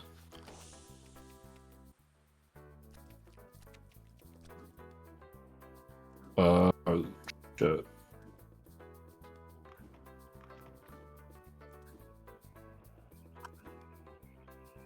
Yeah, let's draw a girl. Let me get like a random character to draw.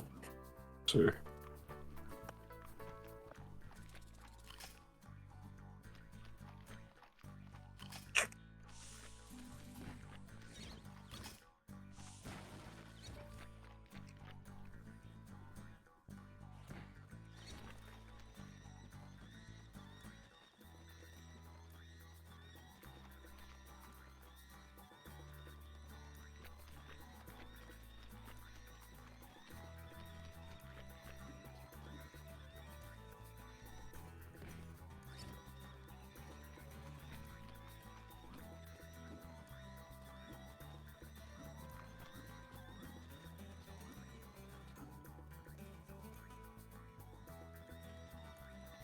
Sending Slippy to sensitivity training when they finally get off a 64 story.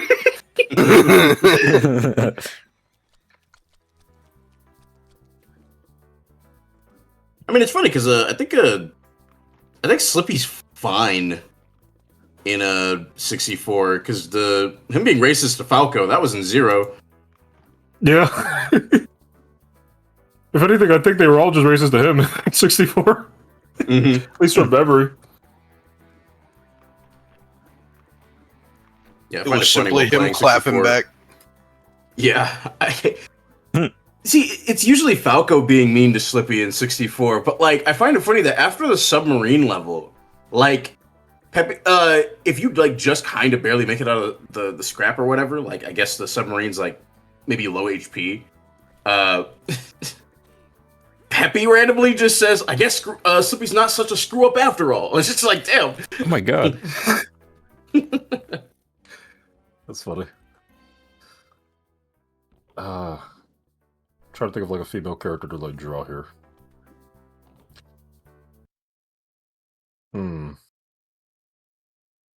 Draw Daisy. Yeah, you know, I was drawing Peach earlier today for the funny account. I draw Daisy.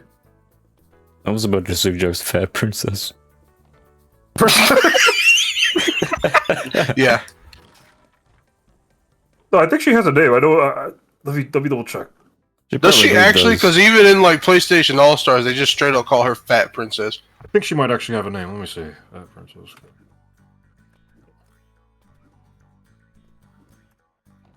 Oh, her name is Princess Plump. Wow. I wonder why.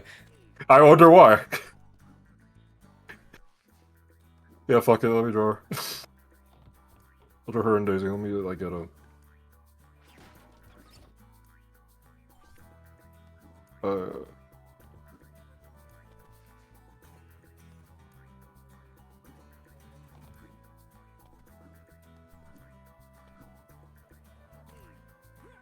I guess I'll get her PlayStation All-Stars render and like maybe something else. Actually. Yeah, I'll just get the PlayStation All-Stars render.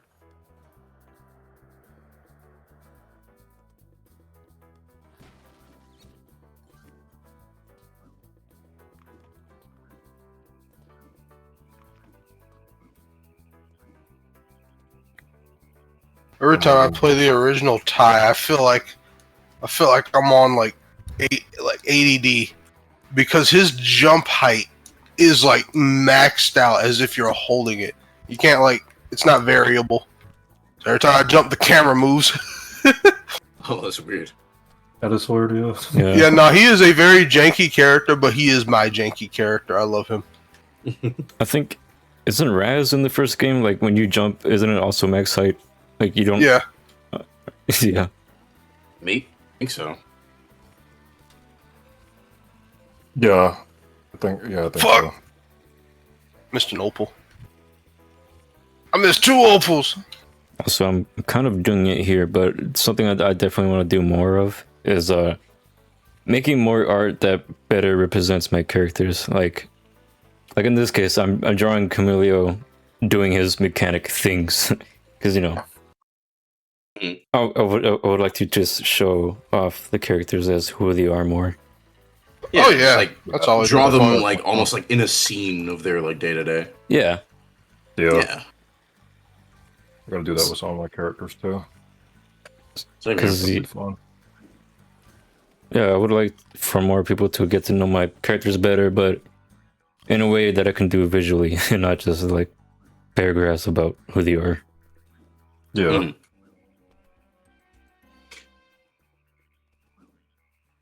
Thought about remaking just a bunch of old drawings I've had that doodles on paper. Had to kind of like do it in one go since I only worked with pen. Oh yeah. 'Cause I used to do a lot of stuff like that too with like Kasumi and her family, but yeah, no, those are very old doodles at this point. Mm-hmm. Gotta That'd be make some fun to see. up-to-date stuff. Yeah. Yeah, absolutely. I gotta draw like some of my villains again. Like, I feel like I definitely put a lot of them like on the back burner. But also, I'm just been drawing like a lot of stuff for Bandies, so focusing on Goldsmith is definitely something I've been doing. But I gotta draw my. I gotta get back to Braxton. I gotta make his design look really fucking good. I'm Yeah. really looking forward to that. He's still one of my villains that I'm very proud of making.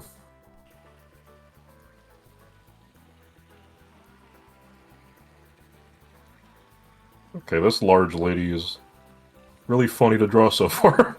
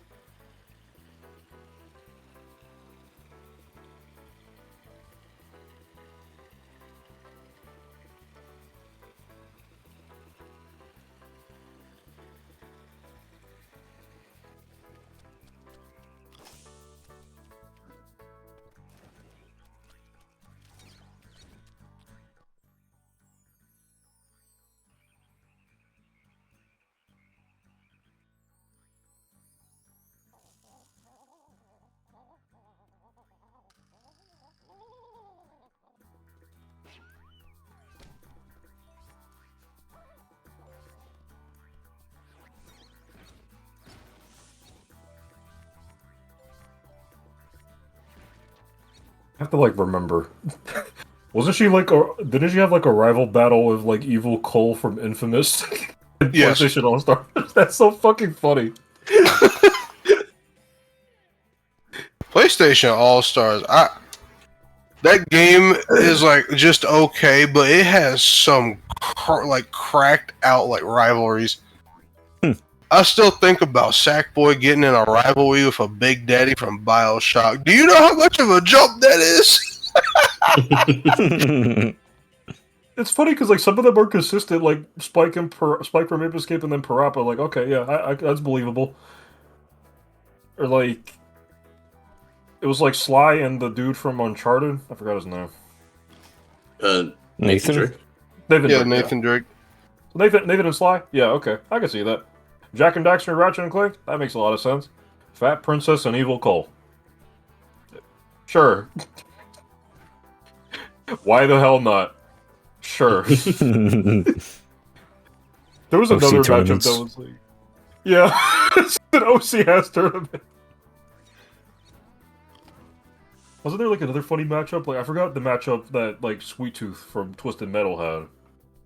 His matchup was Killzone. I forget the guy's name from Killzone. Oh, Commander Braddock, I think. And all it was like him dropping his ice cream cone. Wasn't Kratos and Sweet Tooth one, Zenny says. Oh, it was that was Kratos and Sweet Tooth, Kratos yeah. and Sweet Tooth. Not Colonel Raddick, yeah. It was Kratos and Sweet Tooth. Oh, that was just funny. There was one with Zeus. Is that the one I was thinking of, Zenny? Was it Zeus and Raddick was Sir Daniel?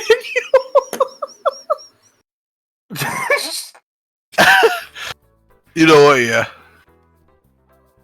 That's even funnier. it is.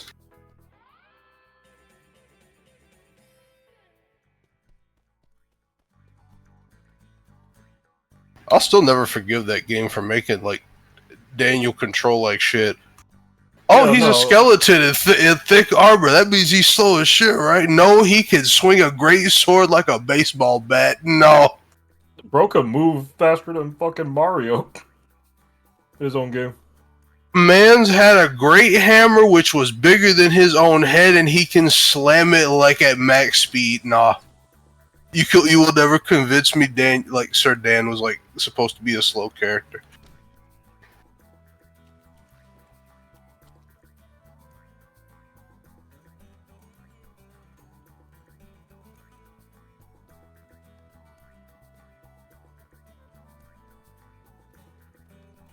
I say all this as if he didn't die to the first arrow in a war. That's still really funny. That's still really funny.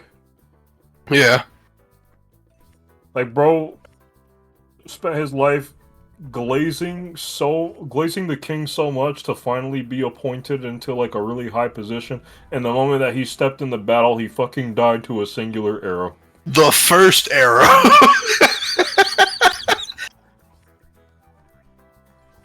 Oh, I love Medieval. I still gotta play it. Then I gotta track down. I have to get the remake too. Zeus was against Isaac Clarke from Dead Space. What was PlayStation All Stars on, man?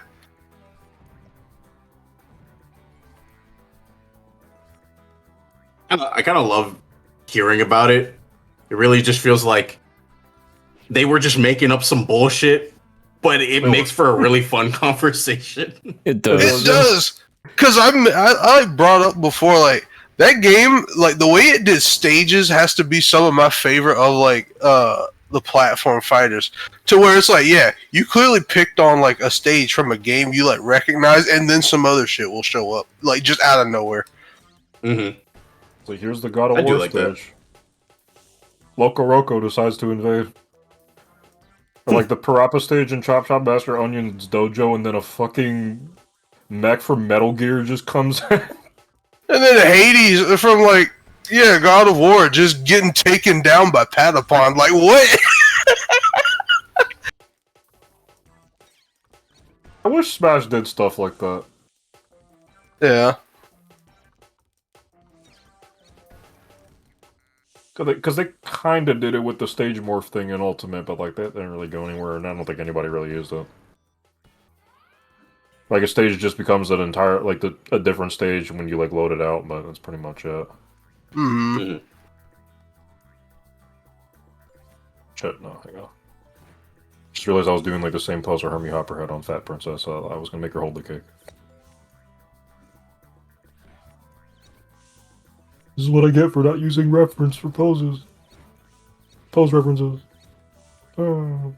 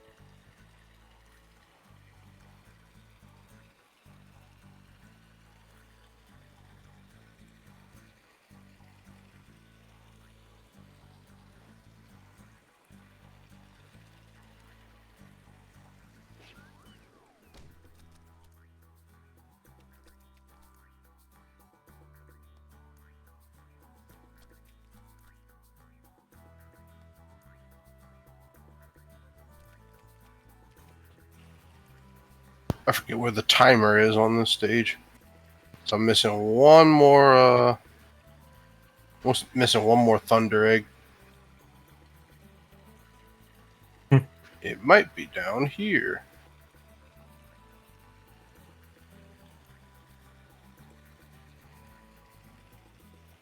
Oh yeah, I guess one more like PlayStation All Stars stage I could think of. There was like a Killzone stage that just becomes Ape Escape. Oh yeah. Sounds awesome. It does, yeah.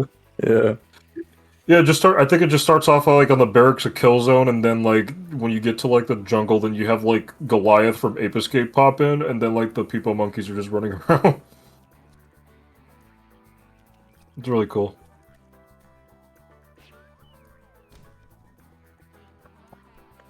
I know crossover fatigue is definitely hitting a lot of people, but it would be nice to see them like try another fighting game again with their characters.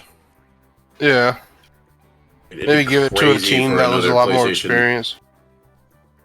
It would be crazy to see another PlayStation All Stars Battle Royale because they would have to like use some IPs they haven't touched in a hot minute. You know? Yeah. Well, unless Monkey's Paw, there's another one, and then it's just like, oh, it's everything you've seen from the last 10 years. So you might get Ratchet, but no Sly, no Jack, none of that. That would make me upset, especially after Astrobot did all that, like willing Fan to service. reference all those. Yeah. Yeah. Like, you got me messed up if you just don't use any of that. Mhm. I feel like they definitely would, but I wonder what new characters would be. I know Astrobot would definitely be a shoe-in though. But like for other characters, I don't fucking know. I don't want to see Knack pop up. It's a fucking playable character. I mean, they would have to. It would be funny. Oh, and Cat from Gravity Rush would have to be there too again. I know she was a DLC character in the first game. hmm That would be so nice to see her again. Cause, yeah, apart from that fucking movie, there really is no other hope for her. Yeah. I keep forgetting that there's gonna be a movie. There is. Yeah, it's gonna be live action.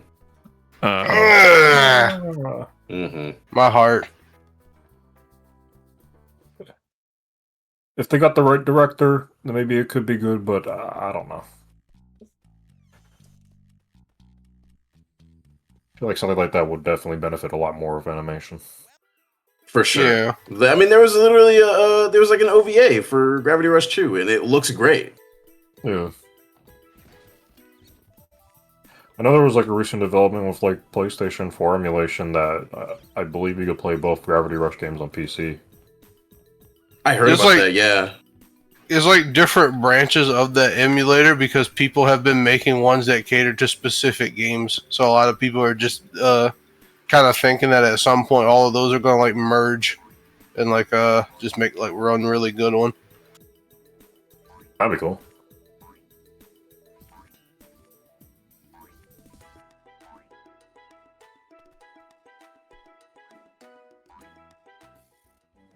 Yeah, it would definitely be nice if for the emulation of Gravity Rush games to just be solid to a point where more people can get into them that don't need to have a PS4 or PS5 because they are excellent games. That's what I Also, heard. speaking of which, so as Omar had mentioned earlier, my friend Mello, he just finished Psychonauts 2 a few days ago, and he's doing his whole deep dive. He's earlier today he was watching the Psychodyssey, so he was like seeing the development, and apparently there were some inspirations from Gravity Rush 2 and Psychonauts 2's design a bit. wow. Or at least in some sections. Yeah, so it's like, hey, game recognizes game, which is fucking awesome, just because I played both of those in the same year. Those were like my goats of 2022. So Oh, hell yeah. That's awesome, yeah. Oh yeah, that's awesome. Yeah. Man. I know Tree finished Psychonauts 1 recently, and I didn't get to see him finish like the playthrough because I went to bed because I had work. but He loved it. he loved it. Yeah, Yeah. but when he was on the meat circus, oh, I guess I could say it. It was so funny seeing him try to figure out like how to progress further in the meat circus. Oh, what? Like that like first Oleander section where you have to like Yeah, Oh man, I felt a little bad because like at first his like strategy was seeing like I think how far he could get up to the top before helping out little Oleander, and then he finally asked like, "All right, I'm lost. What do we do here?" And we just went. You have to get Oleander to the top, and you can just see him. You can just see the controller stop.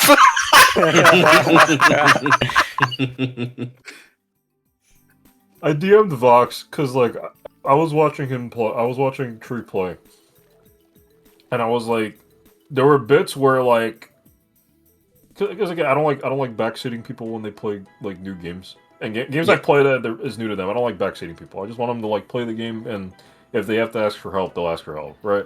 So Yeah. it was funny seeing him like see how far he could get without helping him, but also I guess figure out what he had to do to progress further. So there were times where he like grabbed the rabbit with the psychic hand for little Oleander to grab it. But then he would let the rabbit go and then just continue doing his thing. And I was like, you were so close to the solution. You were so close to do it. I guess he figured he was grabbing the wrong thing since he couldn't move the rabbit. And he would just let go right before Oleander grabbed it. And then the mutant rabbits would just start attacking. Yeah. Yeah. Damn. It was just really funny to see. And at the unbox, I was like, So well, wait, I don't want to say anything. I do question because I'm just like, so was he not paying attention to Oleander's health bar? Oh no, he knew about it. He knew he had to protect Oleander, but he didn't know what to do after that. So at some point, after he got tired killing the mutant rabbits, he just tried to speed run to the top and see if he could progress. And it was just I'm lost. What do I do? You have to get Oleander to the top. He was doing pretty good at it, getting up to the top. He was doing a lot better than I was doing. But still, it was funny. The unbox, I was like, he is so close to figuring out how to progress, but he just keeps letting the rabbit go.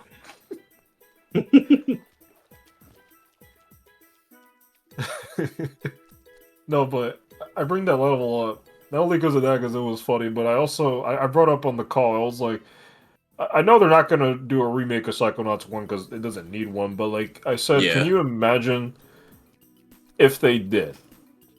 If they were to do a remake of Psychonauts 1, and with how good and detailed Psychonauts 2 looks, how terrifying the Meat Circus will look.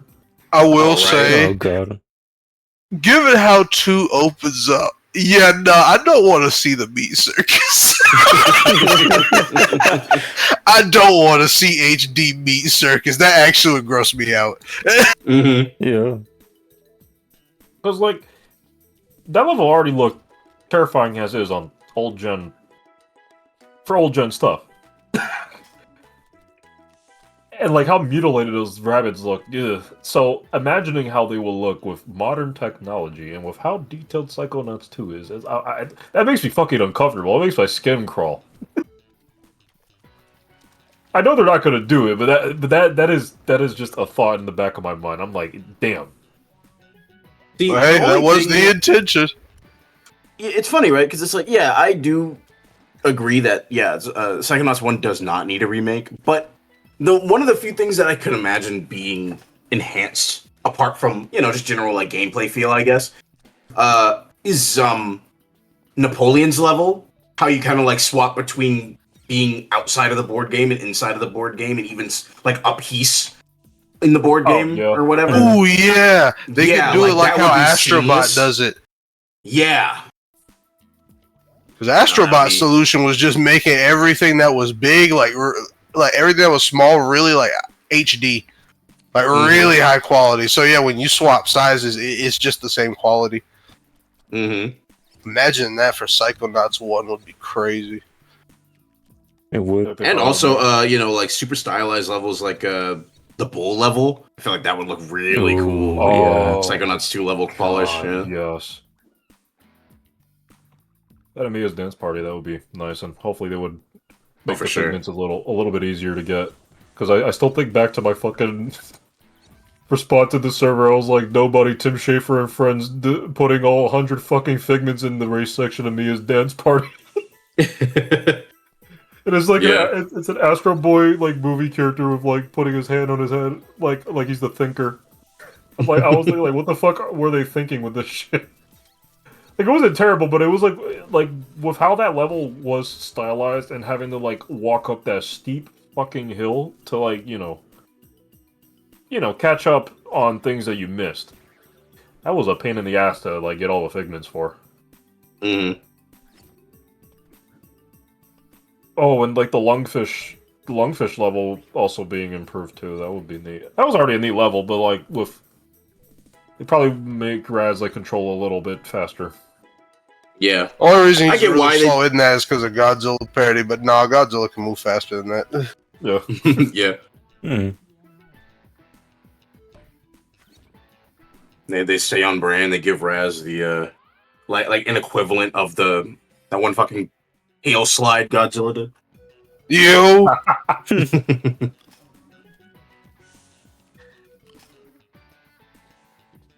I think seeing Boyd's level would be really funny. Oh Well, yeah, Milkman. You get an HD model of the G-Men. Mm-hmm. See, the only issue, right? Well, I mean, there's again unnecessary, but like, I would only worry if there was ever a Psychonauts 1 remake, because I'd be like, can we? Please don't touch the crude humor in that game.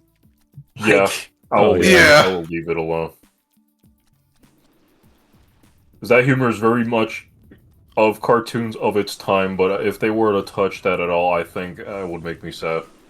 Like, what do you mean Becky in the theater level doesn't say, well, I'm off to kill myself? Like, come on, bro. That's part of it. Yeah, the only thing I would want is just like, like graphical and quality of life touches. Just keep like the dialogue and everything this way as intended. Mm-hmm. Even if you gotta Maybe- put like a little warning or something at the beginning of the game, as long as it's untouched. Yeah. Kind of like the dialogue from some of the campers, too. I would just leave it Yeah. as is. Because I know some of those is some fucked up shit. Mm-hmm. The only thing I would appreciate is if they added, like, I don't know, maybe just like small little extra dialogues that are, I would say referential, but like, have just little nuggets that like are nods to like some of the stuff we learned from 2 or whatever. Oh, yeah. Or like Hmm. Rhombus or Ruin, maybe. Yeah. Yeah. Yeah. That'd be kind of neat, yeah. A starting awesome. message like destroy all humans, reprobed. Yeah, like that. Because that game kept everything like basically the same except for quality of life improvements and overall gameplay changes. Yeah. Mm-hmm.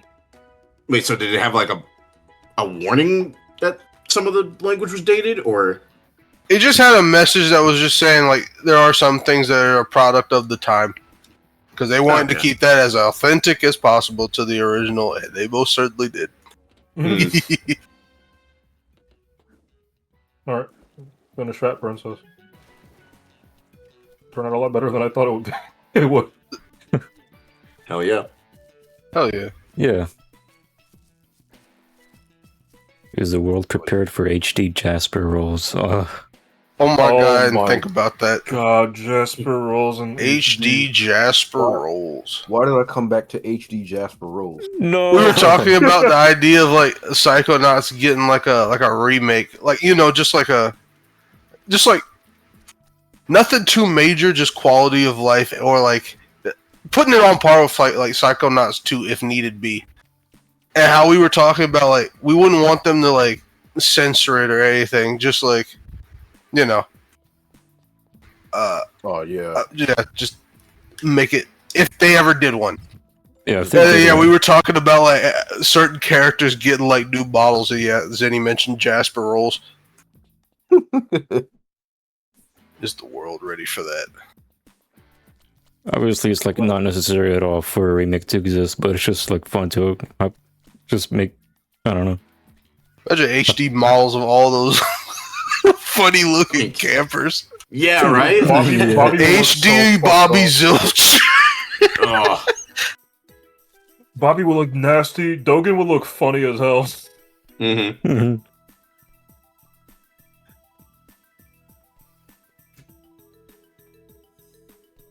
Yeah, it's a fun hypothetical to think about, but it doesn't need a remake. But it is fun to think about. Mm. All right.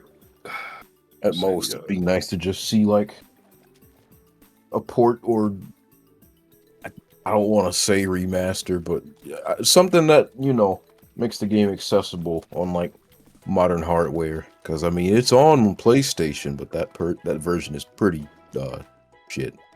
Yeah, and the best way to play it is on PC, so probably would be best to just do a re-release of it on modern stuff and make sure it doesn't turn out the way that the current PlayStation one is. Mm-hmm.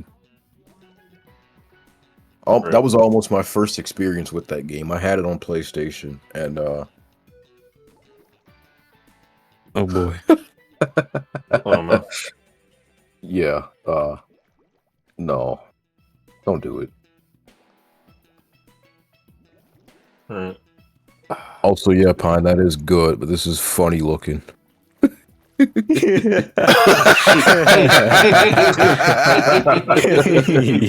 Eating. Eating. Alright. Let's see. Someone give me like a random ass cartoon character that I could probably draw. Gorgonzola from Shadow. Chestnut. Holy You shit, beat yeah. me to it. There's no Gorgonzola. way. Wait, we were about to say I was about to say Gorgonzola. That's crazy, I was we were just just- thinking chestnut. Holy shit. we We're on were just wavelengths. we were just that's crazy. We were just joking about Chowder last night, like reminiscing on episodes. Yeah. That's funny. Yeah, Whole let me chat draw decrees Gorgonzola. that Waff needs to be drawing some chowder characters tonight. Oh, Courage is a good one. Yeah, we draw Gorgonzola. I guess I'll draw Chestnut as well. Not a Mung doll. Twinkly, twinkly. Fucking Barracuda. Ah! We were like, not only were we reminiscing on episodes, but I brought Chestnut up last night because I have him as like a placeholder image for a character I'm making for Bandy stuff. Mhm. And then I just started laughing because I was like, it's really funny that this motherfucker that only appeared, because I only thought he only appeared in one episode. I was like, it's funny that he has a render, but he only appeared in one episode. But no, he appeared in 5. But it's still Oh, funny wow. that he has a render. Mhm. Yeah, let me draw, bro.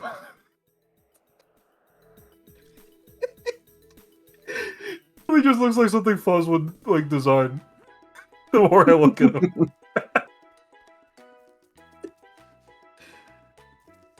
Oh my god. Alright. Yeah, let me do him first because he's like a lot. he's just a square. Pretty little guy. simple. Yeah.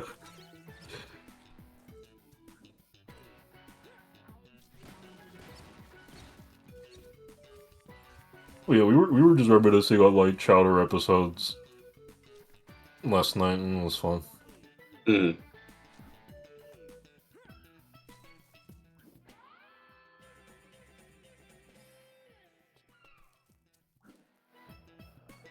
Got Gorgonzola.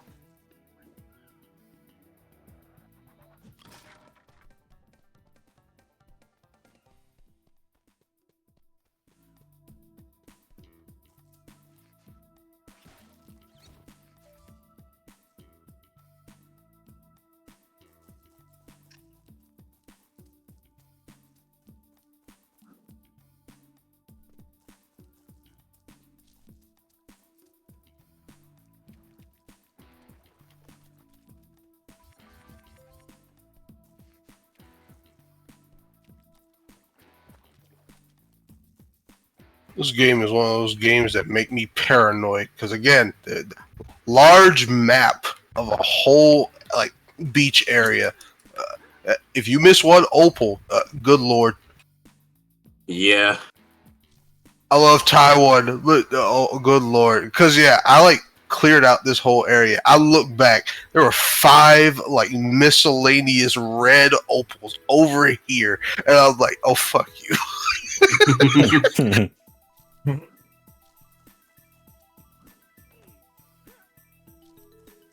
Because yeah, now that I've cleared out everything over there, I gotta go back all the I gotta go all the way over there.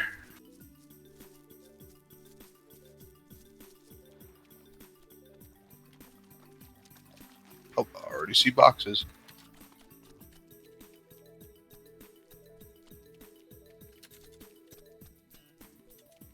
You know what? This one ain't even too bad. It's like the other beach level. That's like real bad.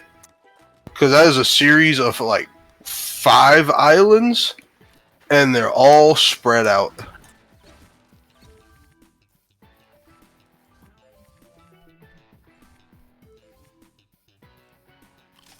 Was there just a bunch of water in the middle? Oh yeah, all this water is swimmable. And they could just place like opals anywhere. Oh boy.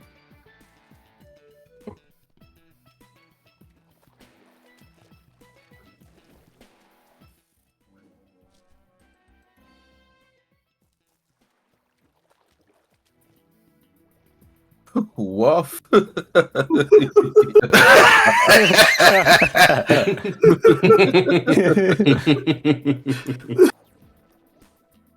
I was watching Tide. I just looked over. Wait, did you notice his dog sprite? Yeah. I didn't.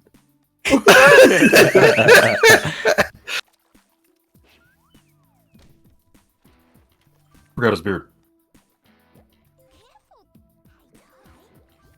Dinkaloo. We keep talking about like a sleepy bear and like a squirrel. You need to make like a sleeping beaver. You should. Castor's tired ass cousin. Yeah, he can't stay awake more than 5 minutes to like build the dam.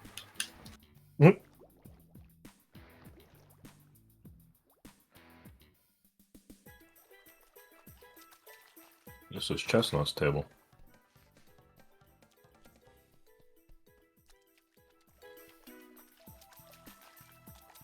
I was gonna draw him with his arms crossed, but like I made him like a bit too like short, so.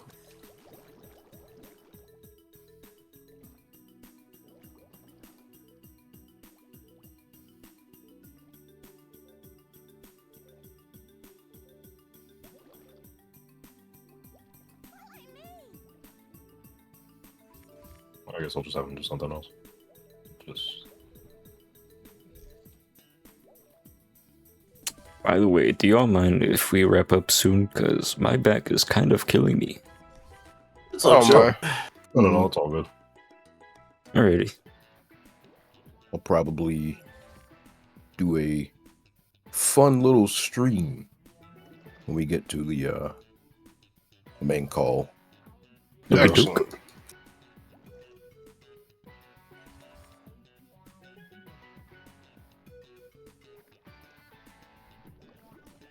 It's Chestnut drawing. Not even done yet. He's looking good so far. Holy shit. Mm-hmm.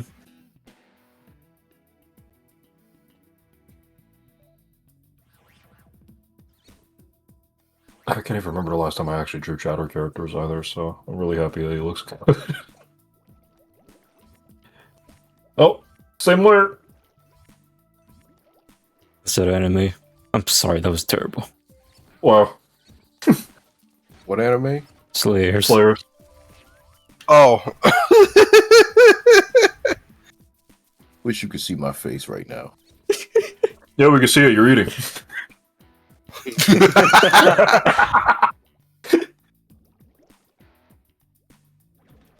Oh man.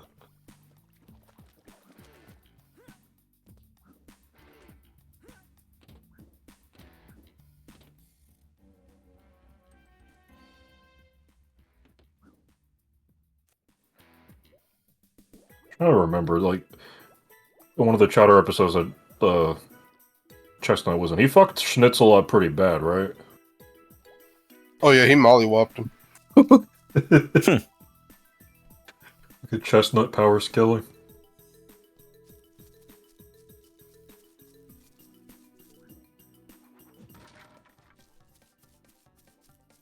Yeah, we should power skill chowder characters.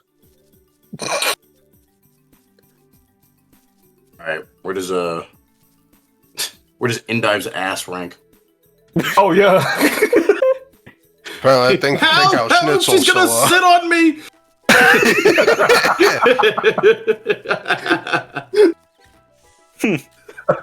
Motherfucker had it good and he didn't know it. That's crazy.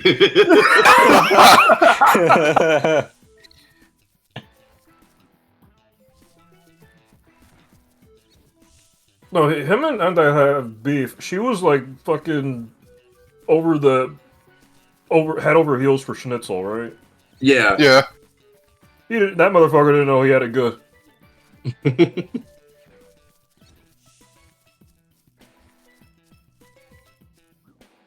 Yeah, I feel like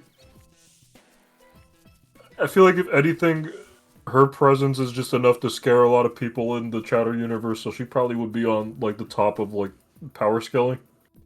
Yeah. Trying to think of other characters that like have like that are like pretty crazy cracked out in terms of strength in that show.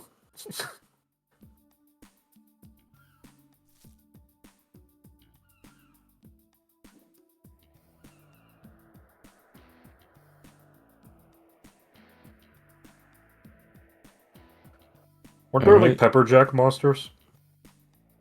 I think so. Maybe.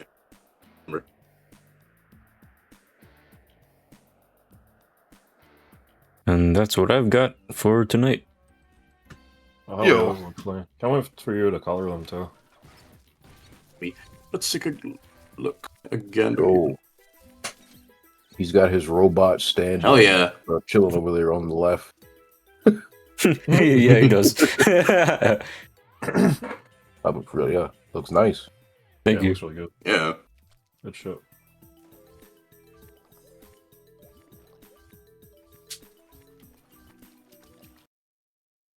Truffles is pretty strong. Yeah, Oh yeah, yeah. yeah, truffles are strong. I could see it, yeah. Yeah, should we give Mung the work? Need be. It's not her voice giving her the work, it's definitely like what she can fucking do physically.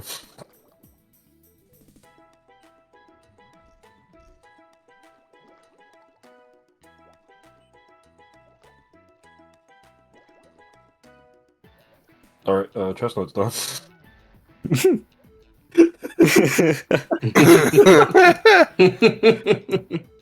That's excellent. Thank you. Let me do Gorgonzola real quick.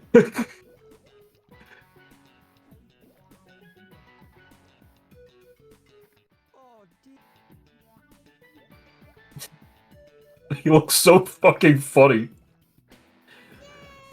Oh man. Alright. Okay, Gorgonzola.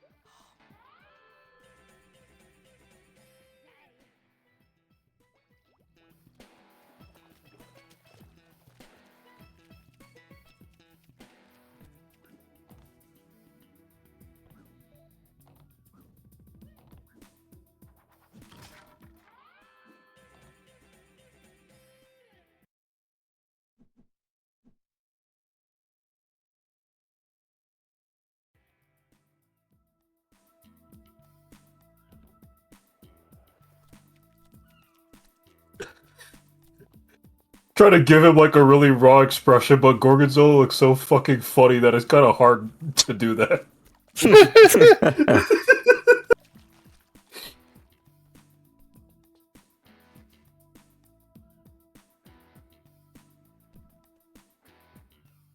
Like all we do is like Kendall head.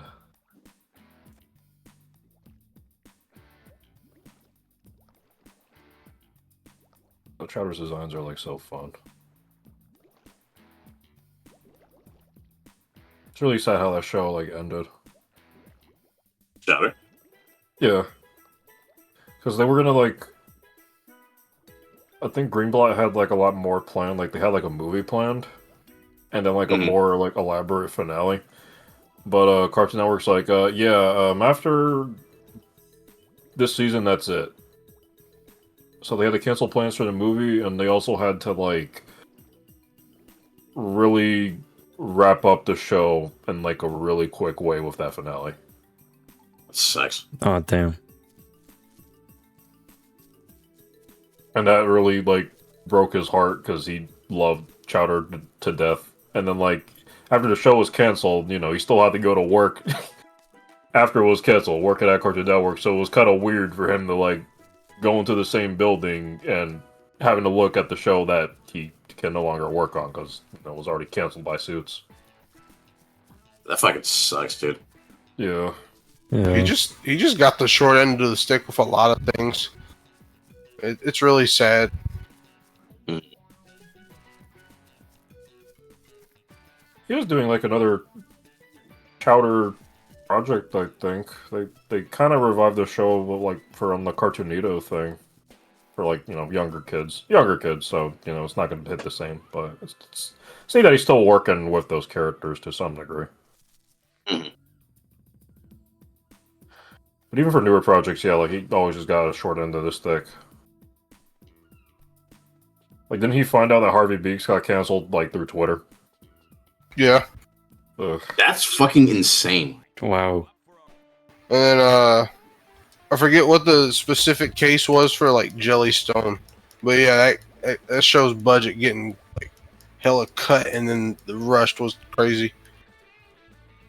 The final episode, people mentioned you can definitely see where that budget cut hit because they tried to do like a Avengers Endgame thing with like a bunch of Cartoon Network properties, and it was like really badly flash animated. Ugh. The rest of the show ain't even like that, but yeah, they had to do it for that episode because budget cuts. I know I watched the first season and I thought it was really funny. I liked how they characterized the banana splits. Yeah.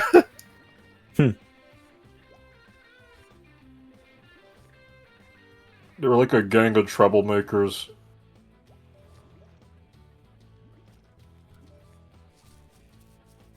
Okay, yeah, I think I'll stick with this Gorgonzola expression. Dog, you are not that fucking cool. Yeah. Gorgonzola pulling off like a Shadow the Hedgehog pose, knowing that he's not built for that. Yeah. He ain't built for this shit.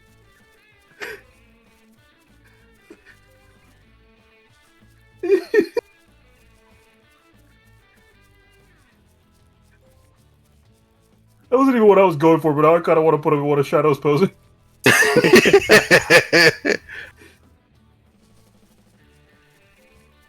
Fuck it. Let me see. This is so funny with like an acoustic arrangement of Megalomania that's playing right now.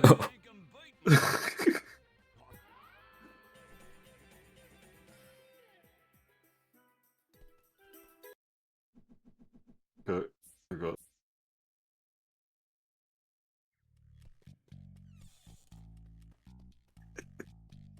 You know what? I guess I could still put him in this shadow pose.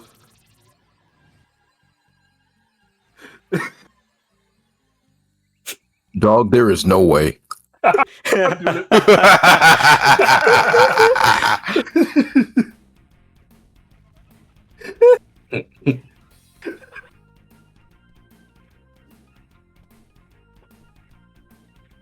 irritated with it.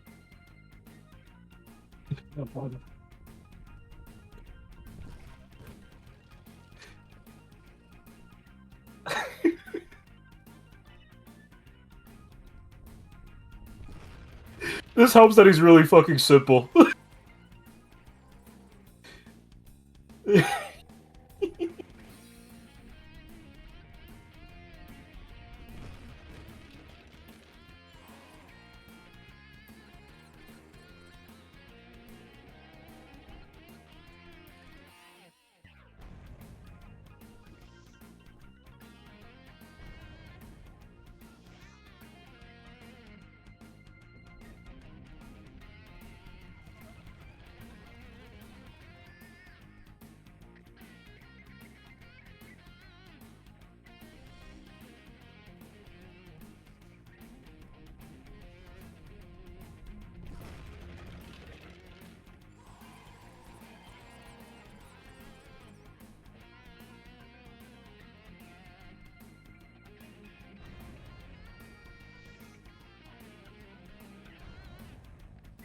Oh man, the ability to make myself laugh with shit I'm drawing is never gonna go away from me.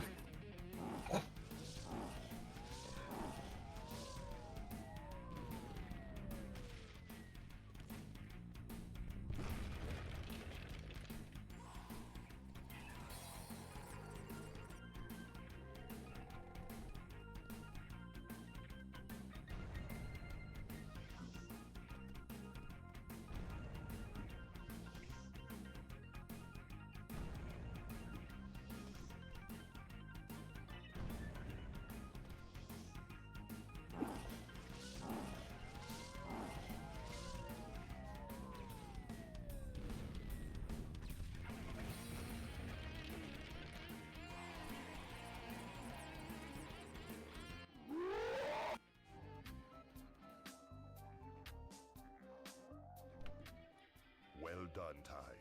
You've retrieved the first of the ancient talismans. When Boss Cass discovers that we're out to thwart his plans, he will do all in his power to stop you. Be I've made a most exciting discovery. The talisman machine is brimming with excess energy.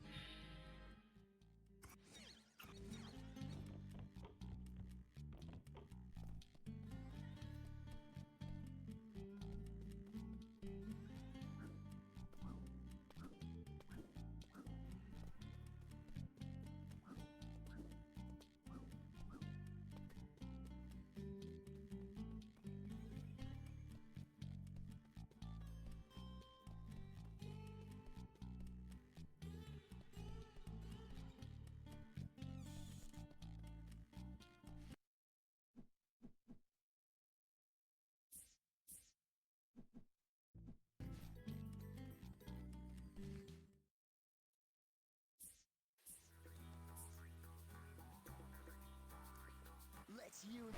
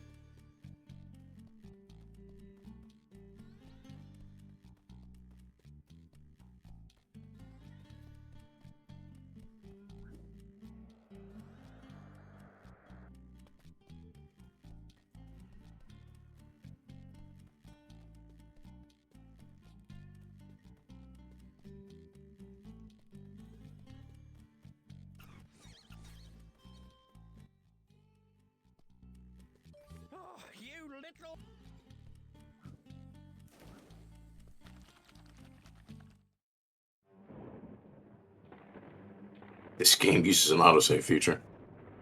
This game uses an autosave feature. Please do not turn off your device. Nothing quite like a moonlit billabong. Please don't turn off your memory card. How do you turn off a memory card? Take it out. Pull of it the out. It's Tree! Hola! Oh, hello, Heyo, Tree. heyo. Hello! So nice to hear you again. Yes, sir, yes, sir. Hello, fellow chat. It is I, the random voice named Tree. Sure. How you doing? I need to you get doing? your tuber out. Hang on. There we go. You came at the right time. I just finished sketching Gorgonzola from Chowder and Shadow's Pose. Oh my god. You just like randomly post that. Yeah. Yeah.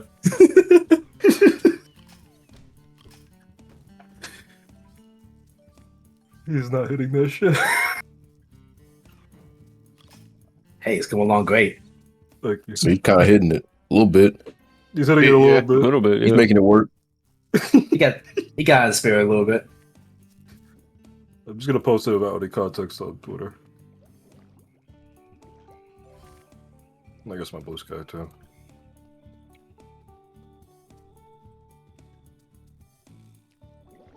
That'll be the last like drawing tonight for me.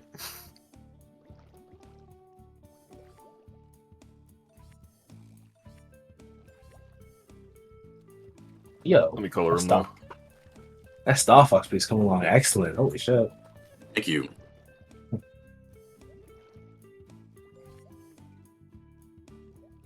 I think back to the piece that you linked in like museum a good bit ago, Dread. It was like a bunch of thief characters and like the female characters with them too. It was like it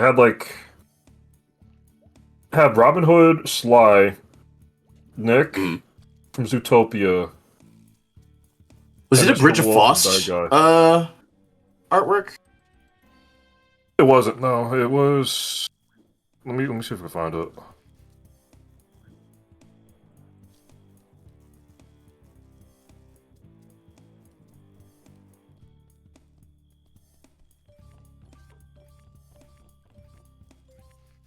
It was by Silver Scar.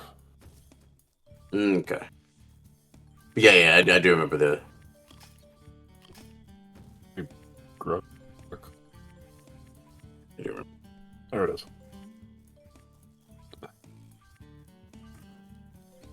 Yeah. Dude, the style for this is so cool. It is. Oh man. Yeah. Yeah.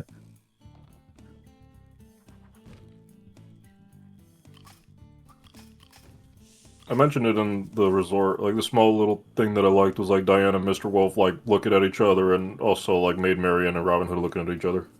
Mm-hmm. They know things the other twos don't. The other two don't. Robin Hood was such a fun watch in the server. Despite Prince John hitting us with the fucking sorry.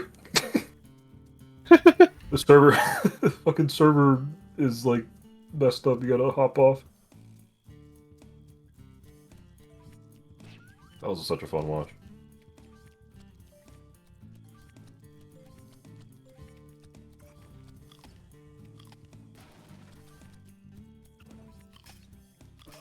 I think what's funnier with me posting the Gorgonzola art is that like I haven't like been posting too much stuff on my socials on my Safe for Work account. Mhm. That's just one of the new pieces of art people are going to be seeing from me after like a hot minute. Dude, a Waff banger like they've come to expect. That's true.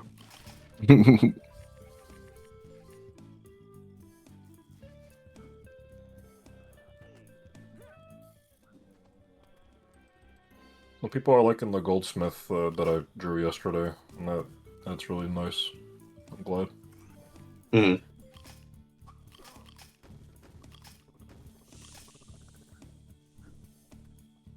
Fuck! He fell! Yeah.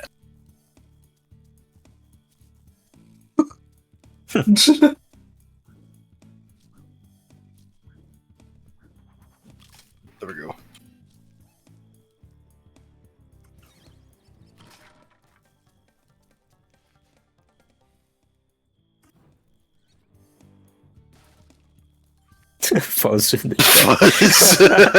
Hey, I know this dude got. No, you don't. No, you don't, bro. Oh my god.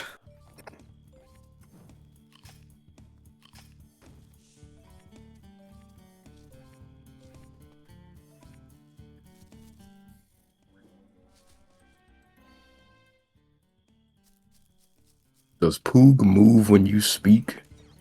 He does, yeah. Okay, yeah. I know you just said that as a question, but like the words that came out of your mouth didn't sound real. Does Poog move when you speak? Does Poog move when you speak?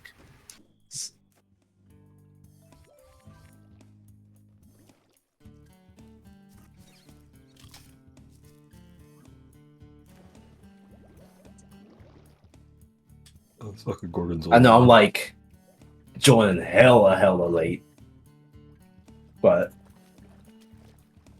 stream is a lot.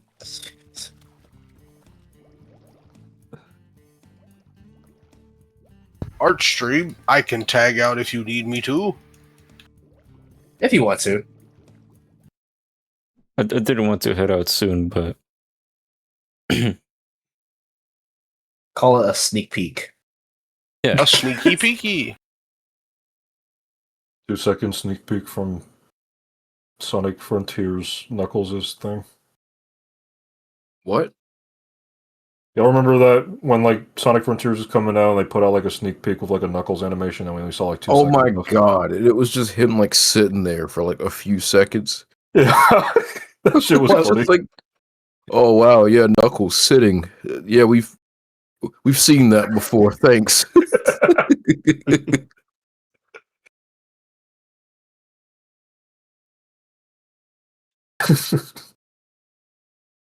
Oh, I think I might be stupid.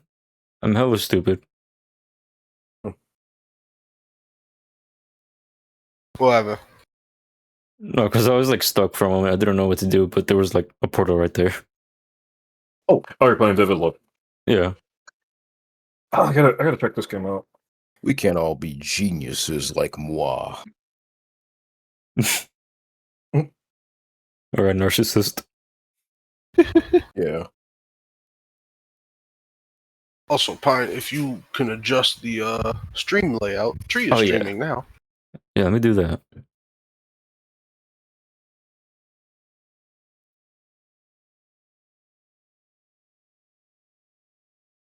Alright, Bucks. I'm gonna move you out the way. Whoa. They're putting me back in the box. Ah! Like we were about to sit next to the round creature again. Oh yeah, I can do that. Whoa, it's just munching. He got that tag. He got the eating text right in front of him. I love how I still have this squirrel. I'm just kidding. Oh, I was yeah. gonna say, I was like going to ask for just saw that, but I guess we found it. We were talking about like how I've just been falling asleep lately on calls, and yeah, we brought up the Spyro Sleepy Bear and then like the squirrel. So that's just been replacing that's replaced by PNG for the time being. Oh my god.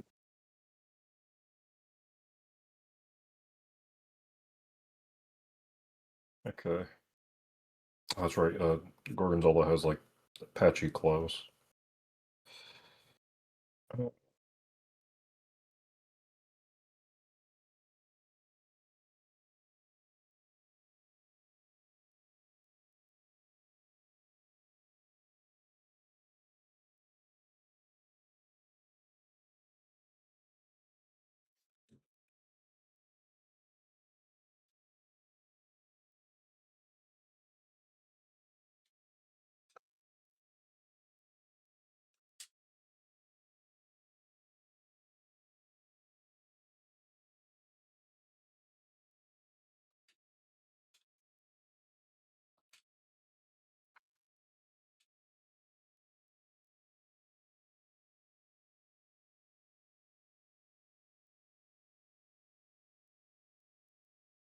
I just summons and he said, "Fuck, you're so smart."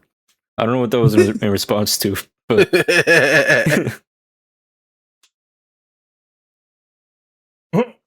Thank you, Zenny.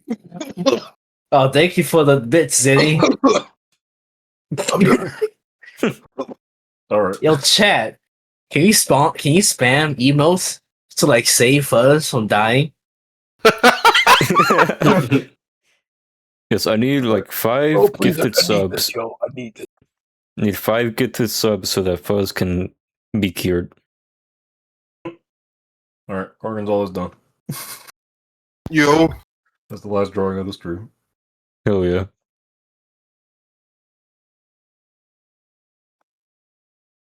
I don't have a. Yeah! Yeah! Will this save Fuzz? Find out. I think he'll kill him. Oh. Right. Yo, holy shit, that Gengar. Yeah. Thank This lineup. All right. The whole spray. We got Hetty, Gengar, Getafix, Hermie, Hopperhead, Fat Princess, Elvinode, Phineas, Gadman, Chestnut, and Gorgonzola.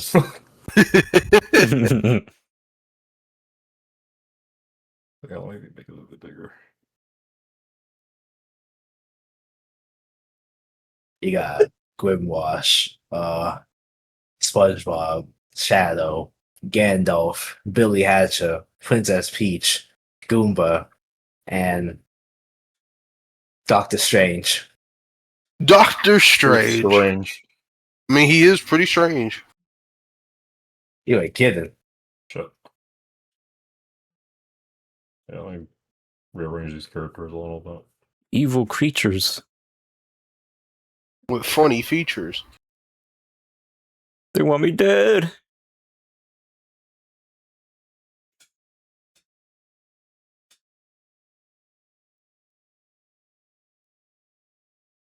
What game is this by chance? Vividelope.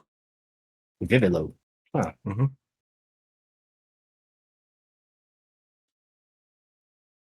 Like I started off with a stream, like experimenting with my new brush, and then I just went back to the pencil brush. That's just real. Gotcha. Yeah, that's real. Oh, reliable. It's fun though. I'm glad I was able to hop on here for tonight. Fortunately, I do have to. I should have head off a bit ago because I do have work tomorrow. Dopey. Alrighty. So y'all have a good night. Have Good a night, good one, Waff. Waff. Thank you for having me on the stream. I definitely want to hop on more though. Yeah. Of course. man. Check out Waffle Yeah. Syrup. Yeah. All right, y'all have a good night. Pine, if you want them, just move my squirrel. I guess just put them on like somewhere. All right, y'all have a good All night. Peace. Goodbye.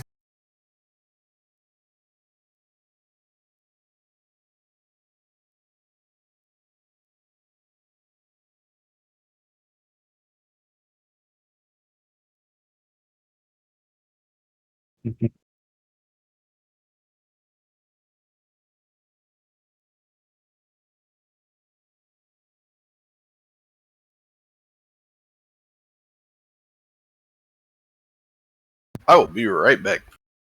Dopey dopey. Alright.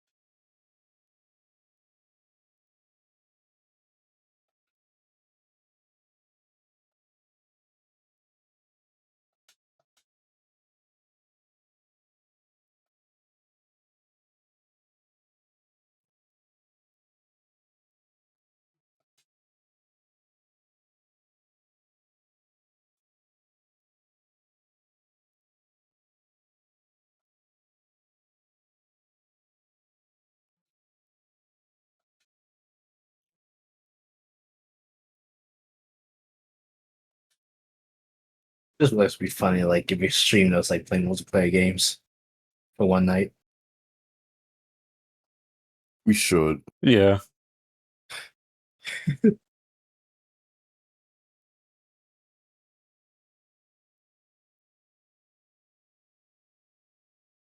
We should like start off simple with like either like Wii Pro or League or before like get into something like Super Battle Golf for, for streaming safety.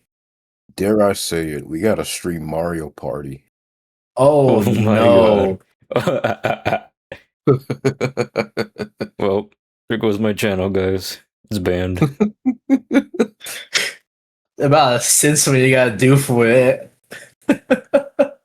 Probably gonna be like mainly me and Waff causing issues for that, because God.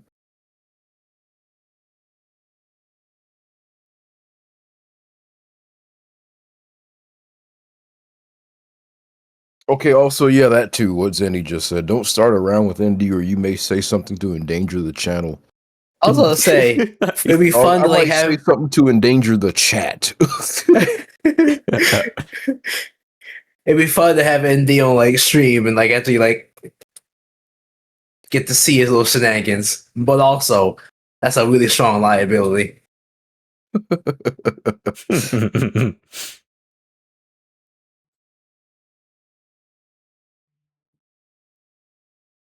Way that man plays Mario Party, God, I'm gonna make a scene.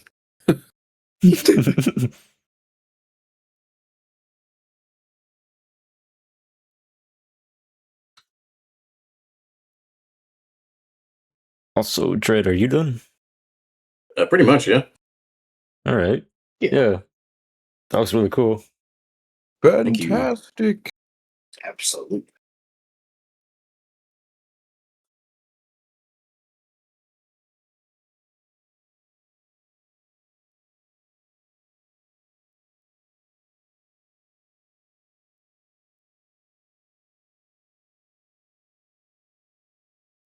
I'm curious, what did I miss any like clips or such for the stream?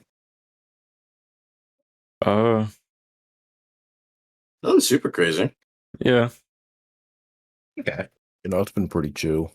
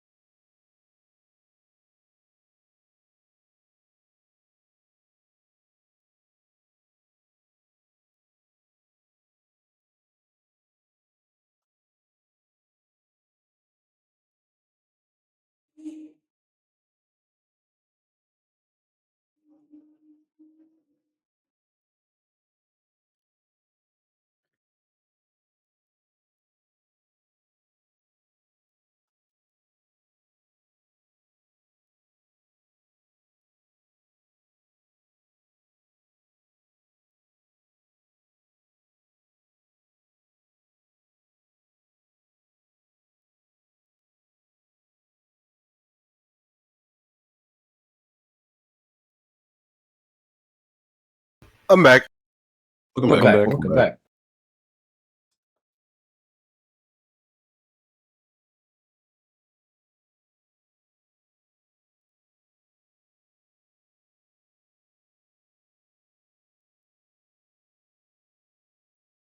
I'm looking in the chat.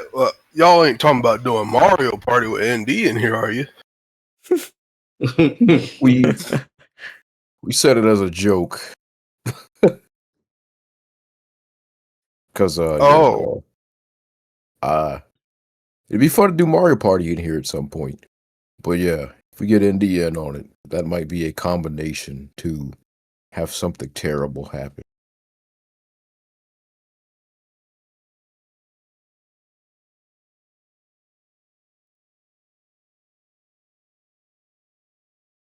The sheer my Ring racers would be. liabilities. I'll see. Yeah, that. It'd be fun to do ring racers in here too. Oh yeah. Oh yeah. Oh yeah. I was actually playing. It's funny. I was actually playing Ring Racers during podcasting yesterday. Yo, Just as like a passive thing while we were talking to you. Mm-hmm. I played someone other than Knuckles. Whoa. No, I played Honey for like 2 cups. Yo. Yo. is she like 2 stats lighter than Knuckles? If I recall. I think she's in the same square. Oh, look at him! He's trying out something new. Oh shit. Damn. He's getting a taste of something different. Damn. Mhm. That's real, You know actually. Pink Knuckles is gonna come back to cause some trouble whenever we do it in the resort again. Yeah, Mhm. that's real. Actually, I've been like picking up more of the heavyweights, like Bowser, and then when I play Wing Racers. I've been leaning towards middleweights because I know in SRB2 I was always like the lightest of light motherfuckers, but no, I've been kind of like ring racers. I find myself kind of hanging around the middle as well. Yeah, I know I play like a modded character, but he shares the same stats big the cat Hey Ho from Sonic and Knuckles. That's like one of my mains, ironically. Oh yeah.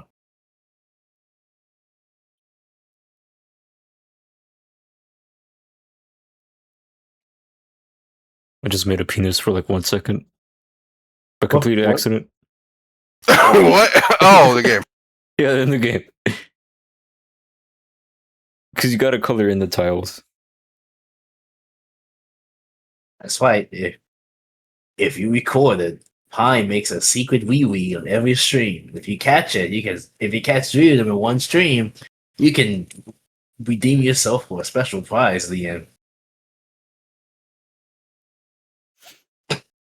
You get a nice pat on the shoulder. It's like bingo or stamp something. Just crazy off topic. I want you guys to know that I guess the lead person behind Moonchild is making a metal Moonchild named Doomchild. What? Wait, that's Doom I Child? saw that art. I saw that artwork. That's from the developer. Okay, Doom actually, Child. Just random art fan art. it's based on I think it's based on somebody else's piece. Oh, okay. Oh, okay. I fucking fell like an idiot. Doom Child.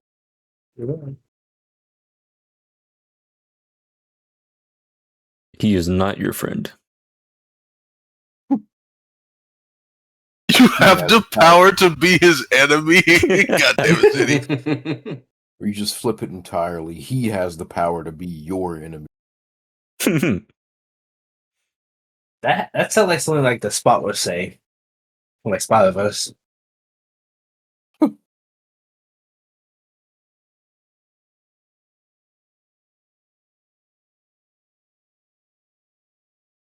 2027 is too far out for that movie, man.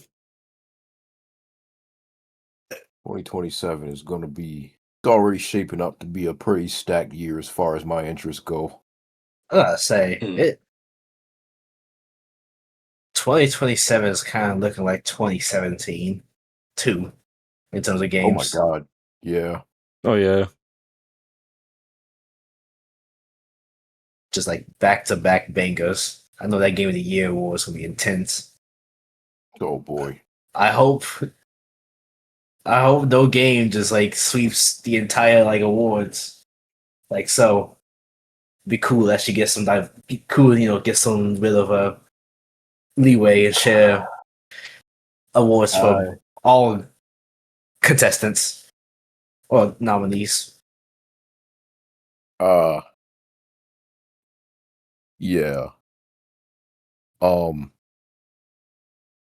I'm gonna stick to Game Awards discussion in our chat because once again, I got a taste of what talking about that kind of shit outside of the resort is like. And I was like, oh yeah, that's right. That's why I don't fucking talk to most people about like my taste in games and shit. Wait, like Yeah. recently? Yeah. Remember when I told you me and some friends were playing Mario Kart and one guy started fucking yelling about Crossroads? Oh, that's right. Oh damn. Yeah. Yeah, the same thing happened when I made like a little comment about Expedition 33. Which, funny enough, it wasn't even me like jabbing at the game or putting it down. All I did was make a joke about how that was like the only thing that won anything at the Game Awards, and he got mad about it. Wow. Mad in what Wow. regard? Like, Because he was Yeah. like, oh, well, you act like you didn't deserve it. And I was like, I mean, I didn't say all that. I'm just saying, like, the show's not interesting if one thing sweeps everything. yeah. And then I think I said, you know, I haven't played it yet. I'm interested to see, you know, how it shapes up. And he was like, well, man, you just talking shit without having played the game. And it's like, I'm not What? talking shit, but okay.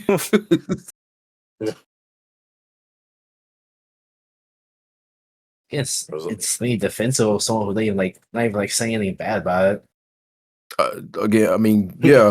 This is the giving, same like, who person hurt that you, started bruh? fucking yelling in an apartment at like 3 a.m. over goddamn Sonic Racing Crossworlds. So, Wow.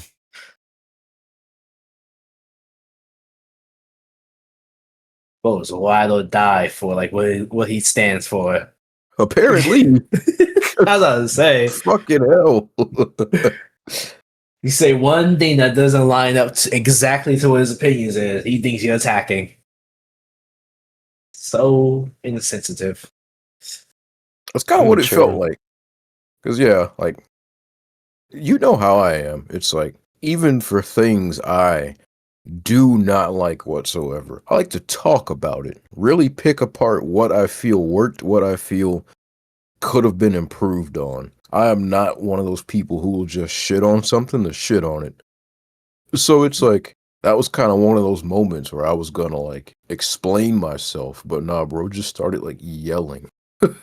And I was like, we're like in our mid-20s. This is some childish shit, dog, to be That's doing really- over fucking Sonic Racing. Calm down. Yeah.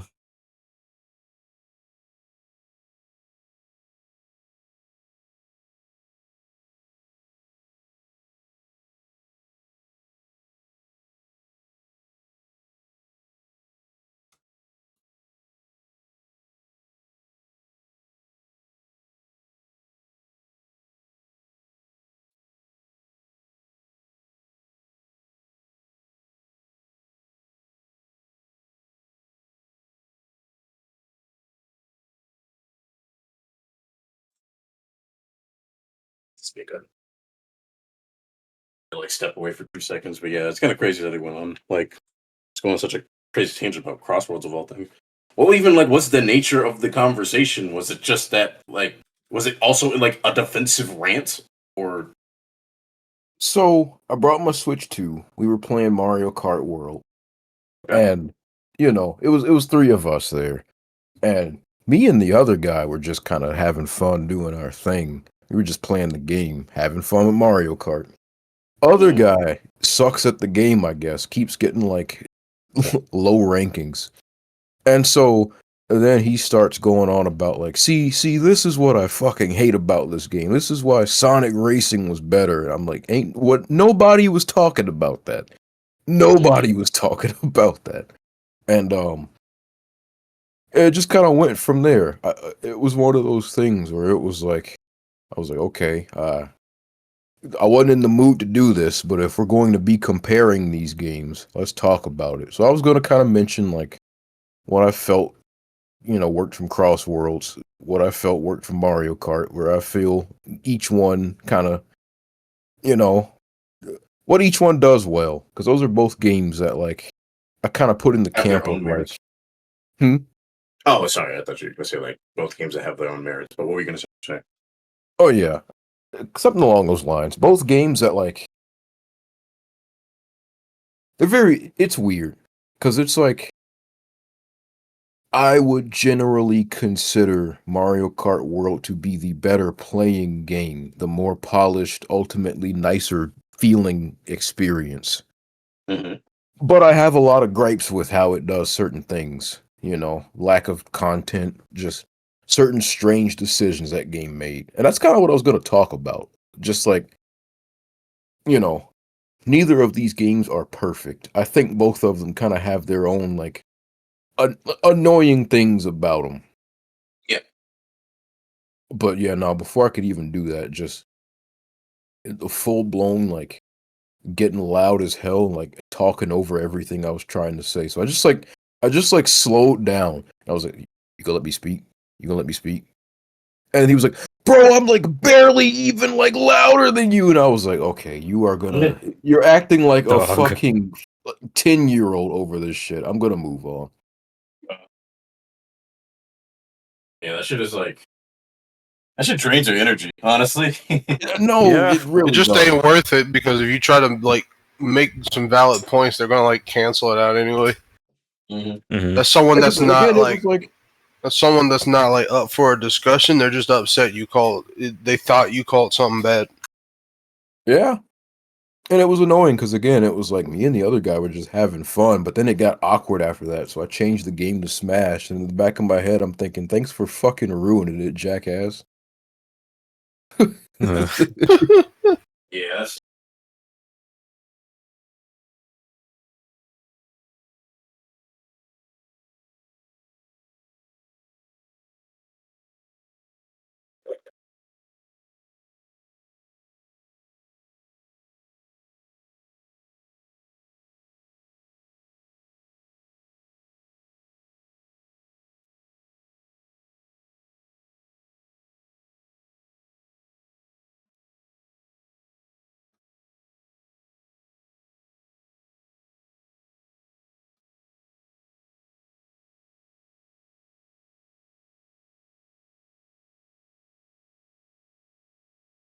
yeah. Not to cut things short or anything, but been going for a good 5.5 hours. Got some good work done, all of us. So, mhm. I'm gonna go make some food because I am getting pretty hungry. So, Alrighty. I think I'll leave y'all Alrighty. to it and have a good rest of the stream. Thanks for Have a joining. good one. No Gotcha. problem. Have a good one. All right. All right, you. Are we ready to wrap it up? We can I wrap think it I'd up. say so. so. Yeah. You want to like preview your drawing so far, Tree? Like full Yeah. spread. Yes, sir. Ooh, oh, Full power. the fuck. There you go. Yeah. Just, It's that boy Conrad. Connor. yo, that's a Yeah. YouTuber. He's looking Alright. real good, Tree. Thank you. Well- I still like, oh yeah, thank you. Yes, he is looking quite good so far. Alrighty. Thanks for anybody watching, for joining. That is the chill art stream. Hopefully we'll do another sometime soon. I don't know about next week. But yeah, we'll see. Yeah. Alright, bye bye. Oh yeah. Bye bye.